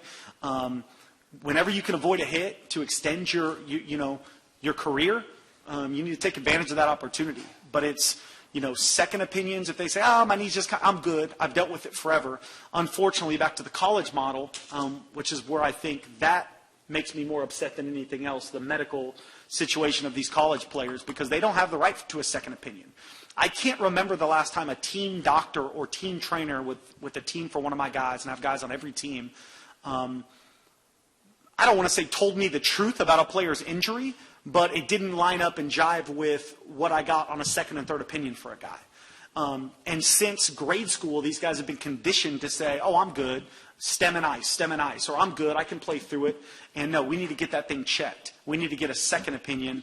We need to talk to these doctors and get a real understanding of what's going on and how we can make it better. Because if you can't play because you're injured, or worse, I tell guys worse, sometimes a high ankle sprain in my business is worse than a blown ACL. You say, why? How can that be? Because if you're playing on a high ankle sprain and you're not playing well and you're playing at 70%, everybody in the league watches that film every game. They just think you suck. And if you can't suck, you're out of the league in a week because we don't have any need for you. You're better off playing at 100%. And that may sound self-serving for an agent. Somebody might say, well, he's 90%. Be tough. Play through it. If he gets out there and puts bad film on, he won't play in the league. People just assume the other 31 teams don't know he's hurt. I don't want to tell him all the time because I might be asking that team for a $50 million contract that offseason when he becomes a free agent. So, they don't pay these guys enough, especially on these base minimum rookie contracts, to be out there playing for $500,000 at 65%. But it's a very tough thing that, me and my clients have it out on a weekly basis. Like, we yell at each other. Like, you're not playing through this. Here's what it really is. And again, the medical concerns and figuring out what it is and how to make it better is the biggest part of my job. I have absolutely nothing to contribute from the medical testing side, but I want to pick up on something that Rand mentioned, which was talking about, Rand was talking about the representation by Rock Nation of Todd Gurley. And one thing that stood out to me was that Rand referenced, whether it's true or not, rival agents were using the fact that Rock Nation held Gurley out against them. And I think that's something that all of you should recognize, that we're talking about sports representation here, and if you're competing against others, this type of industry, and you can't compare it really to any other industry, every individual will look at every article written by Rand, by myself, by any other journalist, and use it against their competition. Every single word that's written. I have a perfect example from roughly 3 weeks ago where we were mediating a pending grievance with the Major League Baseball Players Association, and it was between a couple of agents. And the foundation of the issue revolved around hundreds of thousands of dollars. But at the very end of that mediation, what was of most concern to the agent across the table? That we would publish some sort of retraction stating that an article written about our proceeding was not necessarily correct, because this article written by a widely regarded journalist was being used against that agent in recruiting, and he couldn't effectively recruit any players anymore. So these types of things, these types of small actions, holding a player out from certain types of testing, the perception that results from it, the competitive nature of this industry, it will be used against you. So you better have the justification for every single move that you make, and understand that you're going to have to justify your actions when you're not only trying to keep your own client from others, but also recruiting future potential clients. And to pick up on that, and to speak to, maybe in defense of Gurley's agents or the situation, I don't necessarily have a problem with any of that. I think the hallmark of a good agent, like in every business, is preparation. And so for me, it's about being proactive in a situation instead of reactive. So in Gurley's situation, I would say, if fault at all, because I sure wouldn't be having my client that's coming off an ACL, especially with somebody of Gurley's status. Right. I wouldn't be having months later him getting tugged on. That's not the issue. Maybe it perhaps should have been utilized a guy like you to be proactive and get the and not to talk about the way anybody else does business, because there's a way. But I think you can avoid a lot of these pitfalls instead of reacting to a story and how it comes out. It's saying, hey, we have a plan going into the combine. We know that he has an issue with his knee. Here is the plan. We're going to get this story out ahead of time in such way that he's not going to get crucified because somebody found out that doctors couldn't touch him at the combine. Right. So it's being prepared. I've got one follow-up on what you said. To rewind a little bit to Eric's point on second opinions for college players, since we've been kind of talking about this stuff holistically, there are two examples from the past few years that are interesting. One, Ced Reed from Texas. He is a defensive end that was highly regarded a few years back. He then kind of disappeared in terms of being as widely recognized as he once was. Come to find out after the season is over that he was playing on, and I believe, go double check, I believe it was a torn meniscus. He had a partially torn meniscus, which impacted his explosiveness and his ability to go out there and show out the way that he had in previous years. So to your point, this player is playing on a pretty severe injury, and it definitely damaged his draft stock. And you can imagine why he continued to play through that injury. It's about his team. It's about his coaches. It's about sacrifice. And all of those things. But ultimately, in the long run, it's going to have harmed him from a financial standpoint, at least potentially, in a pretty significant way. Second one, Cedric Ogboy, offensive tackle out of Texas A&M.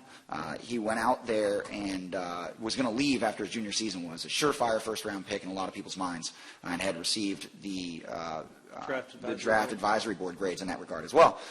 He decides to come back to school for a year in a pretty prominently discussed element of the deal. Texas A&M paid for his loss of value and permanent total disability insurance premiums so he could come play his last year there and be protected. And his bowl game of the final year, after he came back, after being a surefire first-round pick and playing for this school for another year and helping them to generate lots and lots and lots of money, he tore his ACL.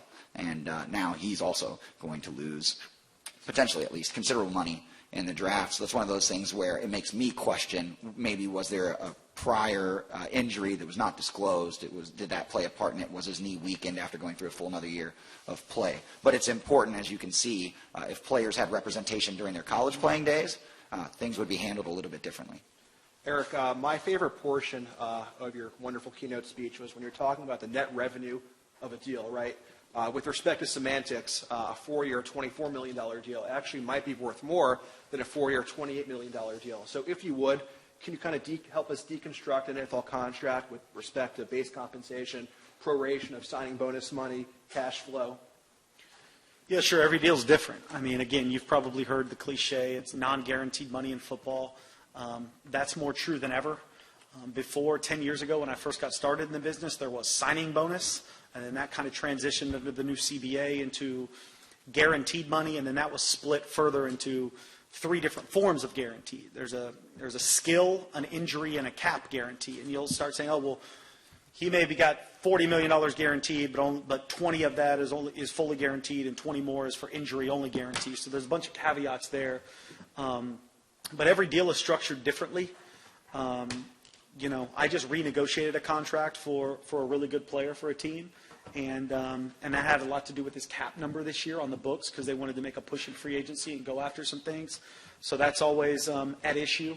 It's my job to not just know what a player's worth is and what his market may or may not be in the marketplace or with his potential team, but also what is his salary cap situation. That's important to teams. They only have so much to work with. And so a lot of the exercise is, oftentimes I'll come up with a number with a team that a player's worth, what his APY is and what his guarantee is, but then how we structure that to flow money the way it needs to flow for their team is somewhere where you can really give back to the team. It's kind of a give back in a negotiation whereby your player's still going to get what he wants. The problem now, the new trends, is that players are getting in trouble left and right. There's all this heightened media and so forth on behavior and the Ray Rice situation and all of these different scenarios whereby owners can now go back after signing bonus money and guaranteed money. We're seeing that in the Aaron Hernandez case. And so that makes me as an agent less and less comfortable being more flexible to funnel guaranteed money at the, toward the back end of deals. I'm going to pivot here a little bit. So, Rand, in your business, your job is to break NFL news as an insider for Yahoo Sports. Glad you're hitting this point. Tell me about, I guess, the gravitational pull of breaking news, but at the same time making sure it's accurate with respect to contract numbers and info when it comes out. So Corey read my mind. I was going to hit this point. A lot of times when you see guys like myself or Adam Schefter or any of the other guys in the space breaking news on contracts, I am, to my knowledge, the only attorney in that space. I think there are roughly 10 of us in the country. And so words matter to us. We're very careful about our words. It doesn't mean we're perfect in the use of them, but we tend to pay a lot of attention to them. What you'll see oftentimes, and Eric just discussed it, there are three areas of guarantees: skill, cap, and injury, right? Well, what does a guarantee mean to you? If I said you have $1,000 guaranteed, is there any possibility that you don't get that $1,000 in your mind? The answer is no. It's real money. It's guaranteed. I'm going to get that $1,000. Well, a guarantee in the NFL is not a guarantee unless it's for skill, cap, and injury. And a lot of times teams you'll see guarantee for two and not the other. And there are reasons for that Eric can get into, but essentially it allows them to make a deal look extremely robust when in fact it allows them to cut the player after the second year and avoid paying out large portions of what was reported as guaranteed money. So you'll notice, if you pay close attention, which hopefully some of you do after this, to my reporting, I'll use this phrase, where some reporters will say he got $20 million guaranteed. I will say he got $20 million in guarantees, which is a little bit different insofar as I'm acknowledging that there are multiple different areas. The agent, if they are the one sharing the information with you, are not going to usually tell you that the deal is not as good as they want it to sound. For the agent, they want the deal to look as good as possible, right? So they feed you that information. So I need the various individuals, whether it be agents, front office people, et cetera, that I deal with, to trust that I will get the information out in a way that does right by them, right? They're trying, that's why they share information. They want people to know, hey, I did a good deal for my guy. But I also have to be careful, to your point, to not mislead the public. You have to work really hard. And again, none of us are perfect, but we try to make sure that people really understand what's going on there. So one of the things I will also do then is sometimes I'll deconstruct contracts after the fact. And I particularly pay attention to those things when I'm not the one that reported the initial news, because now I want to look at, what was Robert Quinn's deal actually like. And so I'll go back and I'll deconstruct the contract and say, here's why Robert Quinn's contract is different than J.J. Watt's contract, and here are the material ways in which they're different. But that work requires so much more time and energy than taking a text message that comes into me from a source and putting that back out into the public. So you have to be able to trust your sources that they're giving you accurate information. Right, Darren. So I'm just going to add on that. So as a football agent, you're not just negotiating that contract. Now, because, as was mentioned, there's so much non-guaranteed money in football, more true than ever, you have a lot of players that are actually living paycheck to paycheck, believe it or not. And especially when the offseason comes around, they're looking for lines of credit. I just had a call about an hour ago from one agent who has a player going into his second year, and it's all non-guaranteed money. And he said, what can you do? Can you find something for me? And one of my clients is a company called Shore Sports Lending, and they shop it around and try to find a good deal. So just have that in the back of your mind, that it's not just negotiating that deal. Your clients are going to come to you and say, I need money. And oftentimes, these agents sometimes will fork it over, but agents aren't banks. Really, you have to have those connections outside, and it's the reality of the business today that a lot of these players aren't making $13 million on a franchise tag. A lot of them are making minimum salary, and they don't budget wisely, whether it's the financial planner's fault, the accountant's fault, or whether there's even a business team in place. So that's just the reality of the business today. Darren, as the founder and now curator of Sports Agent Blog, can you kind of walk us through the inception, some of the connections that you found were paramount to build when you started that business? Sure. When I started the website back in 2005, it was actually as a New Year's resolution that year. Never, ever imagined that it would be a business, truthfully. I started it, it was called I Want to Be a Sports Agent, because back then I was an undergrad student here at the University of Florida, and that's what I knew I wanted to do. I had interned at a company called Career Sports Entertainment in Atlanta, Georgia. Had a fantastic experience there. They represent basketball coaches, baseball players, golfers, broadcasters, etc. And came back to the University of Florida where I was promoting nightlife and said, I need to make a change. So I started what was a blog. I want to be a sports agent. And then that transitioned into Sports Agent Blog. And as time went by, it matured from something that my friends and family would read and share to agents reading it and offering to be interviewed. And so it expanded upon time. We had contributors get added on in the process, and now it's really run by those contributors, and I'm just really overseeing it. But we cover everything from signings. We always cover the NFL draft and try to link the players to their representatives. Whenever there's an agent change, which is quite often in the business, especially in football, we try to cover that as well. So, you know, there's one other outlet, Sports Business Journal, that does focus on labor and agents, but outside of them and Sports Agent Blog, you know, you'll have other reporters that focus on the industry from time to time, but not hone in on it every single day. Yeah, Eric, transitioning to you, I mean, are there any other materials that you're looking at when you're kind of conducting your due diligence for a player, whether or not they have red flags? I mean, I remember working at Octagon.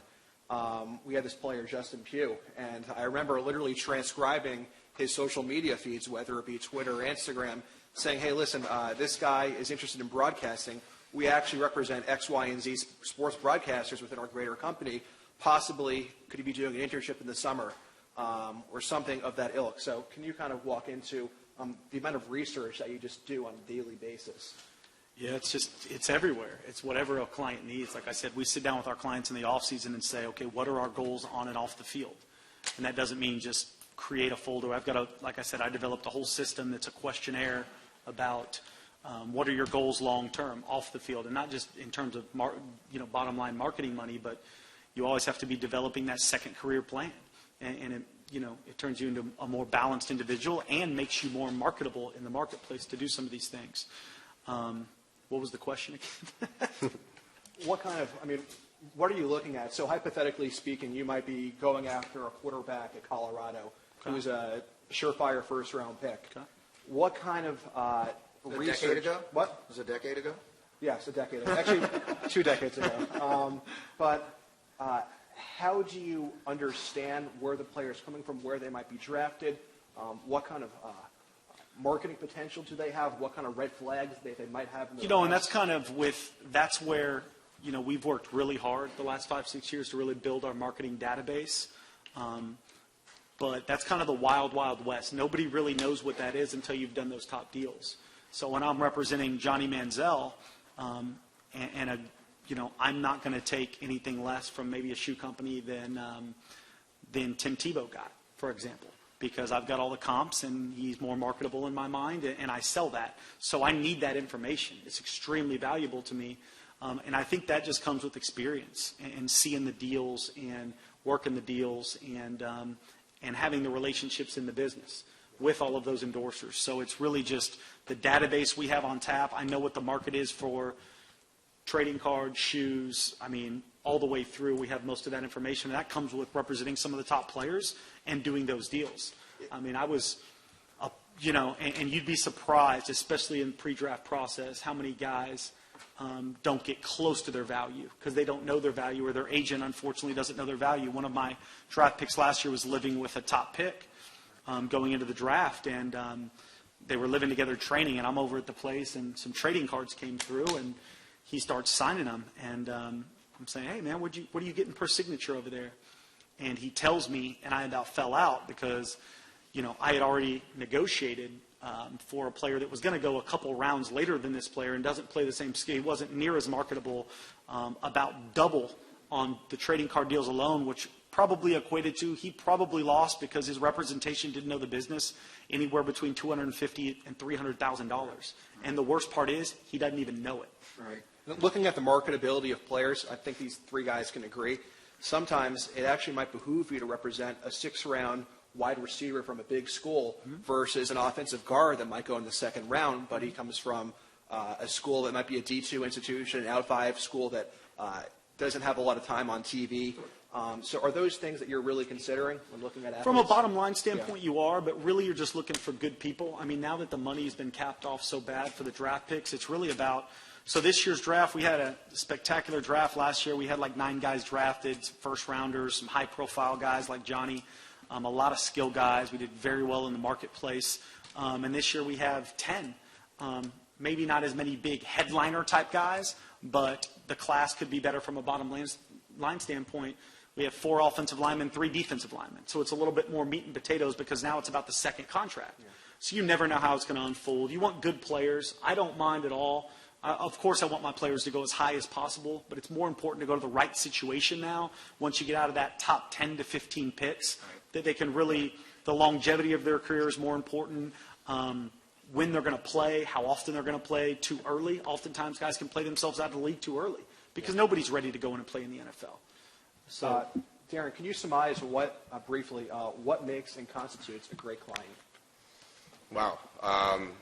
Yeah, I mean, it's really somebody that you can approach in the very beginning and say, I'm not going to sugarcoat anything. I'm going to tell you not necessarily what you want to hear, and I'm not going to raise your expectations to the point where it's unreasonable. Somebody who understands that not every day is going to be perfect, that you're not going to be able to find, not every brand is going to be interested in that client. Right. And sometimes there's a deal on the table and it may be worth hundreds of thousands of dollars and you say, slow down, hold off for a while. You're at the wrong point in time of your career, or it's the wrong brand for you. It's not a brand that you're even going to use. You're going to end up breaching the agreement, and it's going to cause a whole mess for you. So somebody who's really willing to listen to you, to understand that they're retaining you for your expertise, for your advice, and not just to throw away a percentage because that's just how it's been done for decades. That's really the best client that you can have. And it doesn't hurt if the client chimes in every so often. You're not always the one that's reaching out to the client, but the client wants to know how you're doing. Then you know you have a good relationship. And it's funny.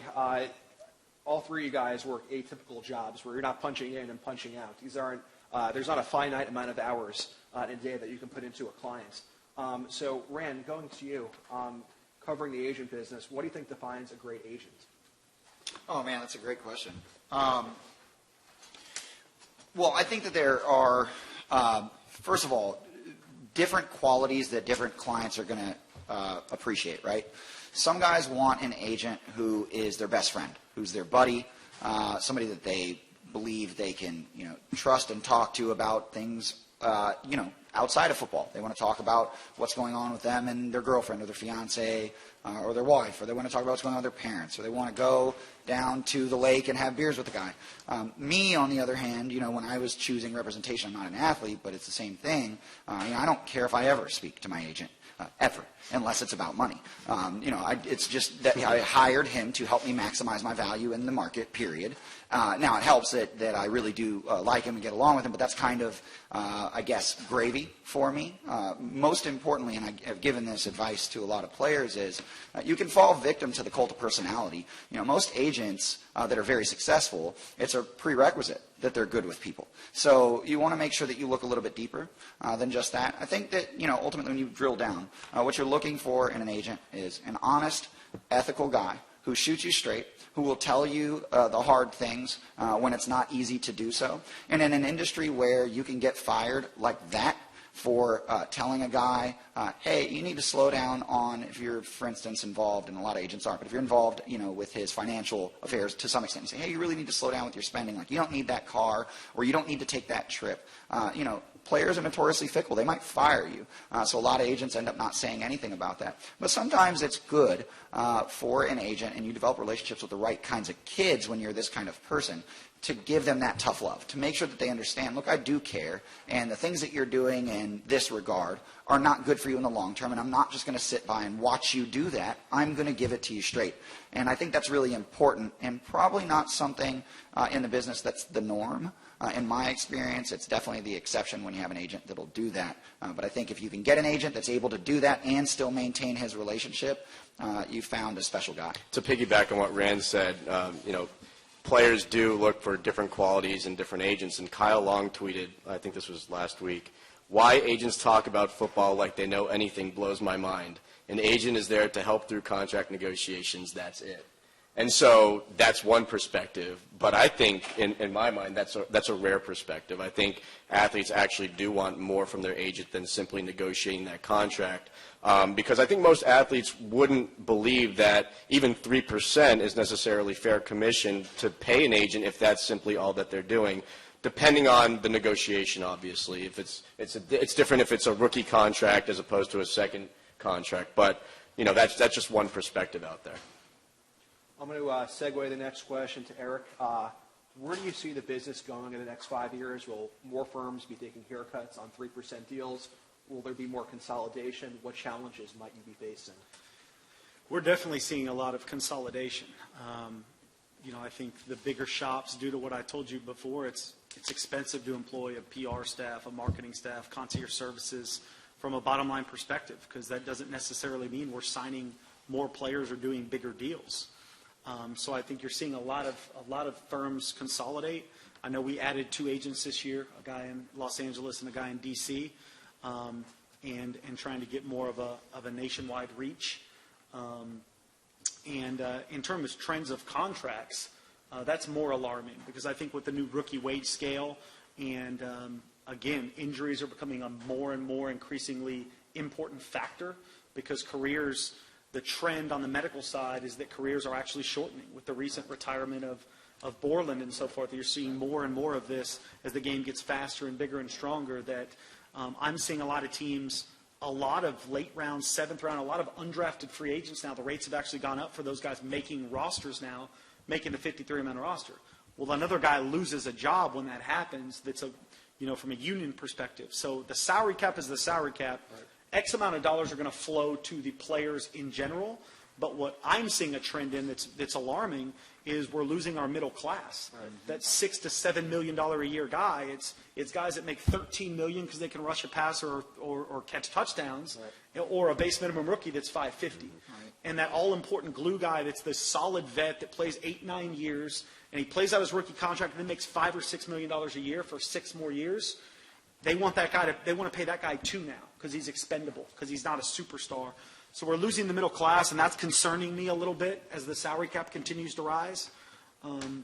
Rand, any other observations you want to share? On that front? Yeah, exactly. Well, a couple things to think about, and this is policy level stuff, so this is perfect for this room. The NFLPA has capped agent fees at 3%. When you go out and you are paying for premium services, the last thing in the universe that you want to do, I think, is haggle too hard, right? It's okay to look for a deal, but there's so much at stake with an agent that I'm a firm believer, and I am very pro-player, but I'm a firm believer that you should pay the totality of that 3%. Why? Because, for instance, on my side, the percentage that you pay to your agents is significantly higher.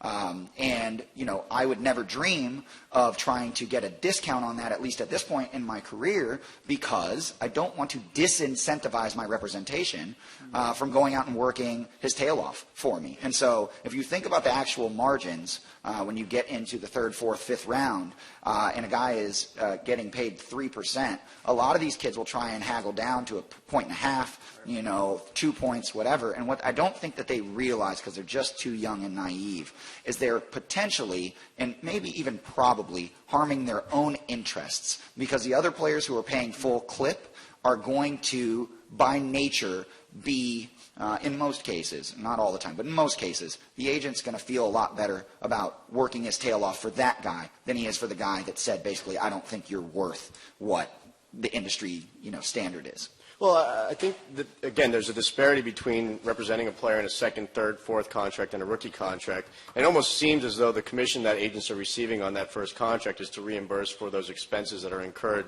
leading up to the draft. It's not so much a commission for the negotiation of that contract. There's very little negotiation. What we've seen a little bit lately is a turn to not just it being based on commissions, a contingency fee, but a flat fee or an hourly fee. not so much on the hourly fee. In fact, you have somebody who graduated or who left here, Matt Elam, who did not hire an agent on his first contract, paid an attorney a small amount of money to review the contract, and also had the luxury of having his brother, who formerly played in the NFL, be his quote-unquote manager. Teddy Bridgewater almost did the same thing, hired an agent at the last moment. Then you have a player like Anthony Barr, who actually paid his agent a flat fee, which is fine with the NFLPA as long as it falls below that 3% commission. So you may see a trend develop. It hasn't, even though a few players here and there have gone away from that contingency fee. You may see that develop where flat fees and or hourly fees start to be paid by players to agents. I'll tell you, there's a basketball agent, name is slipping my mind right now, represents Tim Duncan, Ray Allen, some others. Tanner. Yeah. And he has had a practice for many years where he charges his clients an hourly fee for negotiating those deals.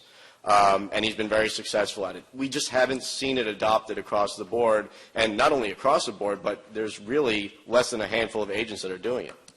Well, and the reason why is it's not just about the money. It's all the other services. I just got done saying 50% of my job is medical prevention and maintenance. Right. So who's doing that for you now?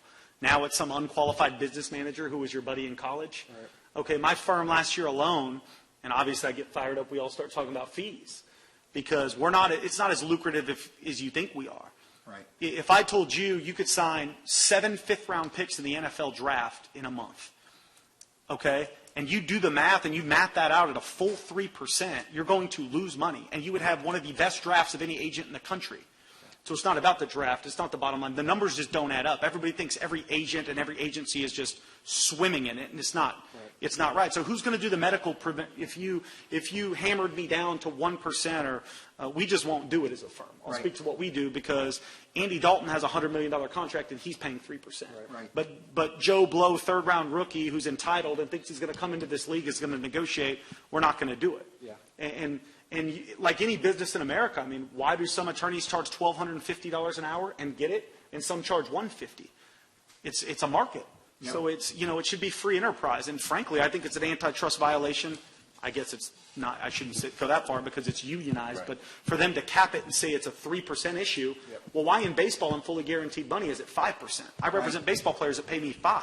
And basketball, there's no cap there. That's just industry mandate. Yeah, it's industry mandate. Some coaches pay a lot more than that as well, and they get services. So I think players, again, it's sad because they're misinformed and they think they're saving themselves a buck on tax write-offable fees for services, by the way. It's not dollar for dollar. Nothing is.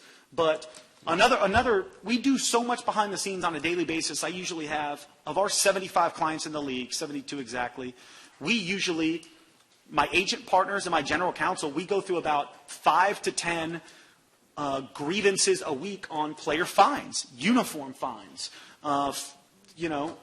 We saved our firm we saved our players in appealing fines $238,000 in total last year as a firm. Right. The public doesn't see that. They don't know that if a guy gets fined $20,000 for an illegal hit or a safety taking some guy off, I'm appealing that. Right. And I'm winning 58% of those appeals. They may reduce the $20,000 fine to $8,000. But if they don't have somebody doing that and advocating, I'm telling you right now, these players don't know that it even happens. Right. I say, I'm appealing it for you. I'm on the phone call. When can you be available after practice on Tuesday? Or on Tuesday they don't have practice, but whatever the case may be, we're getting on a conference call. Here's what you say to the guy that's imposing the fine. I mean, these are just examples that come to me now that create value for a player. Right. Like I said, concierge services. I mean, I had to hire somebody who's been a travel agent for years and gets incredible rates. I mean, gets hotels for $199 that cost most people and most players $599. Yeah. The totality of doing that for a player over the year, we saved him just by flat having that connection, the salary that I pay for. I pay insurance for my employees to do that. Saves them maybe $7,000 a client. Right. And that's creating value for my client, and that's why I'm doing it. But when they start coming to you, I mean, early in the process, we just won't do it anymore. Well, it's interesting because going back to that tweet that I mentioned, you've got a player who's saying, I just want the contract negotiation. So it really is a case-by-case basis. It's a case-by-case basis, but you still have to educate them because players don't know everything. Well, players don't know that you're,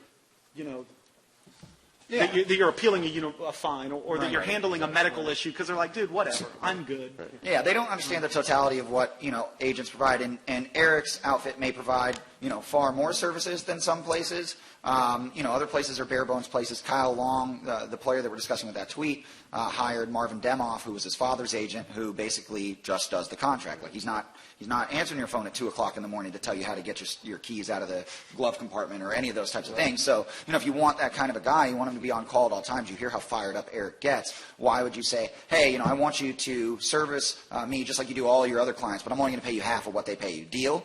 Of course not. You go into a high-stakes divorce proceeding with a cut-rate divorce attorney, expect to get hosed.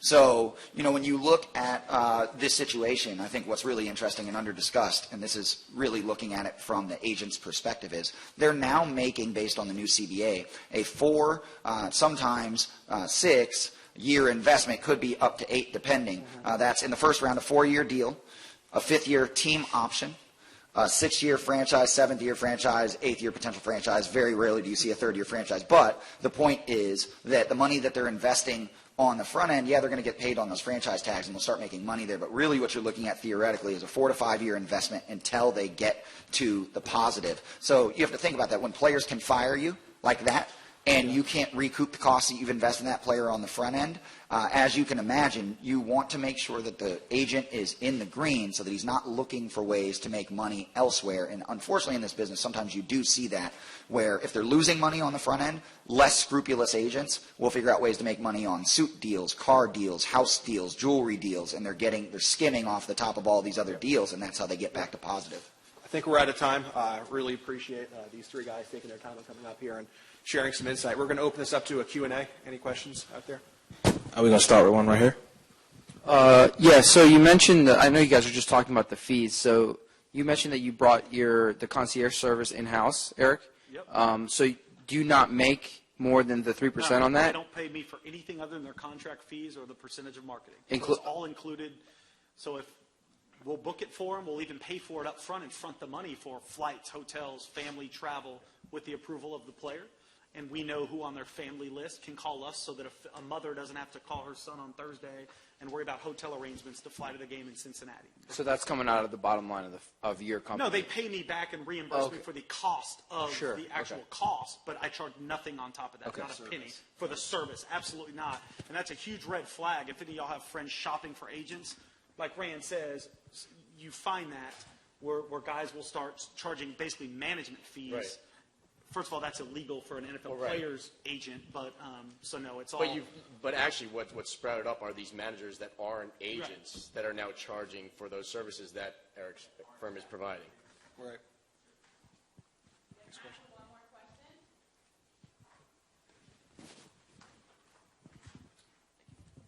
So when you have athletes like Randy Gregory, who just got his combine drug test back, how do you as an agent try to keep him in the top 5 of the draft?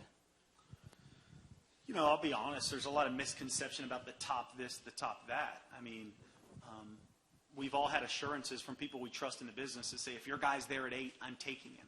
And it doesn't happen because draft day is just unpredictable. I don't care what anybody tells you. So there's nothing you can do per se to necessarily be guaranteed till his name is called. But again, it's about being proactive instead of reactive. I actually felt like his agent did a pretty good job of that. And I know Rand was actually a part of that story, and I know Randy's agent well. He did a good job because he knew the information before the public did. We always know everything first.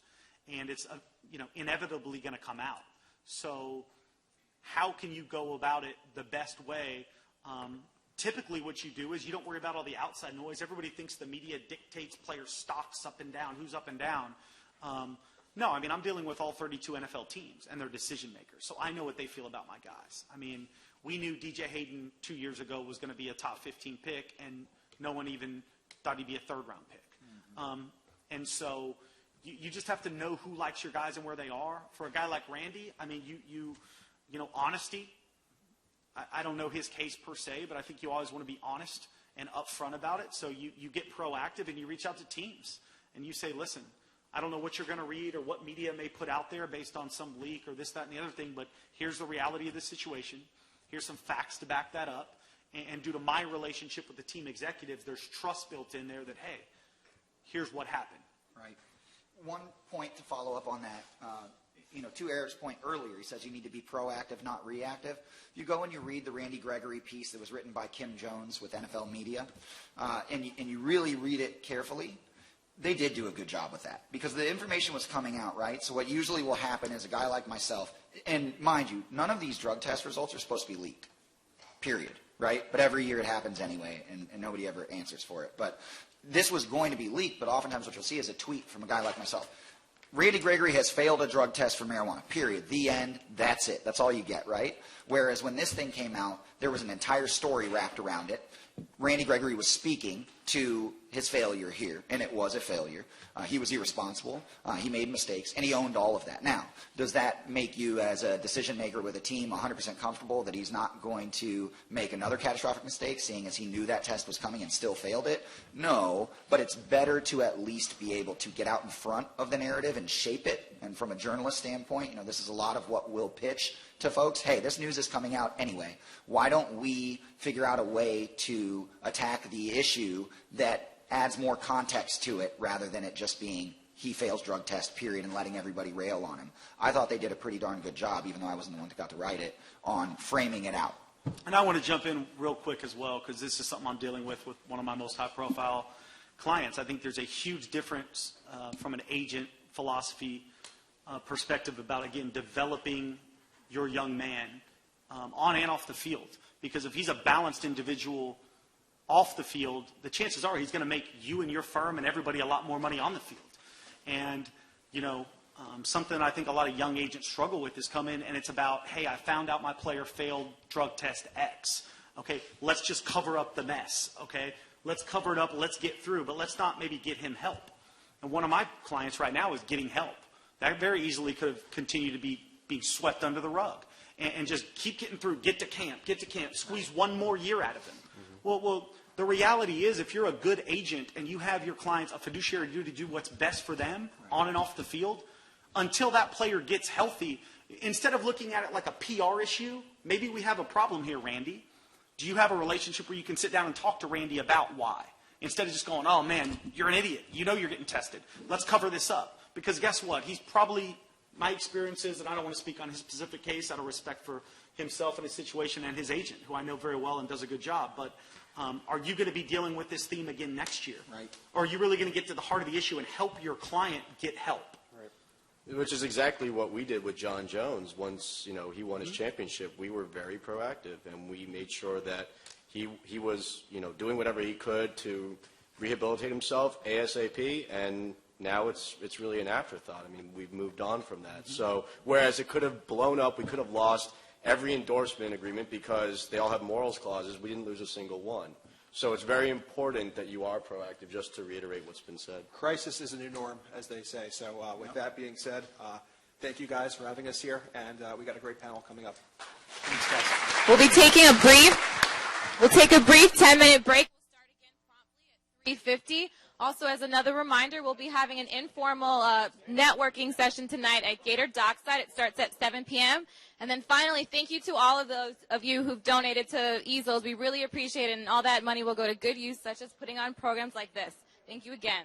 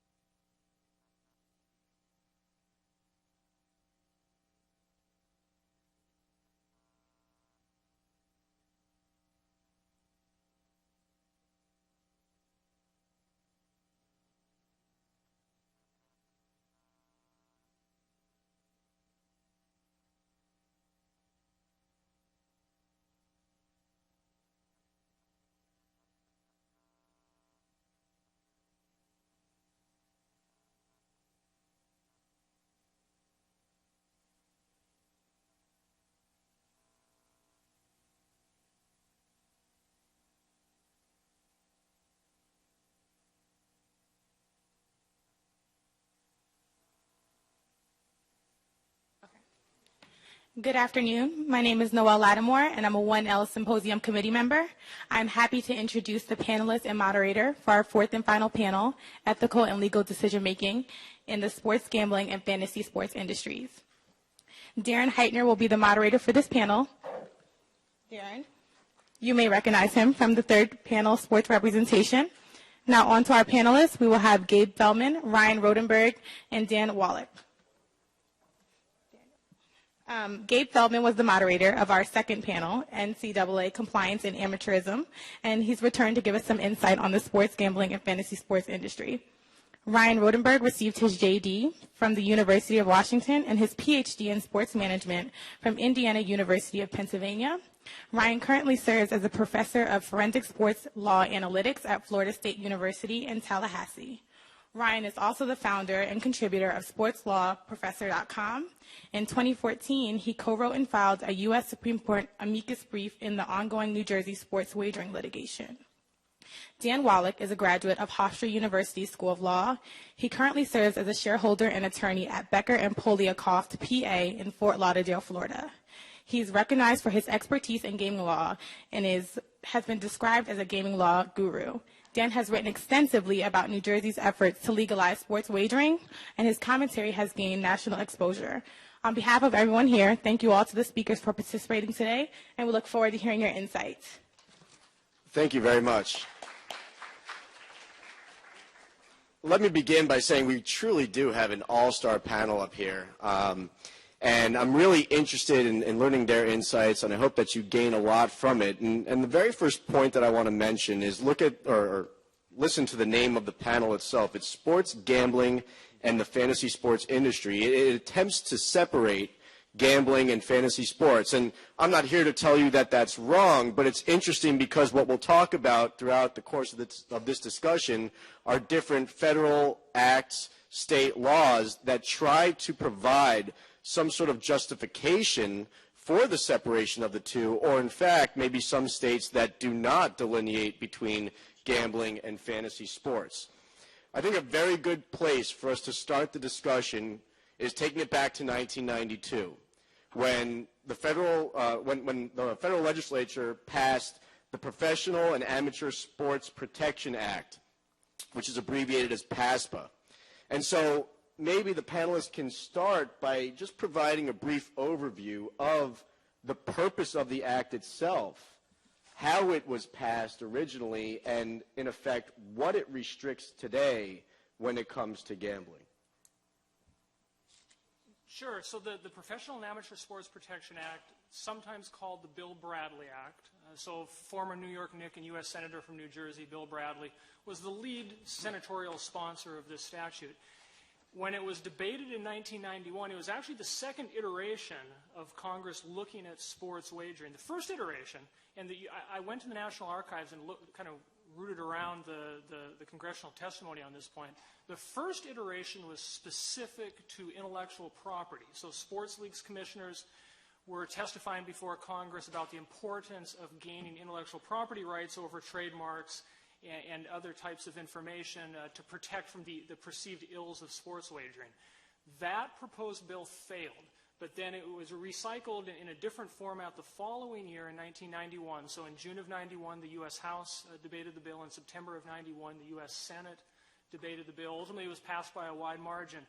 And it did something different, and it's a very unique statute. So PASPA attempted to freeze in place sports wagering, but only to the extent that certain states were grandfathered into the statute. So certainly when it was debated in 1991, there was a very robust sports wagering market in Nevada, and we're all aware of that.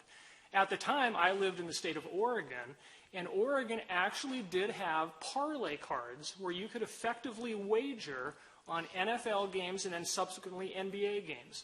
There were mothballed sports gambling options in both Montana and Delaware as well. So there's just a small number, 4 states, that had this. That activity was grandfathered in under this statute. So the statute's aim was to stop the spread of state-sponsored sports wagering moving forward. One little footnote to the statute, and it's come up repeatedly in the context of the current New Jersey litigation. New Jersey, specifically Atlantic City, a small geographic area in the state had a 12-month period where they could adopt state regulations to permit sports gambling. For a variety of reasons, New Jersey did not exercise that option. There were some political machinations and whatnot, but it never came to fruition. So after that 1 year grace period effectively elapsed, then state-sponsored sports gambling was frozen in time. Chris Christie, fast forward to 2012, certainly took issue with that, and I know we'll discuss that ongoing legal case, but that's what happened in 91 and 92. So let's jump forward. Let's talk about the efforts of the state of New Jersey right now, in particular Chris Christie, that's championed this effort. And just recently there were oral arguments on this particular issue. Dan, I know that you were present and you observed. So react to that. What was your takeaway? Where are the parties at this point, and what was the main discussion in front of the court? Well, the current iteration of the New Jersey sports betting controversy is a byproduct of a lawsuit that was brought several years ago.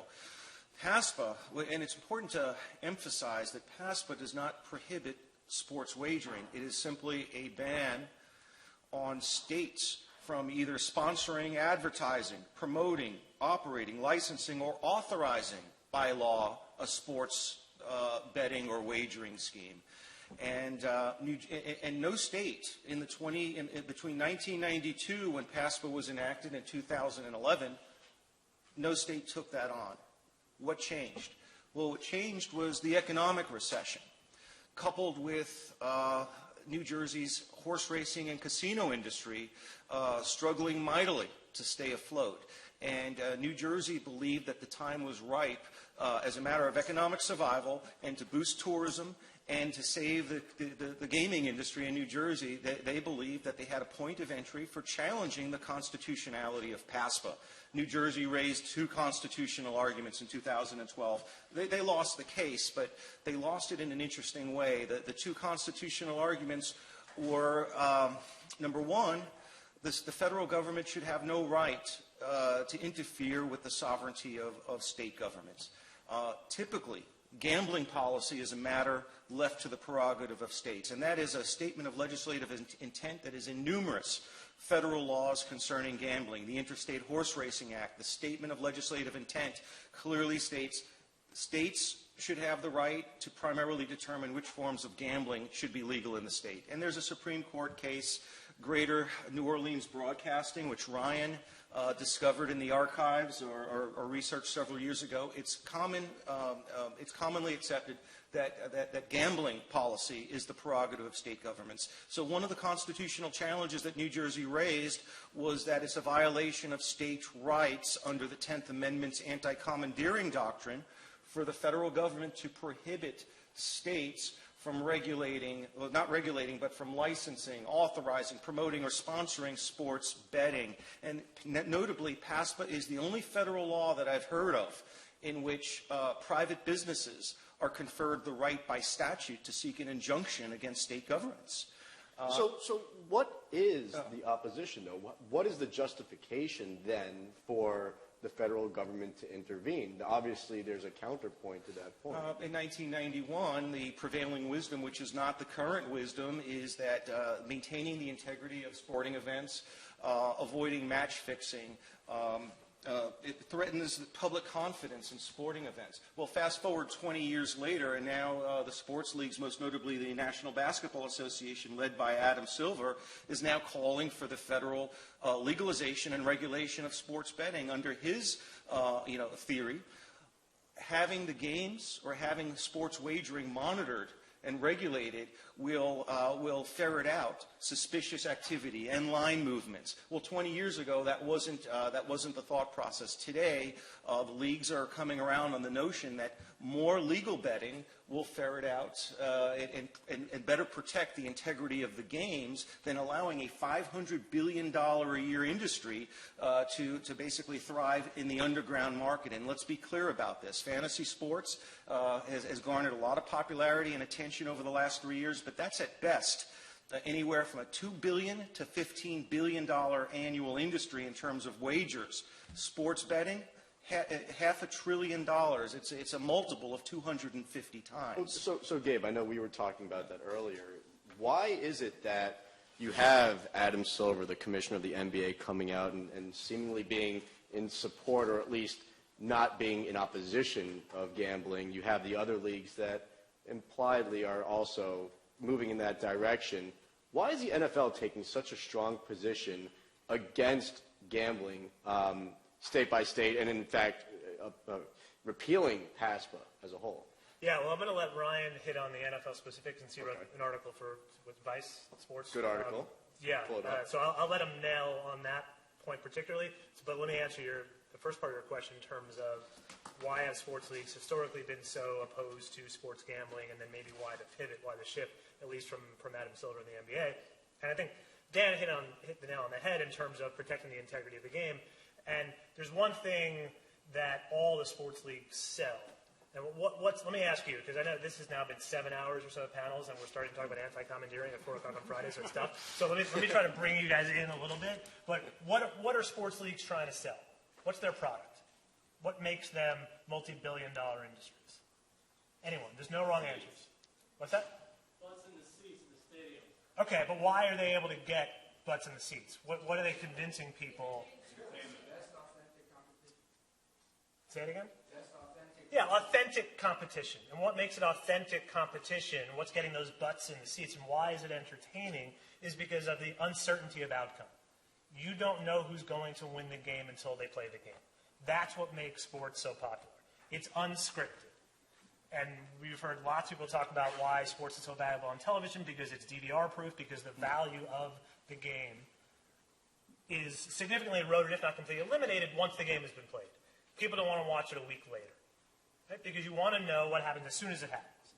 And if there is something that affects the integrity of the game from a competitive aspect, either because the game is predetermined because someone is throwing the game, or because someone's given a competitive advantage through something like performance-enhancing drugs, or something along those lines, or because one team is so much better than the other because of whatever players are able to sign, that all impacts the uncertainty of outcome. That impacts the integrity of the game. That impacts the popularity of the sports. So sports leagues, to their credit, for a very long time have been consistent that anything that impacts the integrity of the game broadly, and more specifically, that impacts competitive balance or that uncertainty of outcome, will destroy the leagues.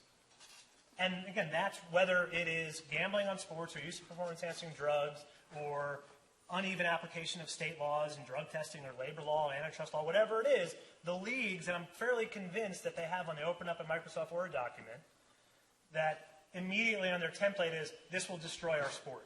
And they actually have to delete it before they go on with their document. Because every argument they make is, we can't do this because it will destroy our sport. I see integrity over and over and over again. And, just as a side note before, I guess we go on to Ryan and Dan to talk about the NFL, talk about uncertainty of the outcome. We were talking before, I was just in Las Vegas. I thought it was certain that Kansas was going to beat Wichita State. And there you go. It just proves that there is a lot of uncertainty there. So he said, bet the farm, bet the house, whatever. Bet the house. Yeah. So anyway, I lost. So moving on, talking about the NFL. So obviously, integrity of the game has been stressed for over a decade now.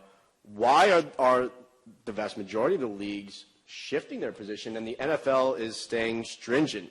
This will jeopardize the integrity of the league. We cannot have it whatsoever. Where's Kevin? The status quo is lucrative. The status quo is quite lucrative. But we've recognized the historical friction between sports leagues and gambling. There's a long history, and it stretches back decades. But there is one issue that reputable sports books, sports bettors, sports leagues, law enforcement, they all agree on. They want a game on the level. They want the game to have integrity because all of them have a vested stake that takes place. So, as I sifted through congressional testimony and old court documents and whatnot, that was the common theme that reverberates over and over again. So a number of leagues latched onto that for literally decades. But on November 14th of last year, Adam Silver made the 180-degree turn. And that 500-word op-ed in the New York Times, it was a seminal piece that people will be discussing. Just to jump in, why did he do that? Does anyone have any idea why? Absolutely. Go ahead. Ryan alluded to one reason. The op-ed piece happened to be timed within a day of the NBA announcing that it became an equity investor in FanDuel. Okay. But I believe None of this happens, none of this conversation occurs in the current day without New Jersey's efforts to legalize sports betting. It was the first New Jersey lawsuit that opened up the first crack in PASPA. Now, you ask me where things currently stand. It probably takes more than 60 seconds to get from 0 to 60 on that story, but New Jersey almost toppled PASPA before the Third Circuit U.S. Court of Appeals. By a 2-to-1 vote, the Third Circuit in 2013 upheld the constitutionality of PASPA, but a dissenting judge concluded that PASPA violated the dreaded, at this hour of the day, anti-commandeering doctrine. And that opened up the first seam in any challenge to PASPA. And more importantly, the Third Circuit's opinion gave New Jersey a roadmap for legalizing sports betting. The Third Circuit rejected New Jersey's argument that being forced to maintain an unwanted prohibition against sports betting on their books, that being forced to maintain that law somehow violates state sovereignty and violates the 10th Amendment. The Third Circuit said no. As a policy matter, states are free to repeal their sports betting bans, and it is, as a policy matter, up to the states to determine the exact contours of the prohibition. What that essentially means is you can't legalize, you can't regulate it, you can't tax it, you can't authorize it, but you could remove the state law ban against it and allow it to go on unregulated. And New Jersey did just that in reliance on the Third Circuit's opinion and a statement made by the U.S. Solicitor General in a brief before the United States Supreme Court. Donald Verrilli said that even a partial repeal of a state law ban against sports betting would not violate PASPA. And that's what New Jersey has done in the current round of litigation. New Jersey enacted a bill in October of 2014 partially repealing state gambling laws prohibiting sports betting, but only repealed it for the benefit of casinos and racetracks, which are heavily licensed and regulated entities within the state of New Jersey. And the issue before the current Third Circuit appeal, and I attended oral arguments last week, the issue is whether a partial repeal of a state law ban on sports betting somehow constitutes an authorization of sports betting in violation of PASPA. And I think the decision could go either way. The Third Circuit Court was focused more on issues of statutory interpretation and was less concerned about the public policy aspects of it that drove Judge Michael Shipp's decision in the lower court. So we may be on the doorstep of legal sports betting in this country. The question is not if, but when. Under Adam Silver's best case scenario, we could be looking 3 to 5 years out. Under Governor Chris Christie's scenario, and he's a live dog here, he could win this case. We could have legal betting in New Jersey in time for the start of the 2015 NFL season. And that would be wild. When do we expect a decision by the Third Circuit? If I check my iPhone, any day, but in all likelihood, late April to mid-May, just in time for another conference that Ryan and Gabe are organizing around this subject. And by the middle of May, we should know if New Jersey has won its case. Now, that won't be the end of the struggle. Does this get kicked to the Supreme Court? Not immediately. The losing party undoubtedly, whether it's New Jersey or the 5 sports leagues, will undoubtedly petition for rehearing en banc before the entire Third Circuit panel. And I believe if New Jersey wins this case, arguably there would be a conflict within the Third Circuit based upon the outcome in Christie 2 versus the outcome in Christie 1, although arguably they could be reconciled. But I believe there's a strong likelihood, and I'll go out on a limb and say better than 50-50 chance if New Jersey wins, the full Third Circuit will rehear the case, and this could push the effectiveness of the start of sports gambling further on into the summer. But if New Jersey wins, there is going to be sports gambling in this country legal outside of Nevada within 1 year. And before we move on to fantasy, I think talking about that FanDuel deal with the NBA is a good starting point. We've talked about the professional leagues and their positions. What about the NCAA? What's the NCAA's position been, and are they as adamant about keeping PASPA in place as the NFL, or not so much? Adam Silver's op-ed in the New York Times was carefully drafted. He always qualified sports leagues with the word professional in front of it. So you're keying in on an important issue, because there's 5 plaintiffs in the New Jersey case, the NCAA and the 4 major professional sports leagues. The NCAA issued, I think it's an annual event, but they issued just a short one-page summary of their position on sports gambling. And in connection with gambling as well as fantasy, they're taking a position that is exactly at odds with a federal statute in 2006. I mean, they're taking the position that fantasy sports that involve cash, betting on player-level outcomes, is under their definition of gambling. Now, certainly, the Unlawful Internet Gambling Enforcement Act, UGA, which we'll get to shortly, takes a different position because they certainly have the three-pronged safe harbor for fantasy sports. But the NCAA, among the 5 plaintiffs, certainly is farther along the spectrum of we want to stay away from everything, even beyond the NFL, in my opinion. Certainly the NBA's domino has already fallen. The ESPN magazine cover story certainly intimated that Major League Baseball and NHL, Gary Bettman and Rob Manfred, have already publicly stated they're going to reevaluate this issue. You could see them making this similar pivot shortly. But the NCAA would certainly be at the end of the spectrum in terms of embracing or somehow is trying to monetize sports wagering. And I think you can see why. I mean, we can question why the NFL is being so adamant in opposing sports gambling, and we can wonder why Adam Silver made that announcement. And even if it is because of the partnership with FanDuel, the timing is still strange as you're challenging New Jersey's ability to legalize sports gambling or have state-sponsored sports gambling. You're saying sports gambling is okay, just not if the states do it. Well, because the league's position has been that fantasy is completely separate from gambling, correct? Right. Well, it has to be because they're embracing and they're partnering with the gambling, with fantasy sports, which we'll talk about in a second, and not with sports gambling. But from the NCAA perspective, if you think about who would be most susceptible to someone approaching them to fix a game, and the reason why it was so relatively easy to fix baseball games back in the early 20th century is because the baseball players didn't make very much money. They could make more money by accepting bribes than they could in their salary. So who else, let's see, who would be the most vulnerable today? Who are the athletes who aren't getting paid anything other than their scholarship? It's college athletes. So if you're in the mob or someone trying to fix a game, who is it going to be easiest to approach? A college athlete. And there's a very understandable reason why the NCAA is saying, we can't even think about legalizing sports gambling. Now, why they push it to include fantasy sports is a whole other topic, and I think gets into what we're about to discuss. And so, what's interesting, I just wrote an article on Forbes maybe 3 days ago that talked about this new startup called Fan Angel. And the concept there is individuals, any of us, fans, let's say, of the Florida Gators, we can pledge money to athletes here as basically an inducement to persuade those players to stay in school, and that money will be held in escrow and not released to the players until they actually forfeit their student-athlete eligibility.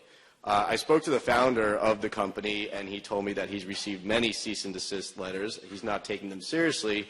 Nothing from the NCAA as of late, but that even gets to an even grayer area as to whether or not you're somehow violating or influencing the outcomes of games. Final point on this issue. So if Dan's dream comes true and New Jersey prevails, in effect, it will allow wagering not just on professional sports, but also on amateur athletics, correct? Or am I wrong?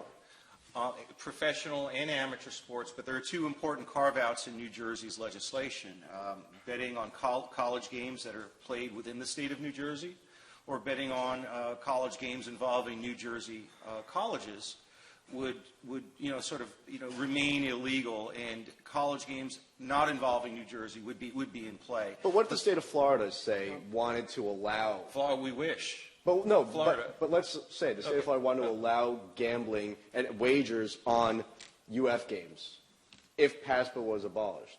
That technically could be permissible, correct? Absolutely. That'd be up to the states. Right. It'd be up to the states. And it's not a hypothetical, Darren. This actually occurred. So New Jersey has this weird tangent where Rutgers and Princeton games that played in the state would not be eligible to be bet on.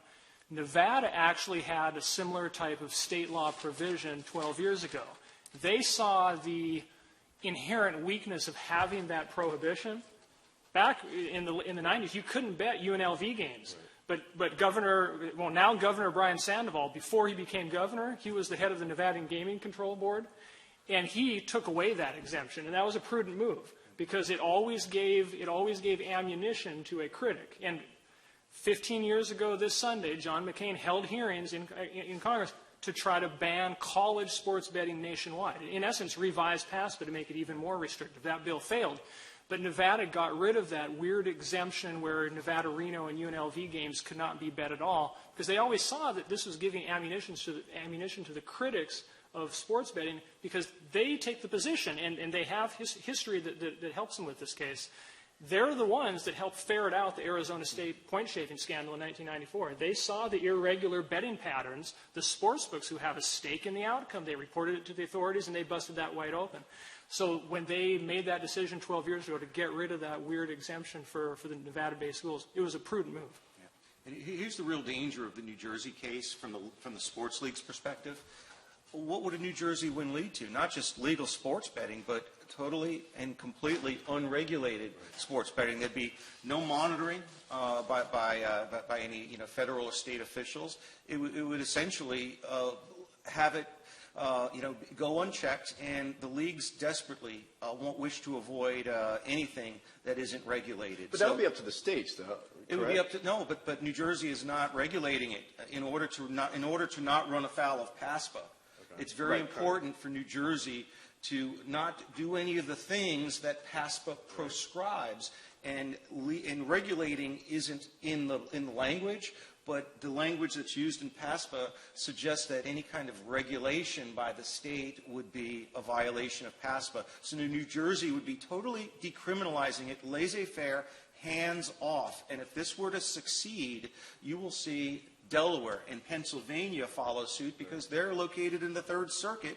Once those three are online, 10 other states will sign on, and then that will press the issue in Congress. And you'll see a New Jersey win will lead to congressional reform, whether it's an abolition of PASPA, repeal, or a tweaking of PASPA. The time between a New Jersey win and congressional reform would be less than a year. Okay, interesting. So I asked and received permission to change it up a little bit. Before we move on to fantasy, I want to open the floor for any specific questions on this particular area of sports gambling. With a focus on PASPA. Yes. Well, I think somebody's coming out with the mic, maybe. Sorry, Josh, to put you on early duty.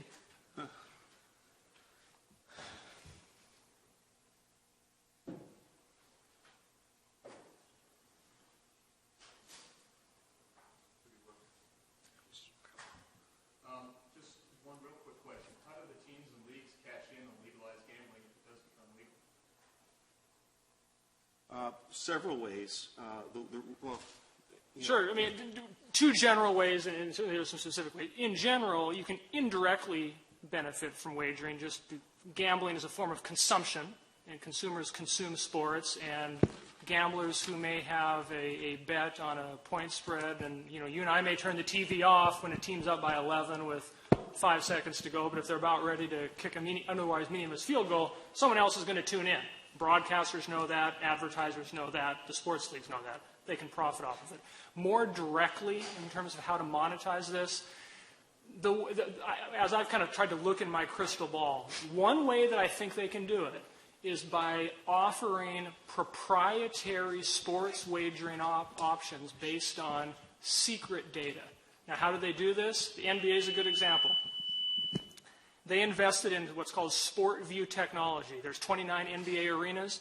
They have digital cameras that point down and track everything: how far you jump, how high you jump, how far you run, whatnot. Sports gambling, traditional sports gambling, has been static for decades. There's money lines, there's over-unders, there's some prop bets, there's point spreads, but there's not a lot of creativity. Europe is 5 to 10 years ahead of us. They do the real-time in-game wagering, where you're making micro bets as the game develops. The limits are fairly low, but it engages consumers in ways that the American market has yet to see. But mobile gaming, using some of these proprietary statistics or a new type of offerings, I think that's the way of the future, which is one reason why daily fantasy has been so popular. Yeah, I'm a firm believer that fantasy has led to such amazing growth and interest, not only among the consumer that was already fascinated with the particular sport, but to the extent where you're bringing in new demographics and also adding a lot of interest not only from the male gender, but the female gender. How many females are involved in fantasy sports and now actively watching sports for that particular reason? So gambling can contribute to that as well, in my opinion. Can I add further to Ryan's comprehensive answer? Besides the licensing fees for proprietary information and the indirect benefit from TV ratings, during blowouts, fans are still going to be watching the games to see if the team's covered. The third or second direct way that the leagues could benefit is through a percentage of the handle. It could be an infinitesimal amount, but if we're talking about my seat just dropped. If we're talking about a $500 billion industry, 0.00 of $500 billion, could add up. And I think the leagues are realizing that if they don't do it soon, the states will take control of it. And when the states take control of it, the leagues are going to be cut out. And if they don't do it now, the train may have left the station. So it's very important that the leagues get in front of other states, not only New Jersey, but other states potentially challenging the constitutionality of PASPA, because it's coming. If New Jersey loses, it won't be long before another state, such as perhaps Indiana or Minneapolis, might challenge the constitutionality of PASPA using the New Jersey blueprint. And that statute is going to go down eventually. As it should. One other point. What's interesting is that the argument that we just heard as to why gambling on sports is good for the leagues, that it gets people to watch a game even when the game is already over to see if they're going to cover the over-under or what the spread might be, is the exact argument they used against sports gambling for a long time, saying that they didn't want fans focused on things that weren't relevant to the outcome of the game. And that was part of the reason why they were against fantasy sports originally, because they thought, wait a minute, people are just going to be rooting for their favorite player, irrespective of the outcome of the game. That's not what we want. That's the worst thing that can possibly happen. Now they realize, oh, this is the best thing that could possibly happen, because now we have something like the Red Zone channel, where people just say, yeah, I guess my team is on, but I want to watch every team at the same time to be able to see what's happening. Not because I care who's winning that game. It's not the game's about to end, let's show you how it ends. It's someone's about to score, and that's going to affect your fantasy team. Last year, DirecTV pumped in an enormous amount of money to create a fantasy channel. Right. So it's, and so you see where this is going. Yeah, and so what used to be the worst nightmare for the leagues is now making them tons of money. And it's hard now, for those of you who have Red Zone channel, to watch one game at a time. It's just boring. It really is. And the last point on that is the... I forgot my last point. I just want to make sure we have till 5, correct? Josh? Okay. Okay. And we'll do outtakes at the swamp later, so if you have more questions, we'll keep going. Thank you for taking my question. I was wondering if PASPA were eventually taken away because of the Third Circuit challenge right now, do you think it would just stay gone, or would they change it, like what you were talking about? Possibly they narrow it down to NCAA games that you can't bet on, or do you think it would change in some other way? Well, to be clear, it wouldn't actually abolish PASPA, right? No. New Jersey is not challenging PASPA. New Jersey is trying to avoid running afoul of PASPA. Right, they were challenging. They were, but they lost that. New Jersey lost that battle. Now they're trying to stay on the right side of PASPA by decriminalizing sports betting prohibitions within the state in the manner suggested by the last Third Circuit opinion. How backwards is that, though? I mean, that technically it's a workaround where it would go on unregulated if, in fact, they Which want. is why it's untenable. I mean, Right. it wouldn't be able to maintain, I think, to answer your question, the status quo. If New Jersey wins, something would have to happen federally. And you've made the league's argument. It's not simply completely unregulated. Casinos and racetracks are regulated in any event by the state. So the leagues are arguing to the Third Circuit Court of Appeals this notion of unregulated, decriminalized sports betting is a myth. It's taking place at the facilities of the casinos and racetracks, which themselves remain subject to regulation by the state gaming regulators under the New Jersey Casino Control Act. So it's more of an elevation of form over substance. And in substance, casinos and racetracks that will be conducting sports betting are going to remain under the regulation of the state. And a wise man wrote, or co-wrote, that is either gaming or gambling is the most regulated industry in the country outside of nuclear energy. Yep. His name rhymes with Ryan Rodenberg. Yeah. But it's complex. There's a lot out there to dive through that we're only getting sort of the tip of the iceberg. So let's move on to another acronym, UIGEA. The Unlawful Internet Gambling Enforcement Act of 2006. And I always found it interesting when looking at this act, you have gambling right in the middle of it, and yet this is exactly the act upon which fantasy gaming operators rely in order to provide their services to the general public.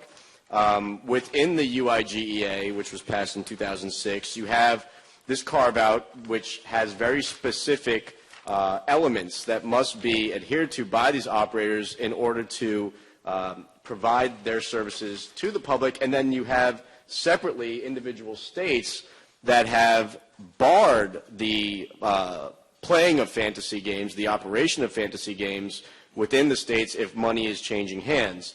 Then you have states that actually aren't as clear. They've maybe provided their opinion but not, in fact, passed any law that prohibits the operation of those games. So maybe, Ryan, a good place to start is with you, a more thorough description, again, as to the purpose of the UIGEA with regards specifically to fantasy sports and what role it plays today, not only with season-long fantasy games, but now the prevalence of daily games. It's an important distinction. So the Unlawful Internet Gambling Enforcement Act, UIGEA, passed in 2006. It was tacked on to the back of a safe port bill. You may remember the controversy in 2005 when a foreign country was going to privatize some of America's ports. That resulted in a congressional statute. Tacked onto that was UIGEA. It's best described as an indirect enforcement mechanism. Here's why. UIGEA gets to banks and payment processors and imposes on them the duty not to process payments for gambling entities. It doesn't directly prohibit gambling. Right? And it has this carve-out. It's a three-pronged carve-out that traditional season-long fantasy certainly predated UIGEA in 2006. It had been existed for decades. But this three-pronged carve-out is very narrow. It doesn't give just blanket permissibility to anything that you just happen to label fantasy sports. It's very specific. You have to have predetermined monetary amounts. You have to have two or more real-world games involved. It can't just be a single game or single athlete. And then probably the one that gets the most attention that's really interesting to talk about is that the fantasy game, the way it's structured, has to be based on the relative skill of the participants involved. So that does lend itself to a very different structure. A traditional sports book, you place a bet. The sports book has a stake in that outcome. You're betting against the house. Fantasy or daily fantasy is structured much differently. It's much more like an exchange, a peer-to-peer exchange, where you're bringing together players and fantasy participants against each other. And that's where that relative skill aspect comes in. I'm fairly certain the industry leaders have done their due diligence and research, and probably under lock and key somewhere in their offices, they've done studies that they will bring out if and when litigation ever comes that will provide evidence that this is skill-based. And they certainly have some strong evidence that would support that. I'm not aware of any public study that actually gets to this skill versus chance angle. But it's an important one. I mean, the poker, for years, they've been litigating. And poker enthusiasts and the poker lobby have been saying, poker's not gambling. It's a game of skill. And we have the evidence that shows that. So you have huge media companies, Yahoo, ESPN, that are involved in these season-long tournaments that revolve around fantasy sports. But they're not involved in daily fantasy sports or weekly fantasy sports, whatever you want to call it. Instead, you have the growth of FanDuel, DraftKings, these startups that are not tied to these existing gigantic companies. Why have ESPN, Yahoo, and these existing companies that had made so much money on these season-long games stayed away from getting into the daily scene?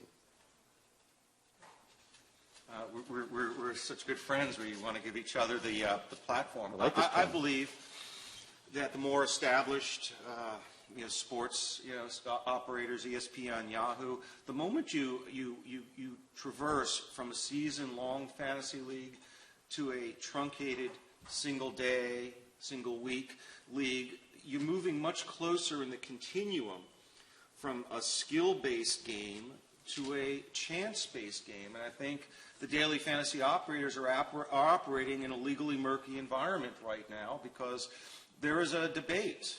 No case has settled the question of whether a daily fantasy league or contest is primarily or predominantly a contest of skill or a game of chance. And I think the traditional companies with brand images that are established are for the most part steering clear of this uncertain legal environment, because we're not just simply focusing on federal law. UGIA is only one part of the equation. When you start examining the laws, the lottery laws, the illegal gambling laws of the 50 different U.S. states, each state or many states have differing views of what constitutes an illegal lottery. And the focus is on how do you define what is a game of chance. Certain states follow what is known as the predominant element test, and those states will focus on which between skill and chance predominates. But at the other end of the spectrum, and this is where it gets really legally dicey, there are a pocket of states, Iowa, Arizona, Arkansas, Tennessee, maybe as many as 15 states that follow the any chance model, in which even a modicum of chance involved in the contest would run afoul of the state's gambling laws. And you can't tell me sitting here today that even single season-long leagues don't involve some element of chance. And then when you get to the daily model, it is very close. Any of the operators who are allowing entrants from states that follow the any chance model are plainly violating the state laws of those states. But no prosecutions have occurred to date, and I think that's probably the overriding reason why these new renegade companies have emerged from mothballs and have stolen the thunder away from the established season-long sites. I really wanted to ask this question in a setting where we're in Florida. You mentioned Arizona, Iowa. I just pulled up an advisory legal opinion from 1991, and the question is, does participation in a fantasy sports league whereby contestants pay a fee for the opportunity to select actual professional sports players to make up a fantasy team whose actual performance statistics result in cash payments to the contestants, with the best fantasy team violate Florida's gambling laws? And the answer, the summary of the answer, says that Section 849.14 Florida statute prohibits the operation and participation in fantasy sports league, in a fantasy sports league whereby contestants pay an entry fee, so on and so forth. How then are all of us playing fantasy sports for money in Florida? That's the most misunderstood Attorney General advisory opinion in the history of the United States. I'm one of the few attorneys that I believe in the United States that has cracked the code of this AG's opinion. Good. That AG's opinion... There have been a lot of Canadians who have done it, though. That AG's opinion does not address the contest versus skill scenario. Florida, like several other states, also prohibit betting or wagering on contests of skill. So simply answering the skill-chance dynamic does not remove or does not place, fantasy completely on the right side of the law. You also have to deal with states which prohibit bets or wagers on skill contests, and Florida is one of those states. That Florida Attorney General's opinion acknowledges that participation in a season-long fantasy league involves skill. So putting that question aside, and that's where the opinion is often misunderstood.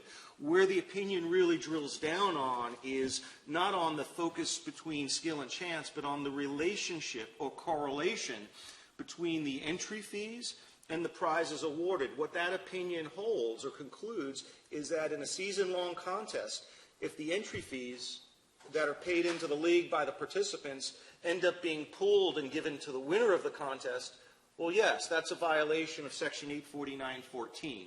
There are several subsequent Attorney General's opinions that have interpreted that opinion and don't say it's an all-or-nothing situation. The focus is more on the correlation between entry fees and prizes. So if the entry fees in part become part of the prize winnings, well, that could run afoul of Florida law as well. So what the fantasy operators are doing to skirt or to avoid violating that law is to have preset prize amounts. that are not determined or not varied based upon the number of participants or the total number of aggregate fees. Well, they have to under UIGEA anyway, yes. correct? So doing that under the UIGA would seemingly insulate a fantasy operator from criminal culpability under Florida law, but not all the leagues are operated that way. If you go on some of the sites, some of them clearly have, league play where entry fees are paid to the winner. Yeah, the problem is the proliferation of daily fantasy. I remember seeing one site that came about, launched right before the Super Bowl, and they limited the participation to players that were in that one game, which clearly ran afoul of UIGEA. Florida is far from the problem. The problem from the operator's perspective are those any chance states. And then the prospect of an adverse federal or state court decision, and there are a couple of cases that are pending right now that may finally tackle the question of whether it's predominantly skill or predominantly chance. And I wonder what's going to happen when that first federal court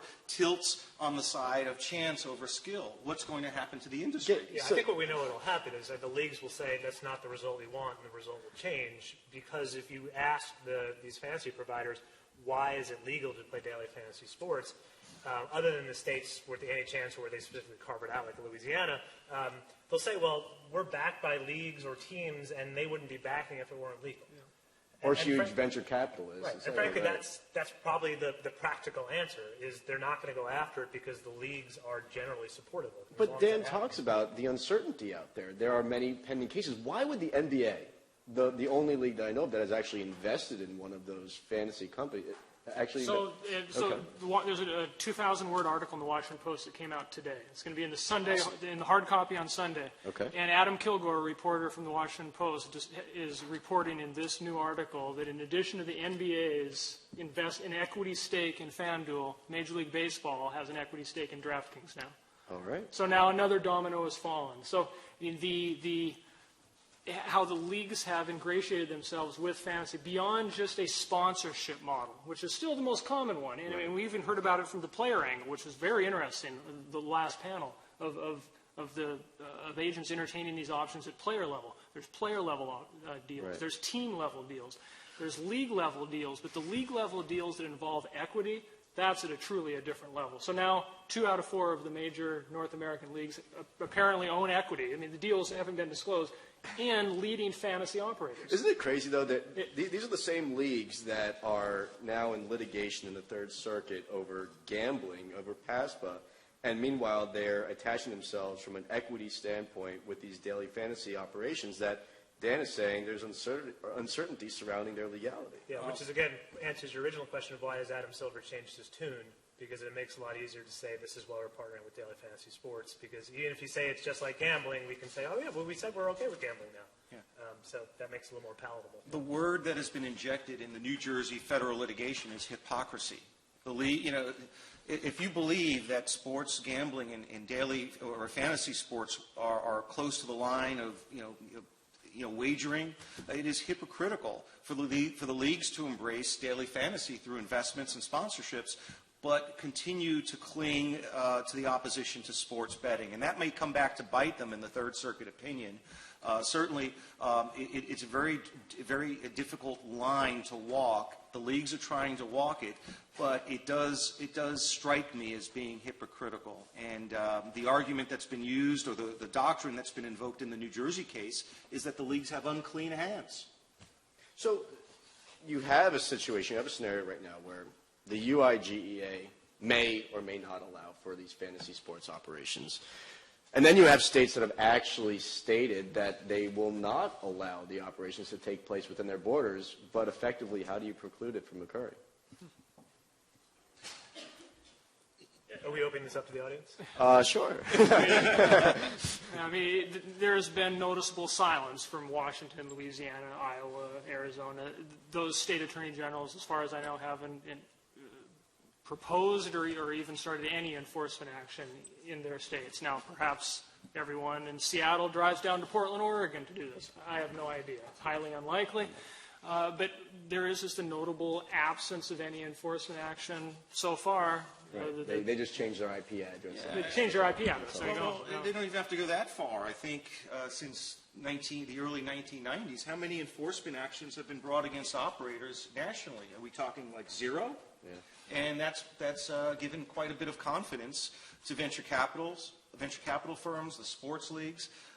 No state prosecutor wants to take on the unpopular act of criminalizing an activity that is engaged in by the majority of its constituents. Nothing will sink a politician's career quicker than trying to go after fantasy sports. And in there are 5 states currently. We've talked about this gray or murky area, but in truth, only 5 states expressly or explicitly prohibit fantasy sports from taking place.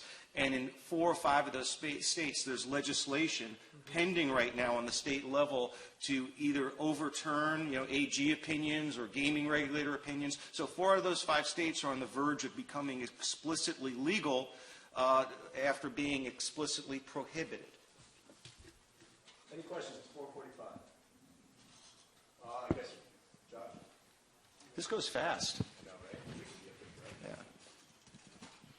I really appreciate you guys kind of going over the legal optics, but looking at a macroeconomic approach to fantasy leagues, do you think there's a daily fantasy league bubble? Will supply eventually outweigh demand? And going forward, the next couple of years, with the proliferation of daily fantasy sites like Draft Street, Star Street, University of Florida Street, just about everything, where do you see the industry kind of pulling?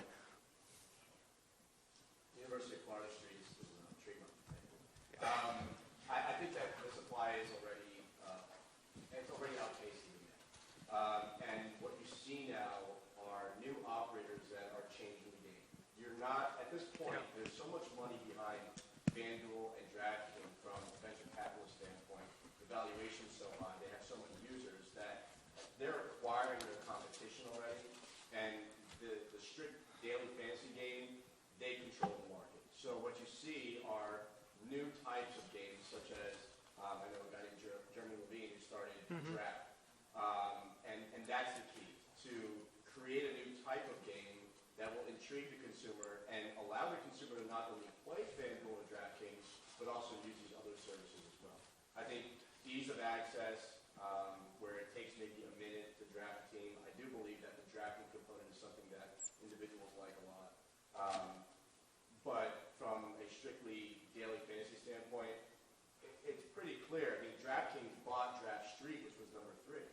So those two, they lead the way. It's a point well taken. So last month I attended the MIT Sports Analytics Conference. They had a standalone session about all of the algorithms and quantitative methods you can use to win your daily or traditional season-long fantasy league. Some people have the time to do that. Others don't. And I think that's where kind of the variety of options available. You mentioned the new offering called Draft. Those type of additional offerings, I think, are going to be very attractive to people for an additional reason as well. There's the so-called sharks versus minnows problem, where these quants, the sharks, can eat the minnows, people like me who are going to do 5 minutes of homework before participating in the game. I may get disillusioned after a while. And so there will be offerings in the not-too-distant future, if they're not already available, that will cater to people like me that might find an entertainment value. Yeah, but then don't we touch on the chance versus... Exactly. That's the double-edged sword. Yeah. But what's interesting is, the pro sports leagues help push across UGIA and tack it on an admiralty law. And there's definitely been a displacement effect from online poker to daily fantasy sports. So some people, and Peter Jennings were the most notable, who said he was a big online poker player, very successful, made a living from it, couldn't do it legally. So he decided to do daily fantasy sports, and now is making a good living playing daily fantasy sports. And if the tide shifts with online poker, which I think it eventually will, maybe some of that shifts back to online poker and goes away from daily fantasy sports. But there's no question that the popularity of fantasy sports as a whole is here to stay, and it makes this game more enjoyable. And then there's the added benefit of having the daily draft or being able to pick your players. And it definitely scratches an itch for people and instant gratification that I don't think is going anywhere soon. But I do think there is a risk that if online gambling becomes legal again, that daily fantasy sports just becomes one way to gamble online. Yeah, I'd like to further answer Corey's question about the bubble bursting. I don't think it's going to be a supply-demand issue. I think it's going to be a bad actor.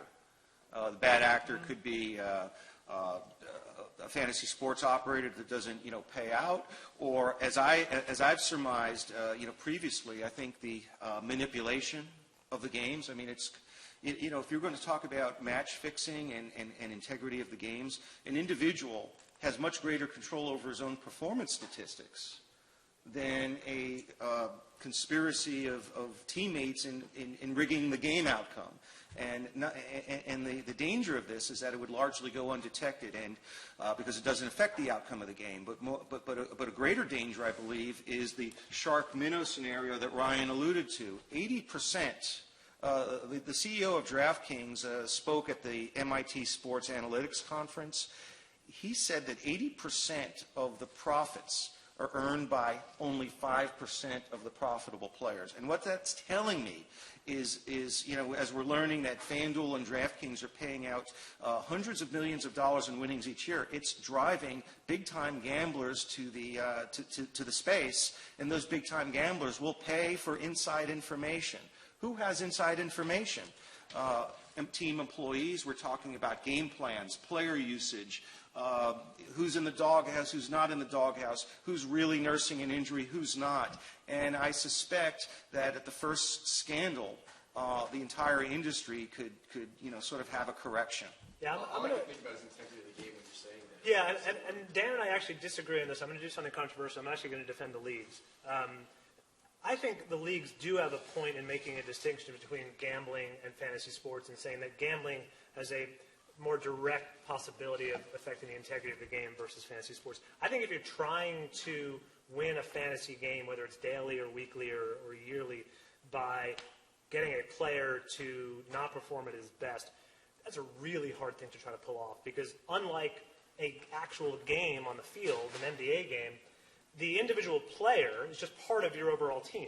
You have 7 or 8 or 9 or 10 other guys that are on a different team, so that one player's performance isn't outcome determinative by itself. It has an impact on it, but not as much of an impact as if you're betting on the actual game he's playing. And so I do think there's less threat to the integrity of the game, which is part of the reason I think that the leagues for now are comfortable having their own players play and talk about that they have fantasy teams. But I fear that garbage time during games raises the specter of softening of performance and playing off of a cornerback, playing off of a wide receiver. There are myriad ways in which the players can manipulate performance, individual performance, in a way that doesn't affect the outcome and which would remain undetectable. But they're 1/5 or 1/8 or 1/9 of the team, as opposed to being on the team that's trying to win or lose the game. We could sit up here forever with these superstars, but I think we have to call it a day. You should all follow each one of them on Twitter. Gabe isn't as active these days because he's very focused on winning awards at Tulane. Wait, but Gabe is number 2 in the nation, has the second most follows. I think it's in the world. Yeah, so in the world. Does that include Canada? Yeah. He has the second most followers on Twitter of any law professor, and that just shows you how few followers law professors have. That just shows you the importance and the emergence of sports law, that 2 of the top heavily followed legal professors are from the sports law space. And Dan and Ryan are contributing a lot of meaningful tweets and also articles on various platforms, so I highly suggest you follow them. Thank you all. It was a great panel, and it was an honor to be with you. No, the honor was mine. You were a terrific moderator, Darren. And thank you for inviting, thanks to Josh, and just thank you to University of Florida School of Law for inviting me to the panel. I had a great time. Let's give this panel a round of applause.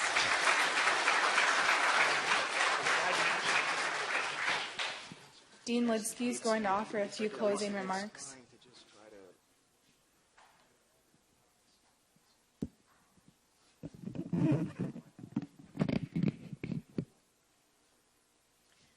Don't worry, this won't take long at all.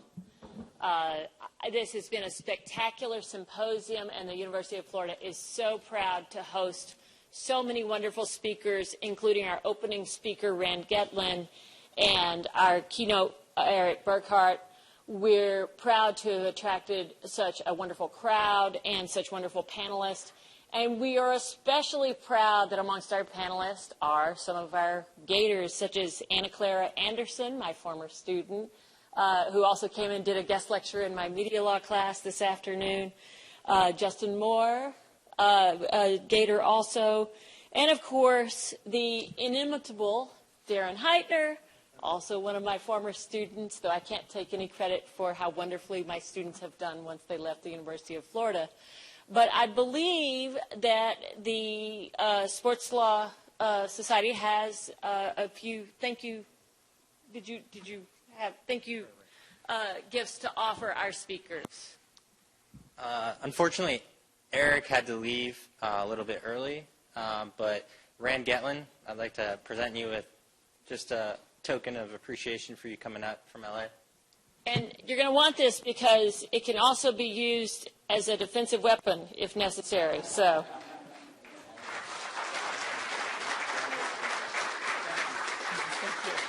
Thank you very much. Appreciate it. Is that it? Okay. And thank you very much. Remember, if you are registered, if you're an attorney and you're registered, you can get CLE credit for this. If you're not registered, you need to go outside and make sure you are registered in order to get your CLE credit. And I hope that everyone has a wonderful time tonight and that you all drive home safely and that you come back next year for a wonderful symposium that is sure to be put on next year, although not without, and I think we should give a hand of applause to Josh Corvo, who has done an amazing job.